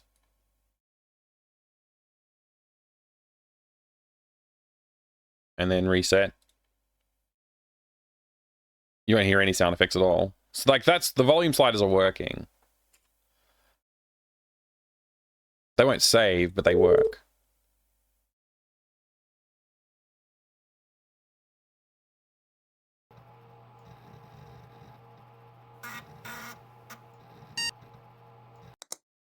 Cool. Music's the only one I can't test because I haven't actually added music to the game yet. I need to get some music sorted out. And obviously, yeah, like I said, those settings aren't going to save. So when we restart the game, it's going to like reset to whatever this is. And I obviously would prefer this to look a little nicer.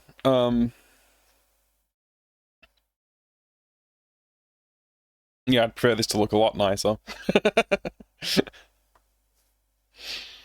Let's see.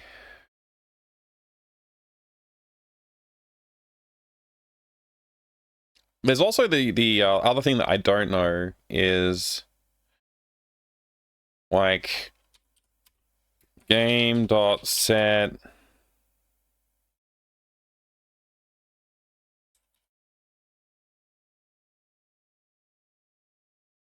is there like a speech like text reading text reading speed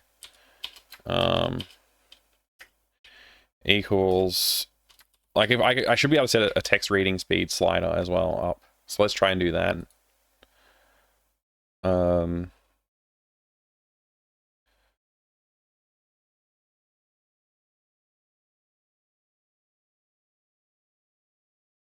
Change text speed.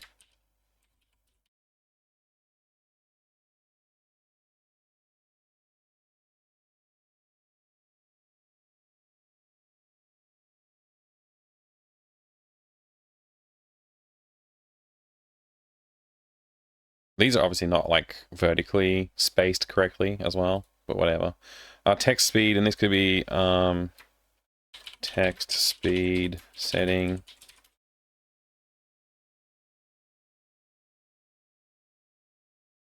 I guess all that's fine.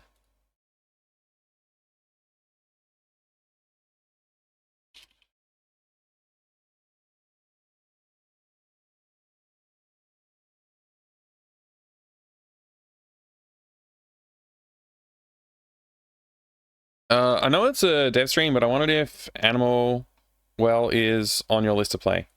It is not on my list to play at the moment, no.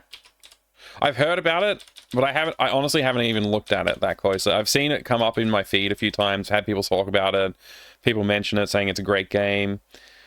I have no current plans to play it though. I don't know when I would fit it in. Text reading speed equals control.asSlider.value.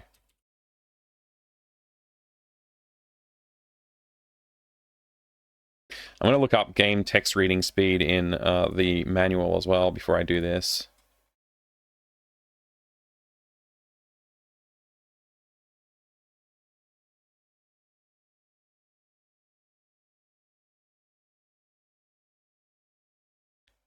Formerly known as game text speed, which is now obsolete, sets the speed at which AGS assumes the player can read the text, and therefore how long speech stays on the screen before it's automatically removed. Specifically, the text reading speed is the number of characters of text that the player can read in a second.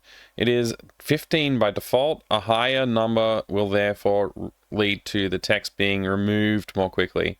It's useful to link this setting to a GUI slider on some sort of control panel GUI so that the player can adjust it depending on their reading speed. This property is ignored if lip sync is enabled. Okay. Example, text reading speed equals 7, sets the reading speed to half the default, which will leave speech. Okay. So like, I'll put faster and slower or something like.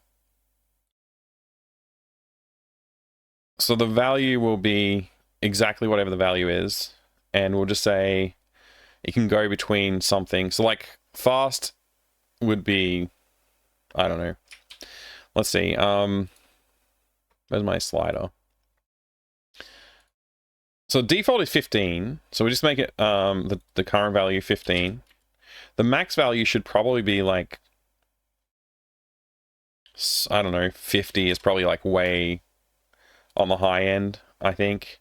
And the minimum value, I guess 0 means like it won't progress at all, right? Let's make it like 30. So if I go and play it now with that in mind, so I look at that, this is how long it takes for it to disappear. It's like that long. And then if I go, okay, settings, change the speed to like faster, and now look at it.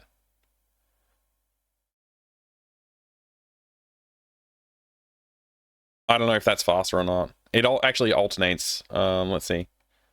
Looks kind of like my history teacher. Looks kind of like my history teacher doing a headstand. Settings. Much slower, please. Okay, can't be 0. 0 is invalid. Good to know.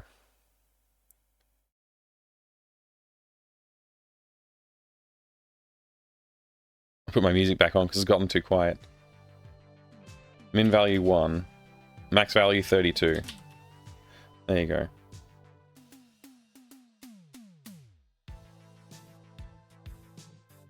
Probably like a divide by 0 thing.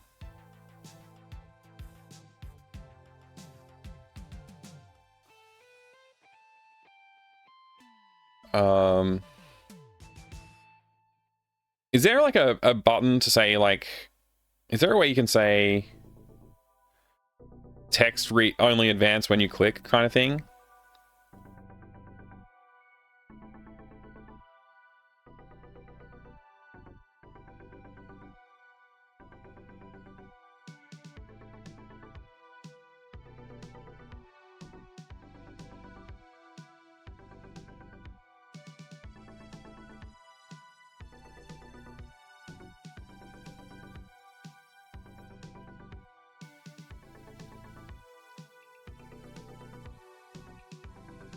I don't know. Is the answer to that.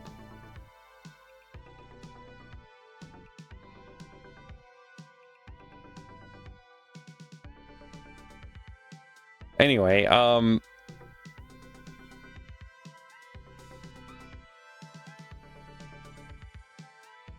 was I thinking? I don't know. I don't know what I was thinking. We shouldn't crash this time, at least.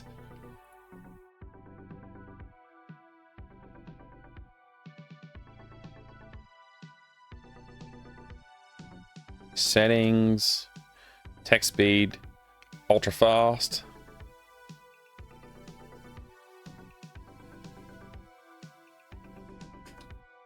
Settings, text speed, ultra slow.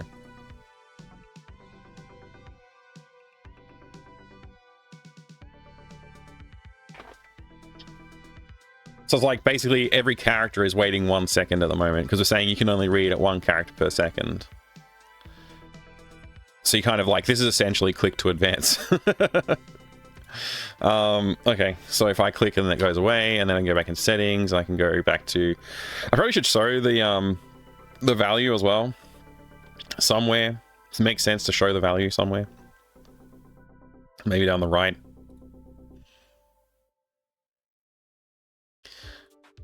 Let's do that.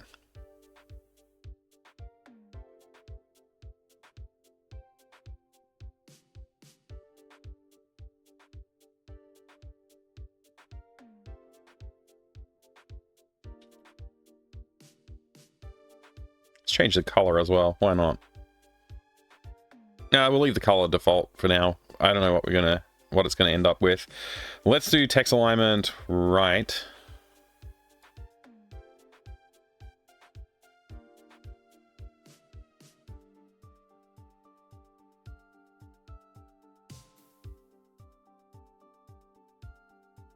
Put it there. Copy, paste. Paste. So your name is going to be label sound vol.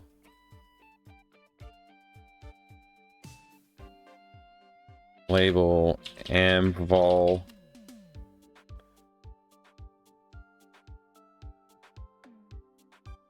Label use vol.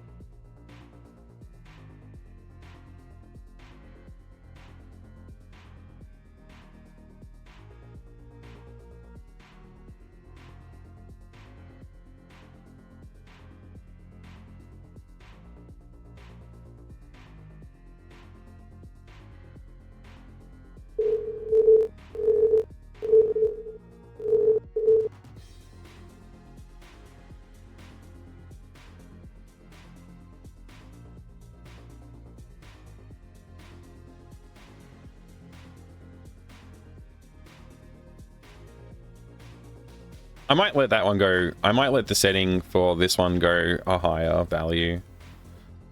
Like 32 might not be fast enough for some people. Maybe 50 is a good value.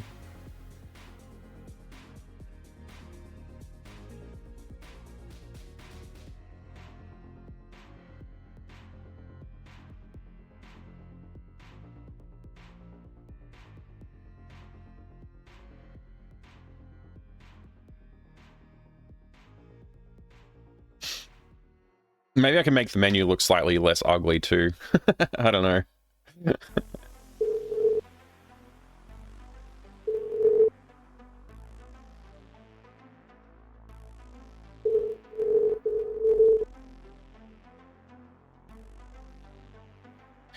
I almost want to have like an ambient sound effect play to set that as well.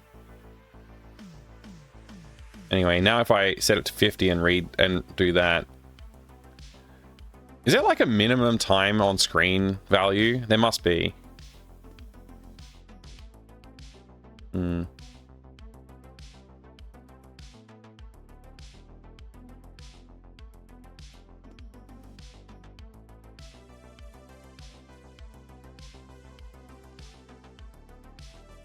Yeah, that's like a little, some of those are a little too fast for me to read. So make it back to like 15. I'm ready for my adventure. I just need to head out. Just need to get out of here and I can head off. I love my jacket. It's pretty fly. Hey, it's me.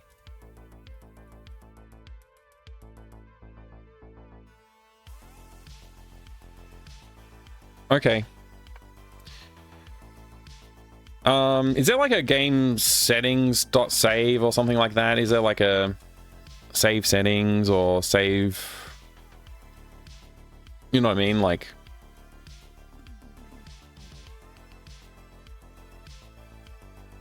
don't see it.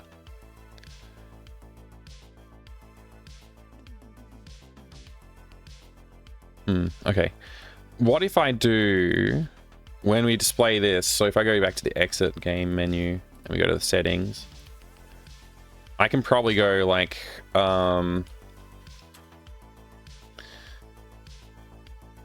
sfx volume dot value equals game dot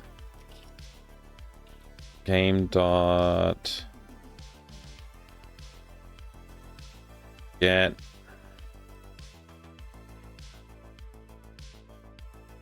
I don't know if I can. Can I pull out? Can I do a... Is there an equivalent to getting the audio type volume?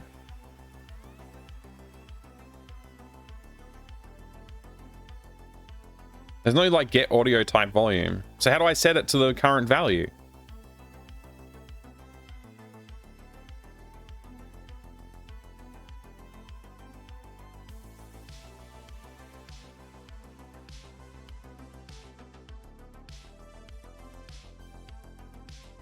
Set sound volume is now obsolete and it's now set audio type volume. Changes the default volume for the audio type, allows you to change the volume for all audio clips of a particular type so that you can easily control sound and music via volume separately, for example. Volume ranges from 0 to 100, where 100 is allowed and 0 will mute sound of that type completely. Possible values for change volume type are this. Initially, general audio type volume is not set, meaning all future audio will be playing using their own custom volumes. If you use the evol set future default or evol existing and future, then the default volume property of all audio clips of this type will be overridden. This means that any default volume set up in the editor will be lost. That's fine. We'll change the volume of all currently playing and future music to 20%. That's fine. What's system.volume? Get sets the overall system volume from 0 to 100. This is the master volume control. It affects all audio in the game. You would usually attach this to a GUI slider to enable the player to control the volume. So I'm not supposed to do like what I've done with like being able to change volume of each of them. I'm supposed to just do it on this system.volume value, which I guess is fine. I'll just do system.volume then, and I'll allow the player to turn up and down music maybe independently, but I'll leave ambient off that list.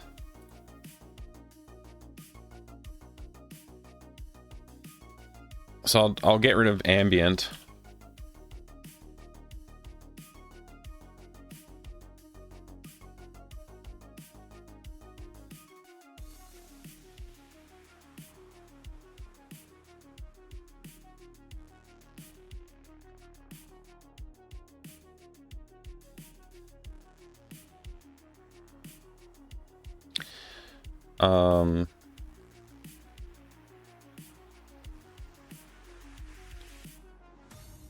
And instead of, this is like,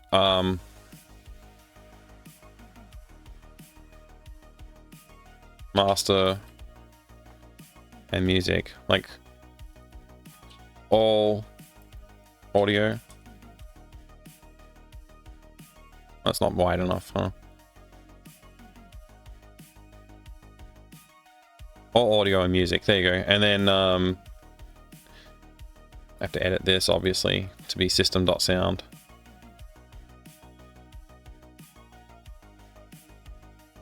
No, what was again? System.volume.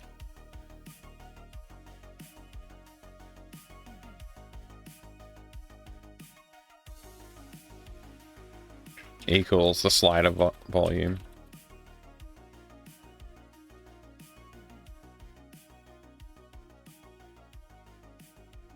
And this one is the ambient one, which we can just delete.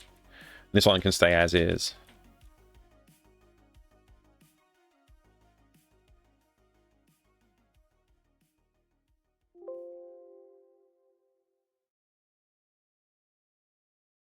What?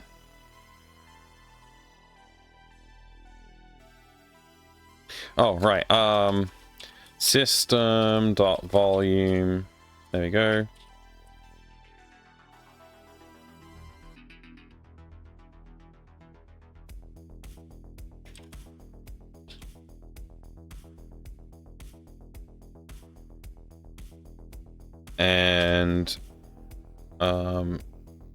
Text speed setting. Whoops. Dot value equals that.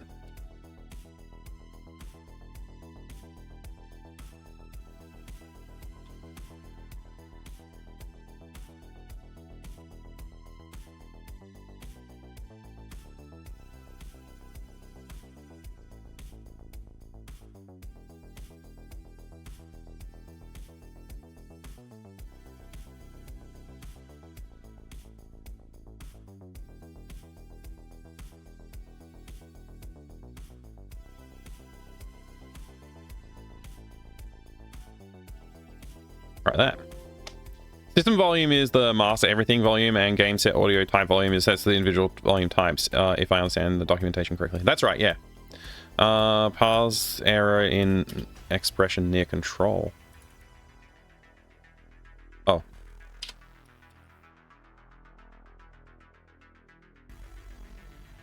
Can't believe it's 4 freaking o'clock already. I haven't even eaten lunch. I've eaten a donut though. That basically counts, right?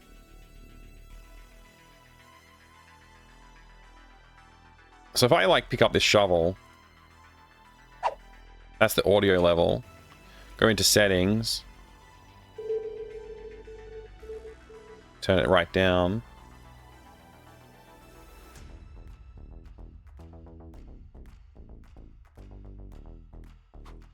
You can barely hear it over the background music that I've got playing at the moment. And then music obviously is independent of that, which I don't have any music playing, so we can't really test it.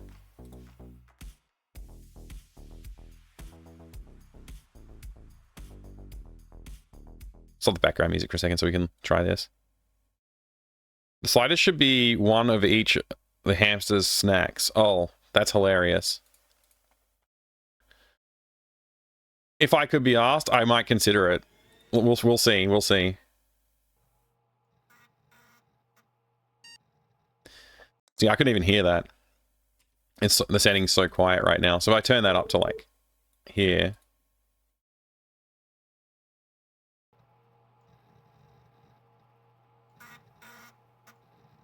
Yeah, it's very subtle now, but I can still hear it like audibly through my speakers.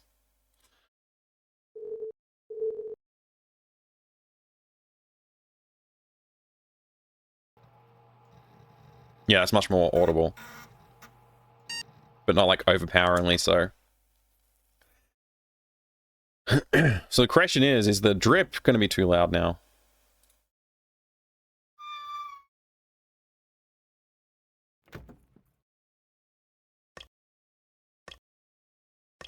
Alright, that's not bothering me.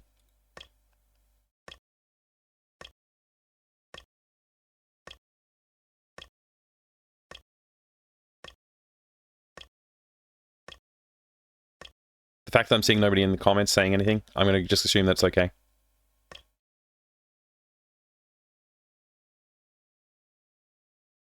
Squeak was significantly louder than the other sounds. That's alright, you don't have to hear it that much. It's supposed to be loud.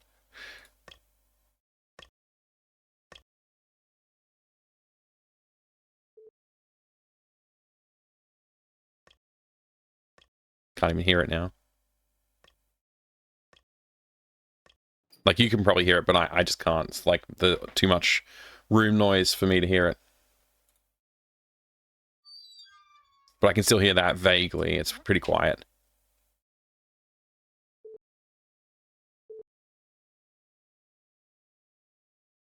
How loud is it dripping into the bucket? Let's find out.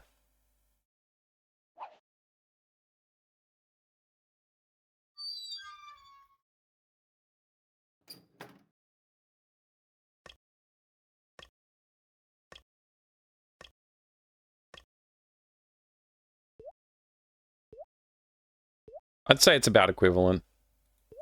Maybe slightly louder with the bucket.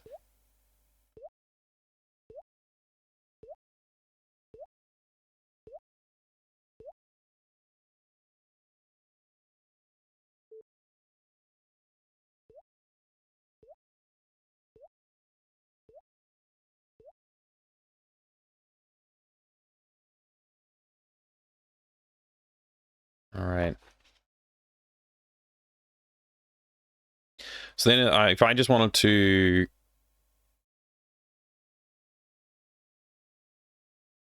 change, I don't know. Let's see. Settings, background color, and stuff like that. Maybe we should change the, I guess, I don't know if this has like a handle image. Yeah, okay, handle image could be carrot, let's say. Scenes, maze, carrot, use this. Handle image, P, use this. This is funny. Good suggestion, Pine. Good suggestion. Sunflower seed.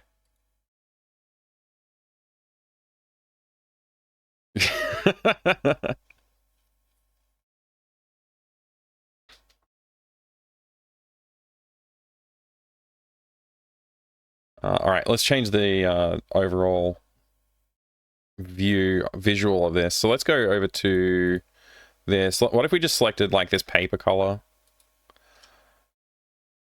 RGB is 255, 218, 196, 225.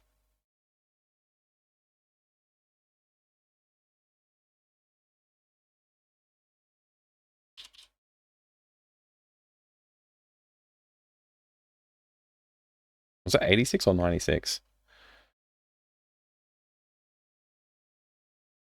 196, yeah, okay.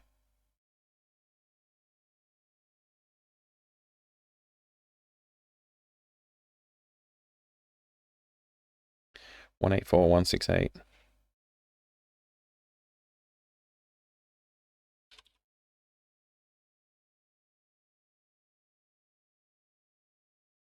Was it 106? It was, okay.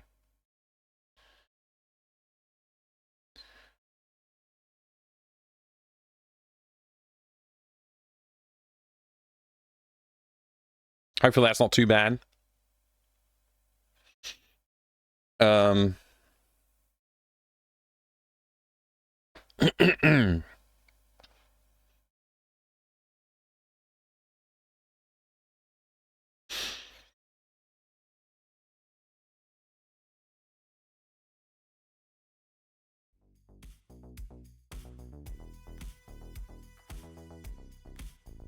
Right.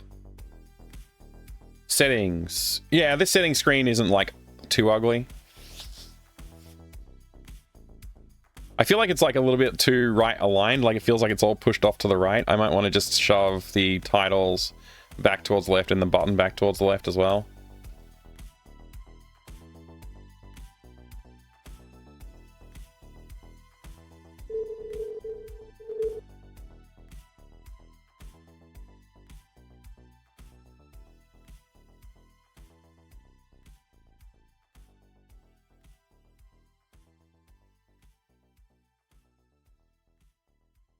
Something like that.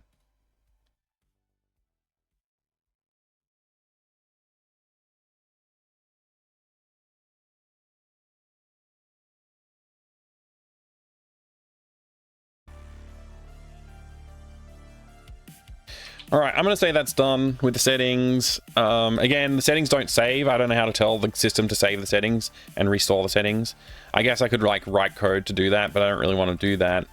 I don't know why the save game and load game aren't working right now, so I guess I'll need to test that. But let's just go look in general settings and see if there's anything to do with saving and loading. Because you never know, right?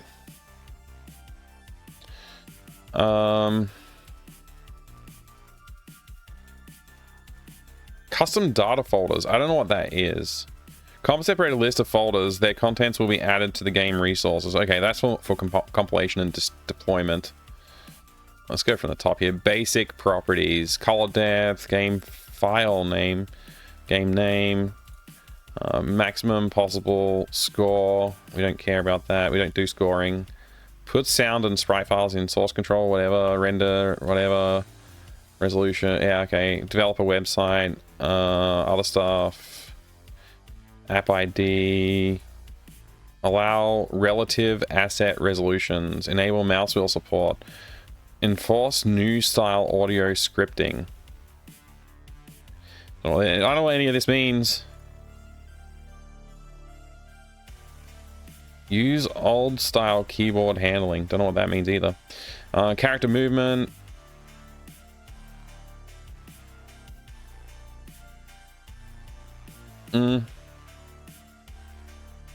Attach game data to exe. Alright, we read that. Allow speech to be skipped by which events, mouse, keyboard, or timer.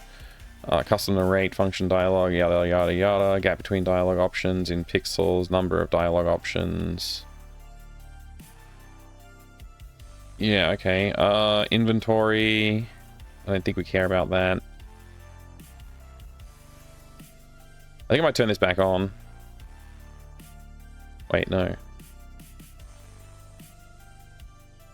What was this on? None, right?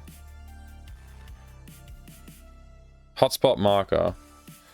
Draw crosshair, use crosshair sprite. I think, whatever. Let's just go with that.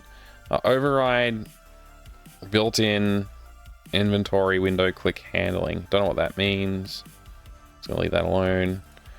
Mask resolution. Save game file extension. Has none. Maybe that's the bug. Like, maybe that's why. Save games folder name, Dave of the Hamster. Save screenshots in save games, true. Let's just say false. If set, creates a folder of this name in the user's saved games folder in Windows Vista and hire my documents in XP to store the saved games in. Okay. Saves just SAV maybe. Property value is not valid. Details. Save game extension must be at least 5 letters long. Okay. Save game. Player sound when the player gets points. Well, we don't have that. Always display text as speech. Sure. I don't think I care about any of this. Right game text right to left. That's false. Good. Fade out and in. Right, this is transitions between rooms. When a player interface is disabled, GUIs should display normally. I don't know what that means. Sprite alpha rendering style, whatever. Okay. Let's see if I can save and load a game.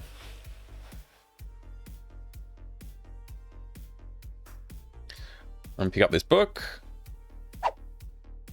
I have the book. I'm gonna save my game. Test. Save. I'm gonna load my game. Load. It's not there. Cancel. Save game. It maybe I need to select a slot. Is that the problem? Delete. Save. Load. F5. Test. Save. F6. F7. Restore. So wait. The menu can save and load, can not actually save and load, but the shortcut buttons for saving and loading work. F5 and F7 work, but escape, save, escape, load.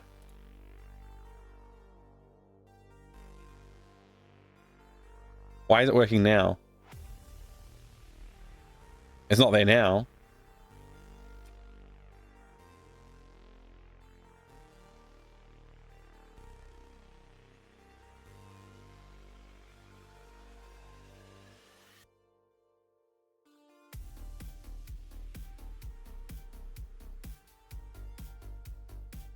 When I use the keyboard shortcuts, the save and load dialogues work. What the heck, man? What the heck?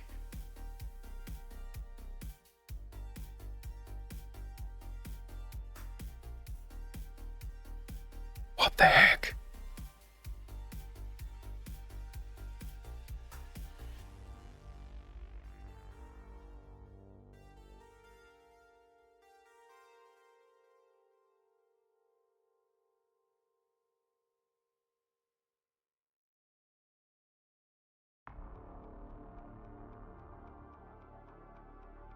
Show save game dialogue. Show restore game dialogue.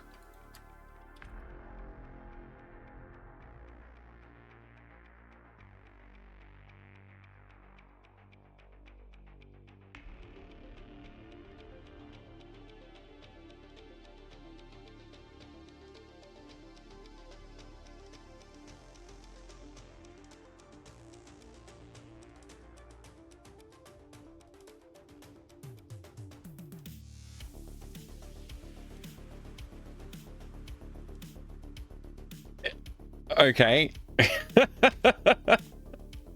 Save. Save. Load. Restore. Okay.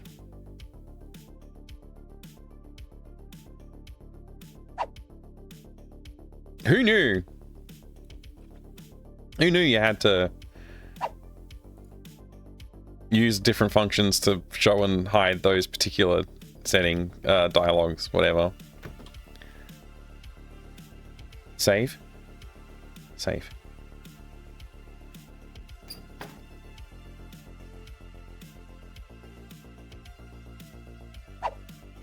Load. Load.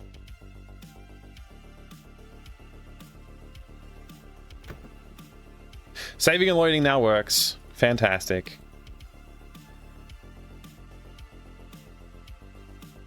Fantastic.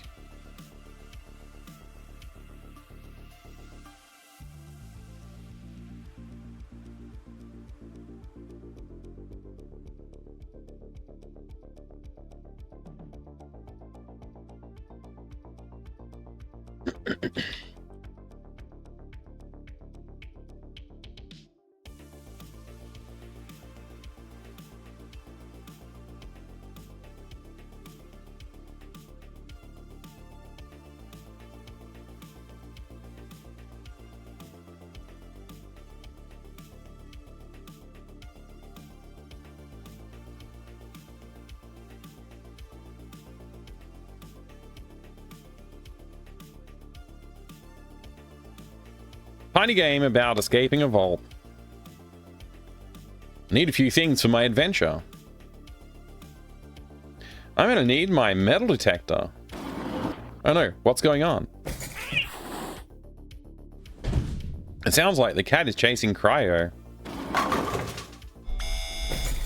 Oh no, I'm getting locked in. Day of the hamster. 404, exit not found, I'm locked in. I need to use the computer to unlock the door. I'll take notes in my notebook. I can figure this out. My name isn't Lucas. Etc. Okay. Cool. Intro back reinstated.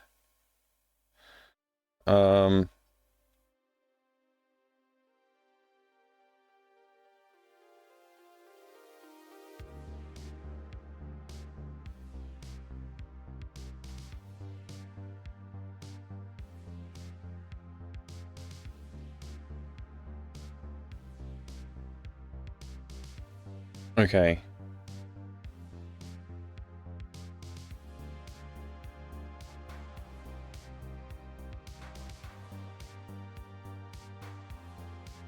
All right, I'll take notes in my notebook. And now we've got like actual notes. So the notebook rendering, I think I wanted to change to handwriting rendering as well. Handwriting font. So let's try that. Also, this needs to not be so silly.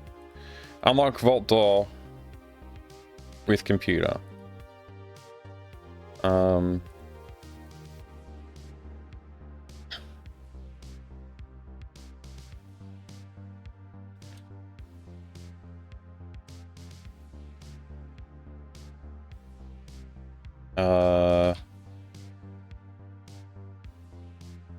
Power the... You know what, if I just don't provide hints, does that also just work? If I just don't provide hints, does that work? I think it should. Soapy, hello, good to see you. What if there is a game where you have to save the princess to a diskette? Yeah.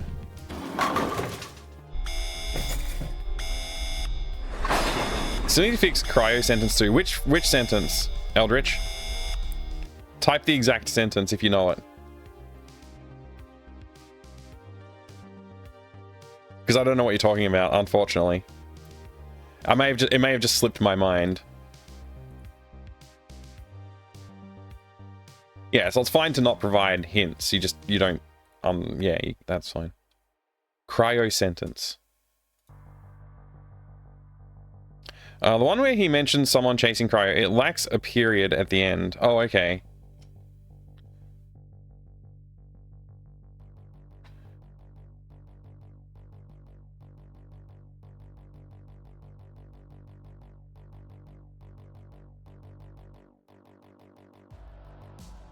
Like that?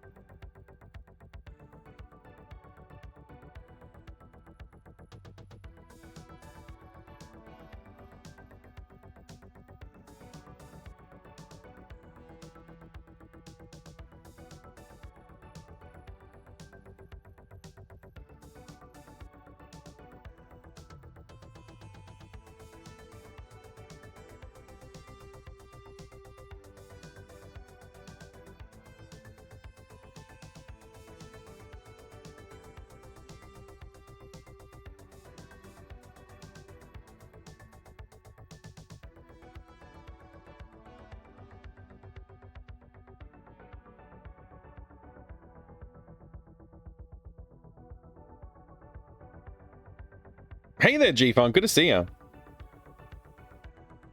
Yeah, it's totally nerdy. Very nerdy stuff we're doing right now.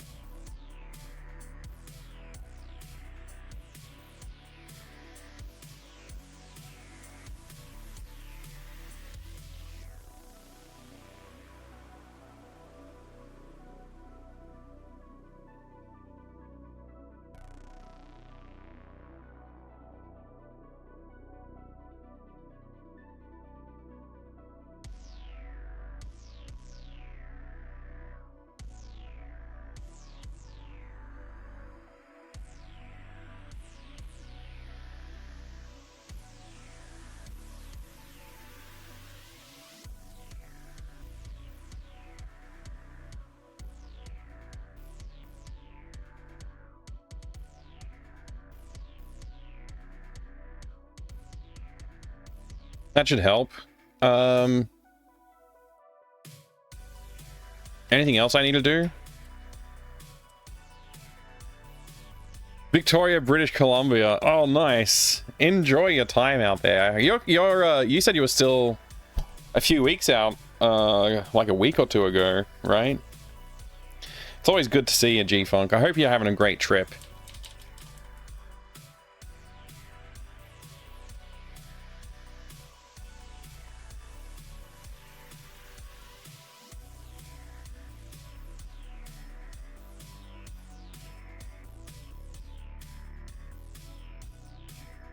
All right, I think we have to go through and like add all of the guidebook stuff now. You're hanging with Jay while you're there. Oh, nice, excellent. And then you're gonna hang with Havoc this week, in a week as well. That's so cool. Melbourne on June 18th. Jeez, that's still a while away. Awesome, dude. Enjoy your time. Say hi to Jay for me.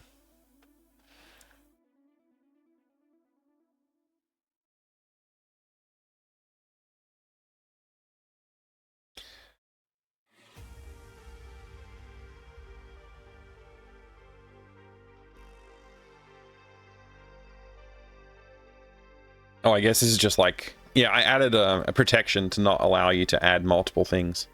Anyway, I need a battery. I can make a battery using these lemons.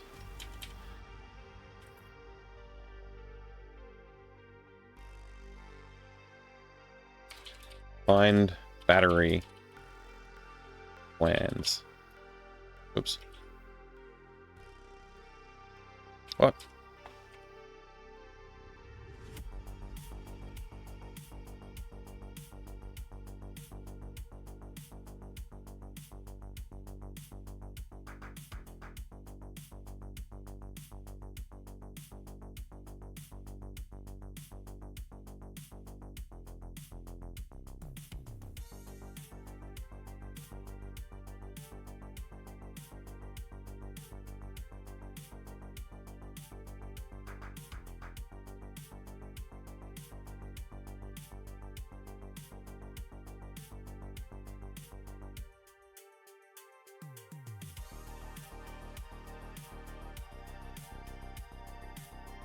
You gotta hit the sack? Yeah, no worries. I'm glad you stopped by to say hi. Rest well. We'll see you soon. Good luck with the bug hunting. Thank you. Yeah, I think we're mostly done with bugs and stuff now. It's just like writing the dialogue to make it a little bit more consumable.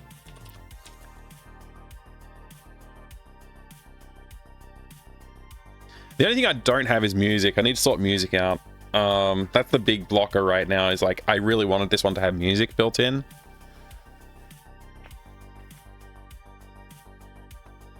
I can just add some from my music library, I think. I think that's what I might end up doing. One question with the dialogue. Will there be a question about sausage? And if Daddy wants some? Not in this game. Not in this game. The first game has the sausage joke, so... This game will skip that one.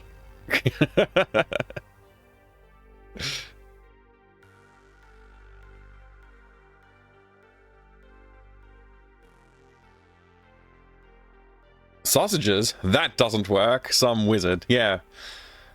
Oh man. I should put a that doesn't work in here somewhere.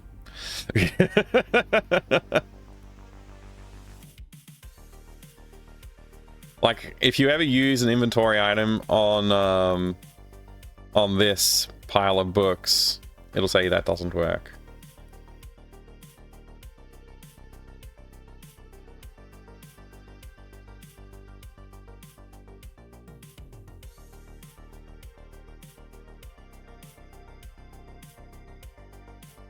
There you go. It's done. It's in. That's the second reference to Discworld that I put into this game.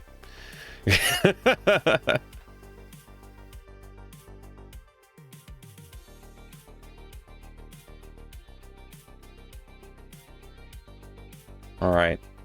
I'm gonna need to take a break soon for like food, but we're pretty close to launch ready. I need the end credits sequence done, and I think I need to do a full playthrough, honestly. Let's see now.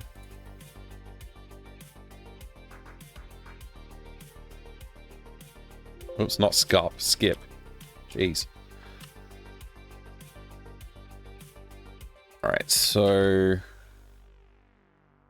we don't want to add anything.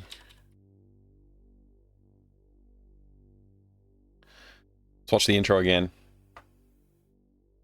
I should be able to press escape, right? No, I can't press escape because the UI is not showing yet.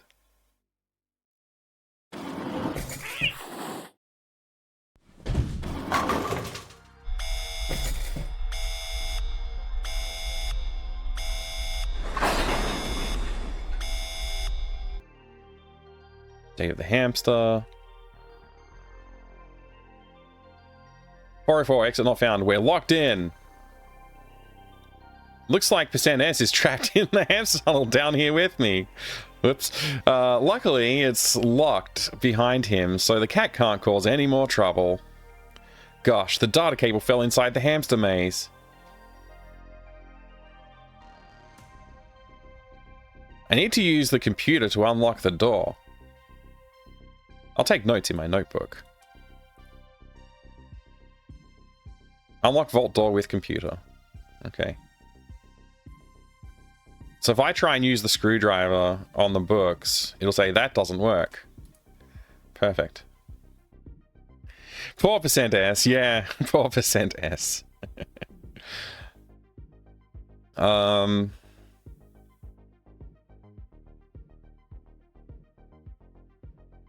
unlock the door, I need to connect the computer to the data line. All the wires are in the wall. I'll need a way to detect the right part of the wall to cut open. The circuit breaker is tripped, and the computer has no power. Unlock vault door with computer. Connect computer to data network. Find a way to detect the wire in the wall. Find a way to power the computer. I can make a battery using the lemons. Find battery plans. The plans are hidden inside a book. That's all the clues you get. Maybe you can sense the junction. Find a way to detect data lines. Use the metal detector to detect data frequencies on the wall. You'll need a cable. A friend can get it for you. Solve the hamster maze to get the cable. Okay, so those clues are all fine. I need to do a proper playthrough, but I'm like too hungry to bother doing it right now. I think I might take a break. I just can't be bothered. Missing a period after wall there. Which wall? There was a lot of walls mentioned.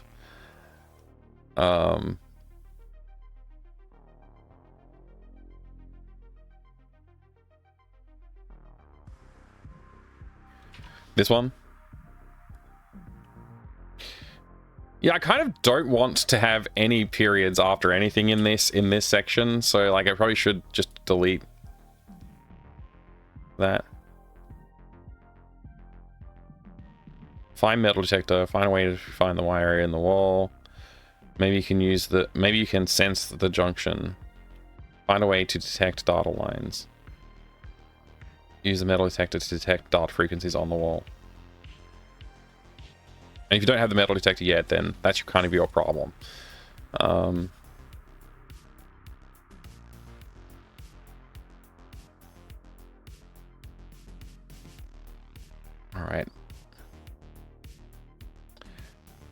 What about the part where we actually render the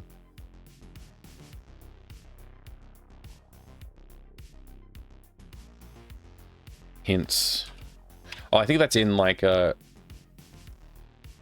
script somewhere. Task management.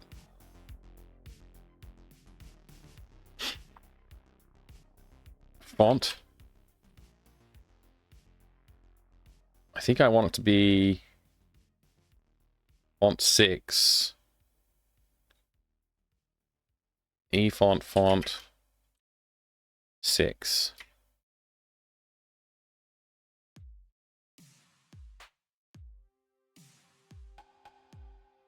Let's see how that looks. I was going to comment that some of the dialogue I'd seen seemed to go directly to the solution, but you've changed a lot of that since last time I saw it. Right. I still didn't do the percent %S fix, actually. Let me go do that. Which was in...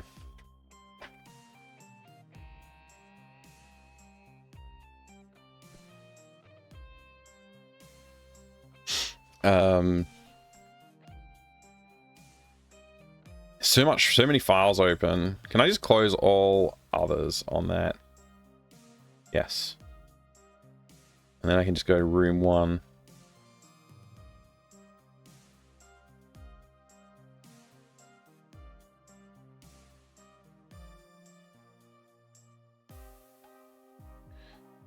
Hamster name. There we go.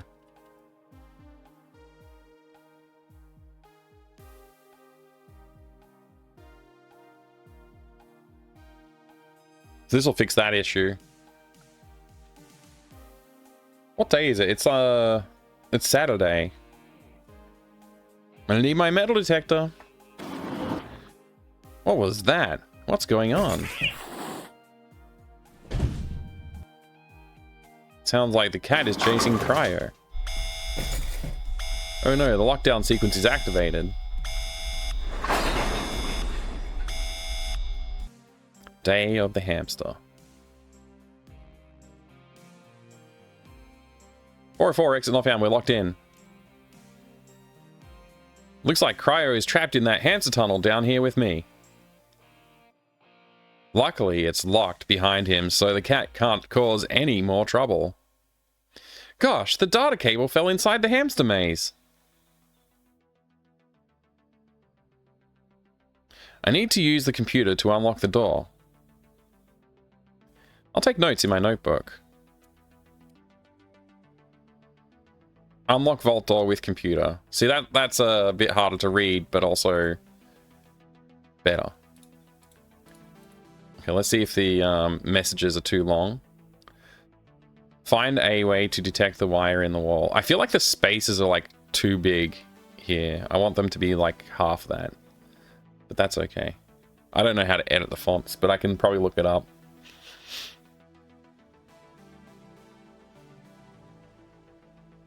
You need a cable. A friend can get it for you. Solve the hamster maze to get the cable. Maybe you can sense the junction. Blah blah blah. This is all fine. And so once you've solved one, I kind of want to see what it looks like as well. Oh, if you press escape while that thing's open, it just sort of like opens behind it, because this is like set to a much higher index. I suppose that's true for other things like metal detector settings as well.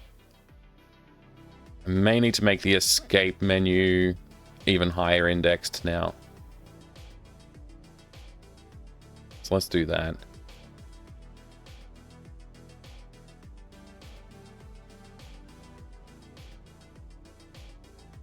I think, what's blipper height? Z order is 0 for the blipper. It's 3 for the blipper, okay.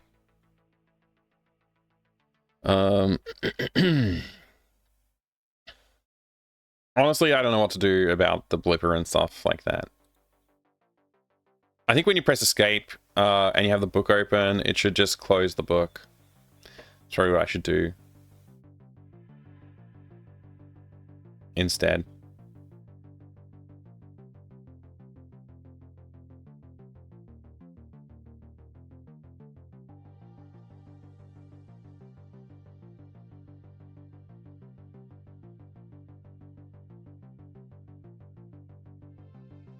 So if G, what are all the GUIs that we want to think about?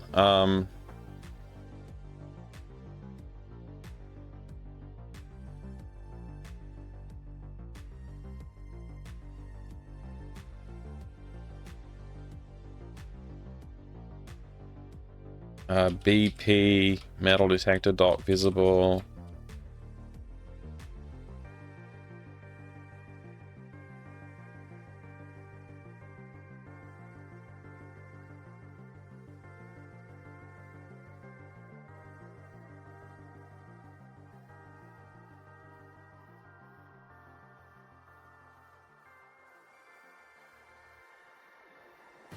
Man, I hate how they format it by default.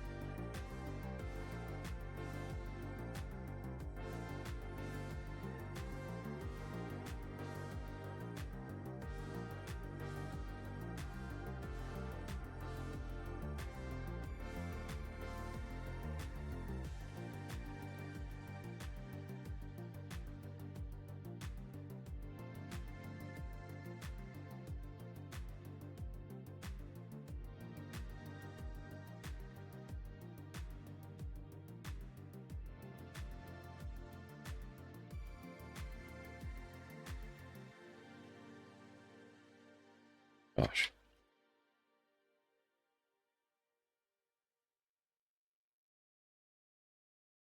Hello there, Racing the Beam. Good to see you. You haven't kept up with the dialogue much either, Eldritch, but what you've seen has been great so far. Excellent. Thank you. All right. This will be the last thing I do before we go on a little break. And by a little break, I mean probably a long break. Probably like 30 or 40 minutes, perhaps longer. Because I just want to, you know, get some food and relax a bit before I dive into just the final like touches with like the hint system and stuff like that. Interestingly, for the hint system, I didn't get much feedback for that from testing, so I guess that's a good thing.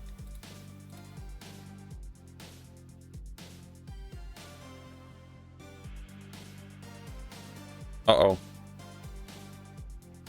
Somehow I've closed...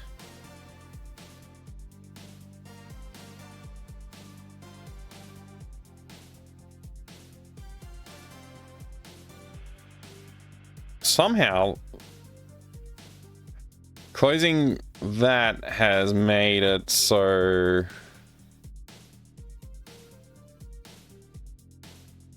the inventory is hidden again. So I guess like G pocket button dot visible equals true or something, or like what is it? Hide is inventory hidden equal false, maybe.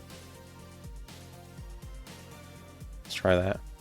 I should probably turn on skip intro again just to speed up this testing.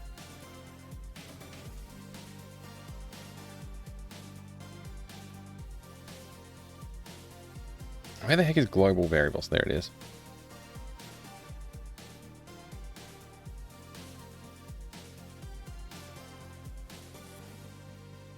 Ah, Agent, good to see ya. You gonna take a nap? No worries, Pi. Have a good rest, mate. Have a good rest. There's just one period. There's just the period stuff and here and there that you need to get consistent before release, but that's a minor thing just for aesthetics. Probably only idiots like me that notice it in the first place. No, I appreciate it, because this is the kind of thing I worry about, but not enough to like notice it every time, because I get like focused in on other things and then I'm like not noticing those details until I'll probably like once I take a break and come back and like just play through the game, be like, oh, that probably shouldn't be like that. But yeah, rest up well, Pi. Hopefully I'll see you again soon. Thanks so much for hanging out. Alright, so if I open this thing up, there's nothing there. I press escape, and this comes back now. That's good.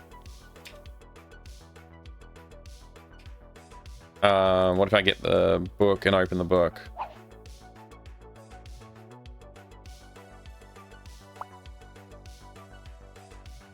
Okay, useful blueprint. Let's open the book again. Okay. So that one didn't need to hide the thing. What about when I open the blueprint?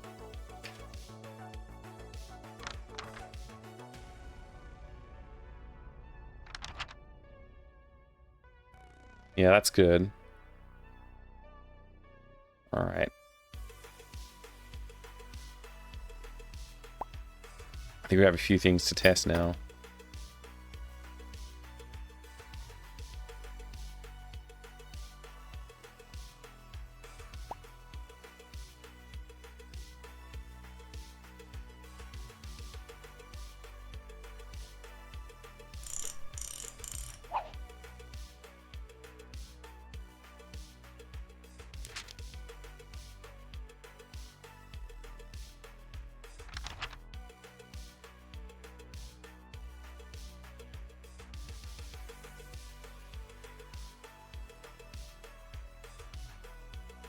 Yeah, pressing escape's good. I should have done this ages ago.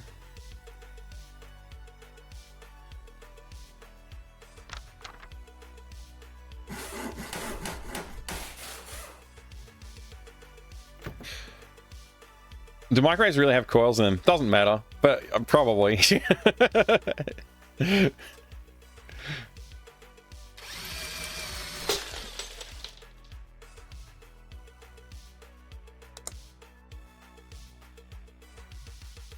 pressing escape on this doesn't stop anything.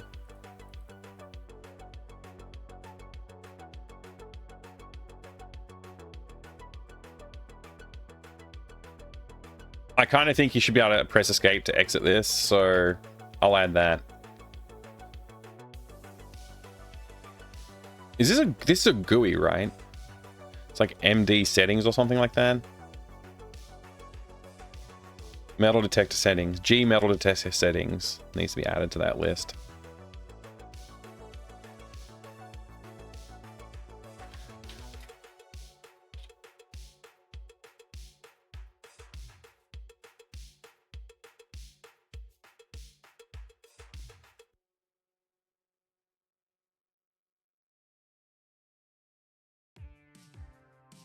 I don't know if that's actually a good move or not, because I don't know if that like I don't know what will happen. I'm not sure what will happen there. Let's find out.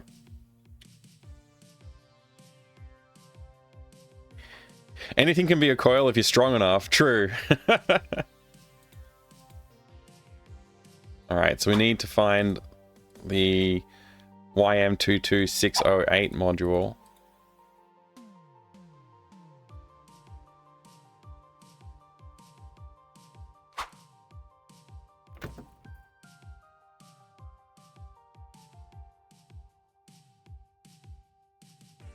Oh wow, just rolling up a frying pan.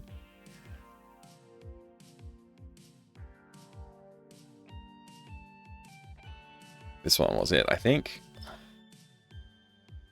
All right, we need to get the actual plan first.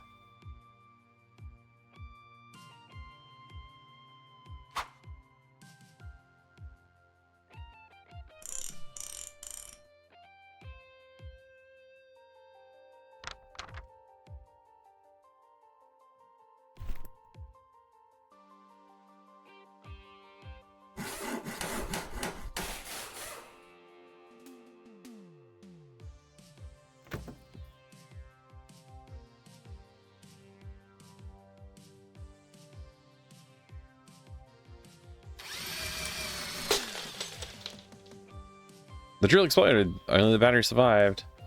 Whatever. So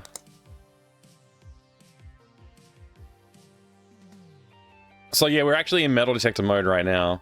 And that's not okay. And in fact, we're not even really in metal detector mode. We've just changed the sprite over. So that would be a bug.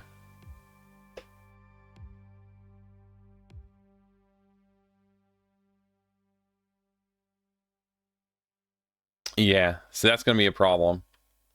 We can't be in metal detector mode until after we successfully set metal detector mode up. So I need to change that.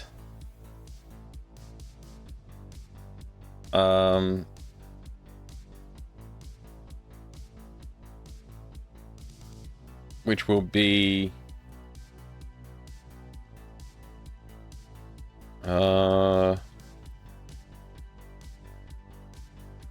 Lucas _ use INV, I think is what we're looking for. Player use metal detector.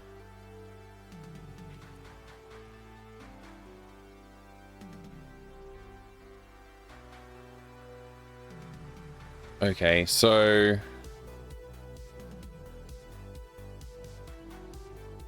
if is metal detector equipped, is equipped is false and player change view back to normal, yada yada, else has battery, metal detector okay, show metal detector settings and equip. So I think this is the one that I care about.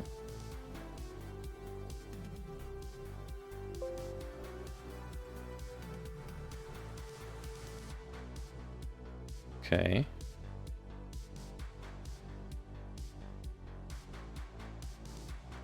So this should only happen when you click the button.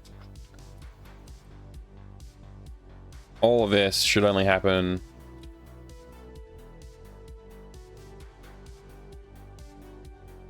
when you click the button.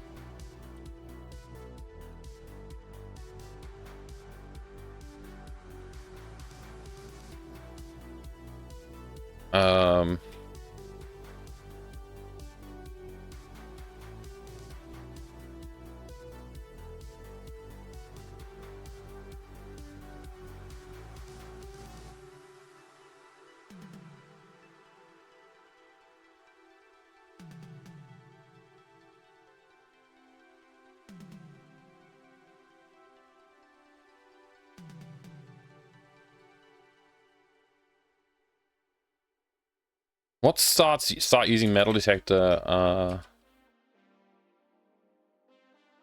Is player looking at wall or else?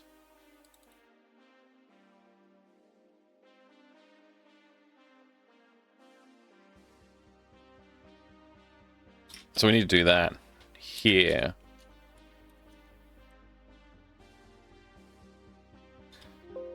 The is equipped though, that one. Is that in the same thing? It is. Cool. So I think that'll fix the issue. Do you want to force the player to set up the metal detector mode or have the program start the metal detector with certain values? At the moment, the default values are the values that you want for like the first thing that you probably should look for. Although technically you don't have to look for that first.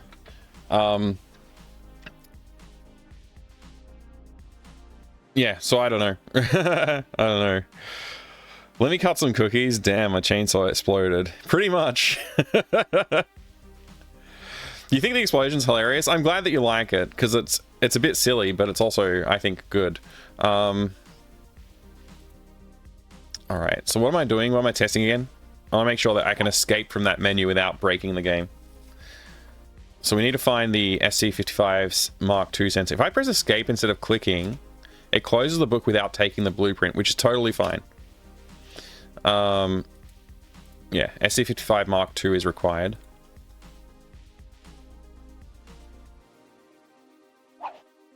Can't believe it's getting as late as it is and I haven't finished yet. I thought I'd be finished by now and just working on like fiddling with music, but I did do a lot of nice little polished details that I wasn't necessarily planning on doing, so we're good. We're still good.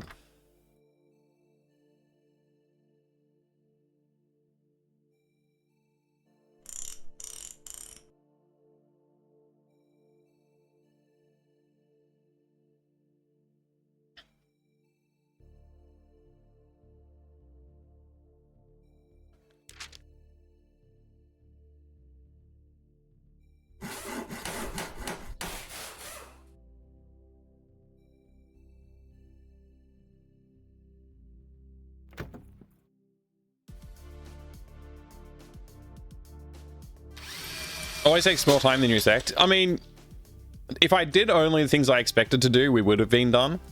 But I did do a bunch of extra work to fix a few other little things up, just quality of life stuff. Like the big change to the way the metal detector works was kind of like something I didn't intend to do.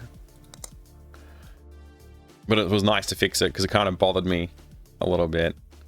So if I press escape after this, he's just in normal mode and I should be able to go to the next room without breaking anything. And I should be able to equip it in here. Press escape, it's fine.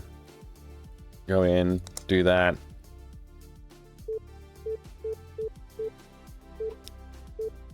And escape just pauses the game. Although it's not technically paused.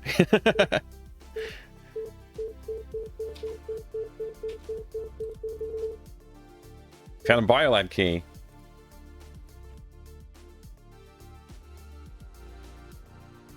So we can't exit the room while we're in this mode. Like nothing, you can't actually interact with things. You have to right click to exit the metal detector mode to get that. Okay. So that's that fixed. There is one thing that I wanted to look at as well before I go, actually. Before I go for my break to eat food and whatnot.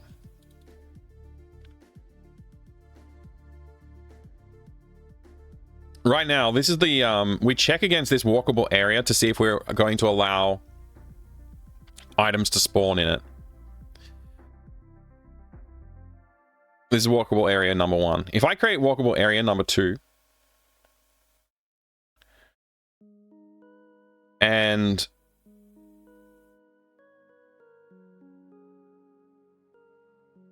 oh, okay, walkable area 2 is up there. 3. So if I was to draw just some lines for the walkable area and say, like, let's see.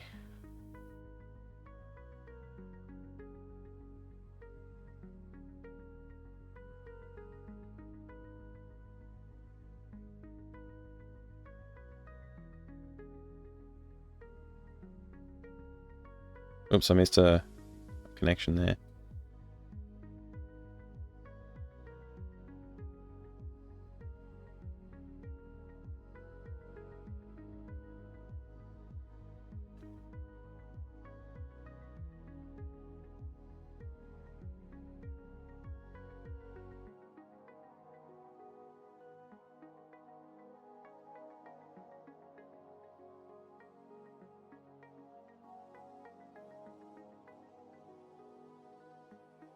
Uh-oh. That erased everything, not just the layer I was trying to draw onto. Alright.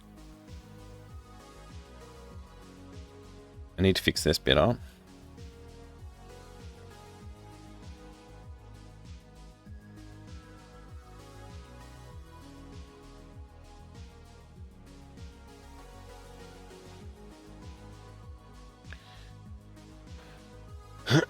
Okay, so then if I say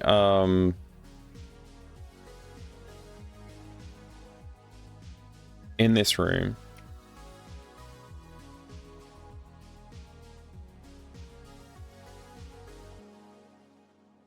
we have like the initialized part where we actually set the positions of stuff. Room first load, here it is. Get walkable area at room.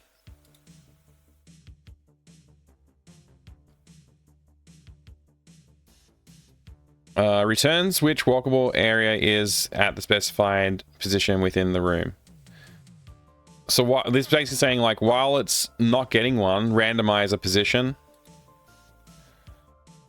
And then what we want to say is, in fact, while it's not equal to 3, I think 3 was the one. Let's just double check, because otherwise a little infinite loop there. Yeah, the ID has to be 3.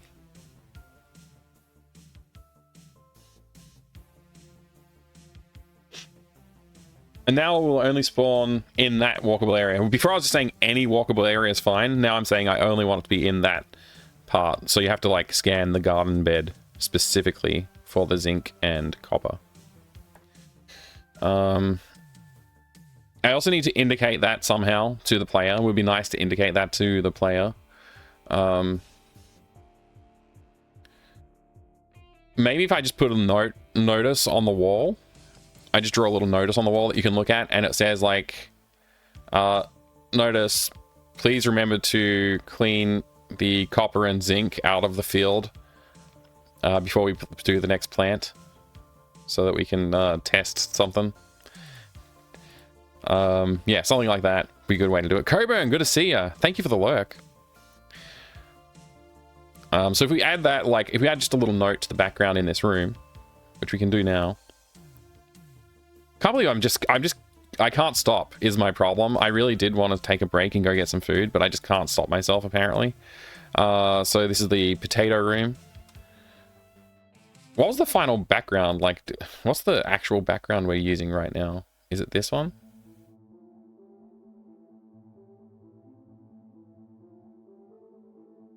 I assume it's this one. Let's open it up and have a look.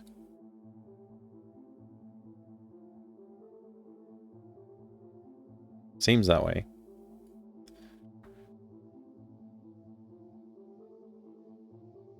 Yeah, a nice little hint to the player, just so like, oh, you know,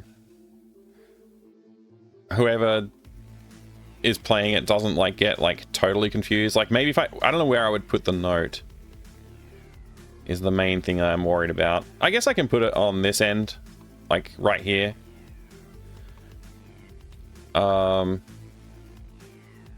Let's just reuse these colors as well. We'll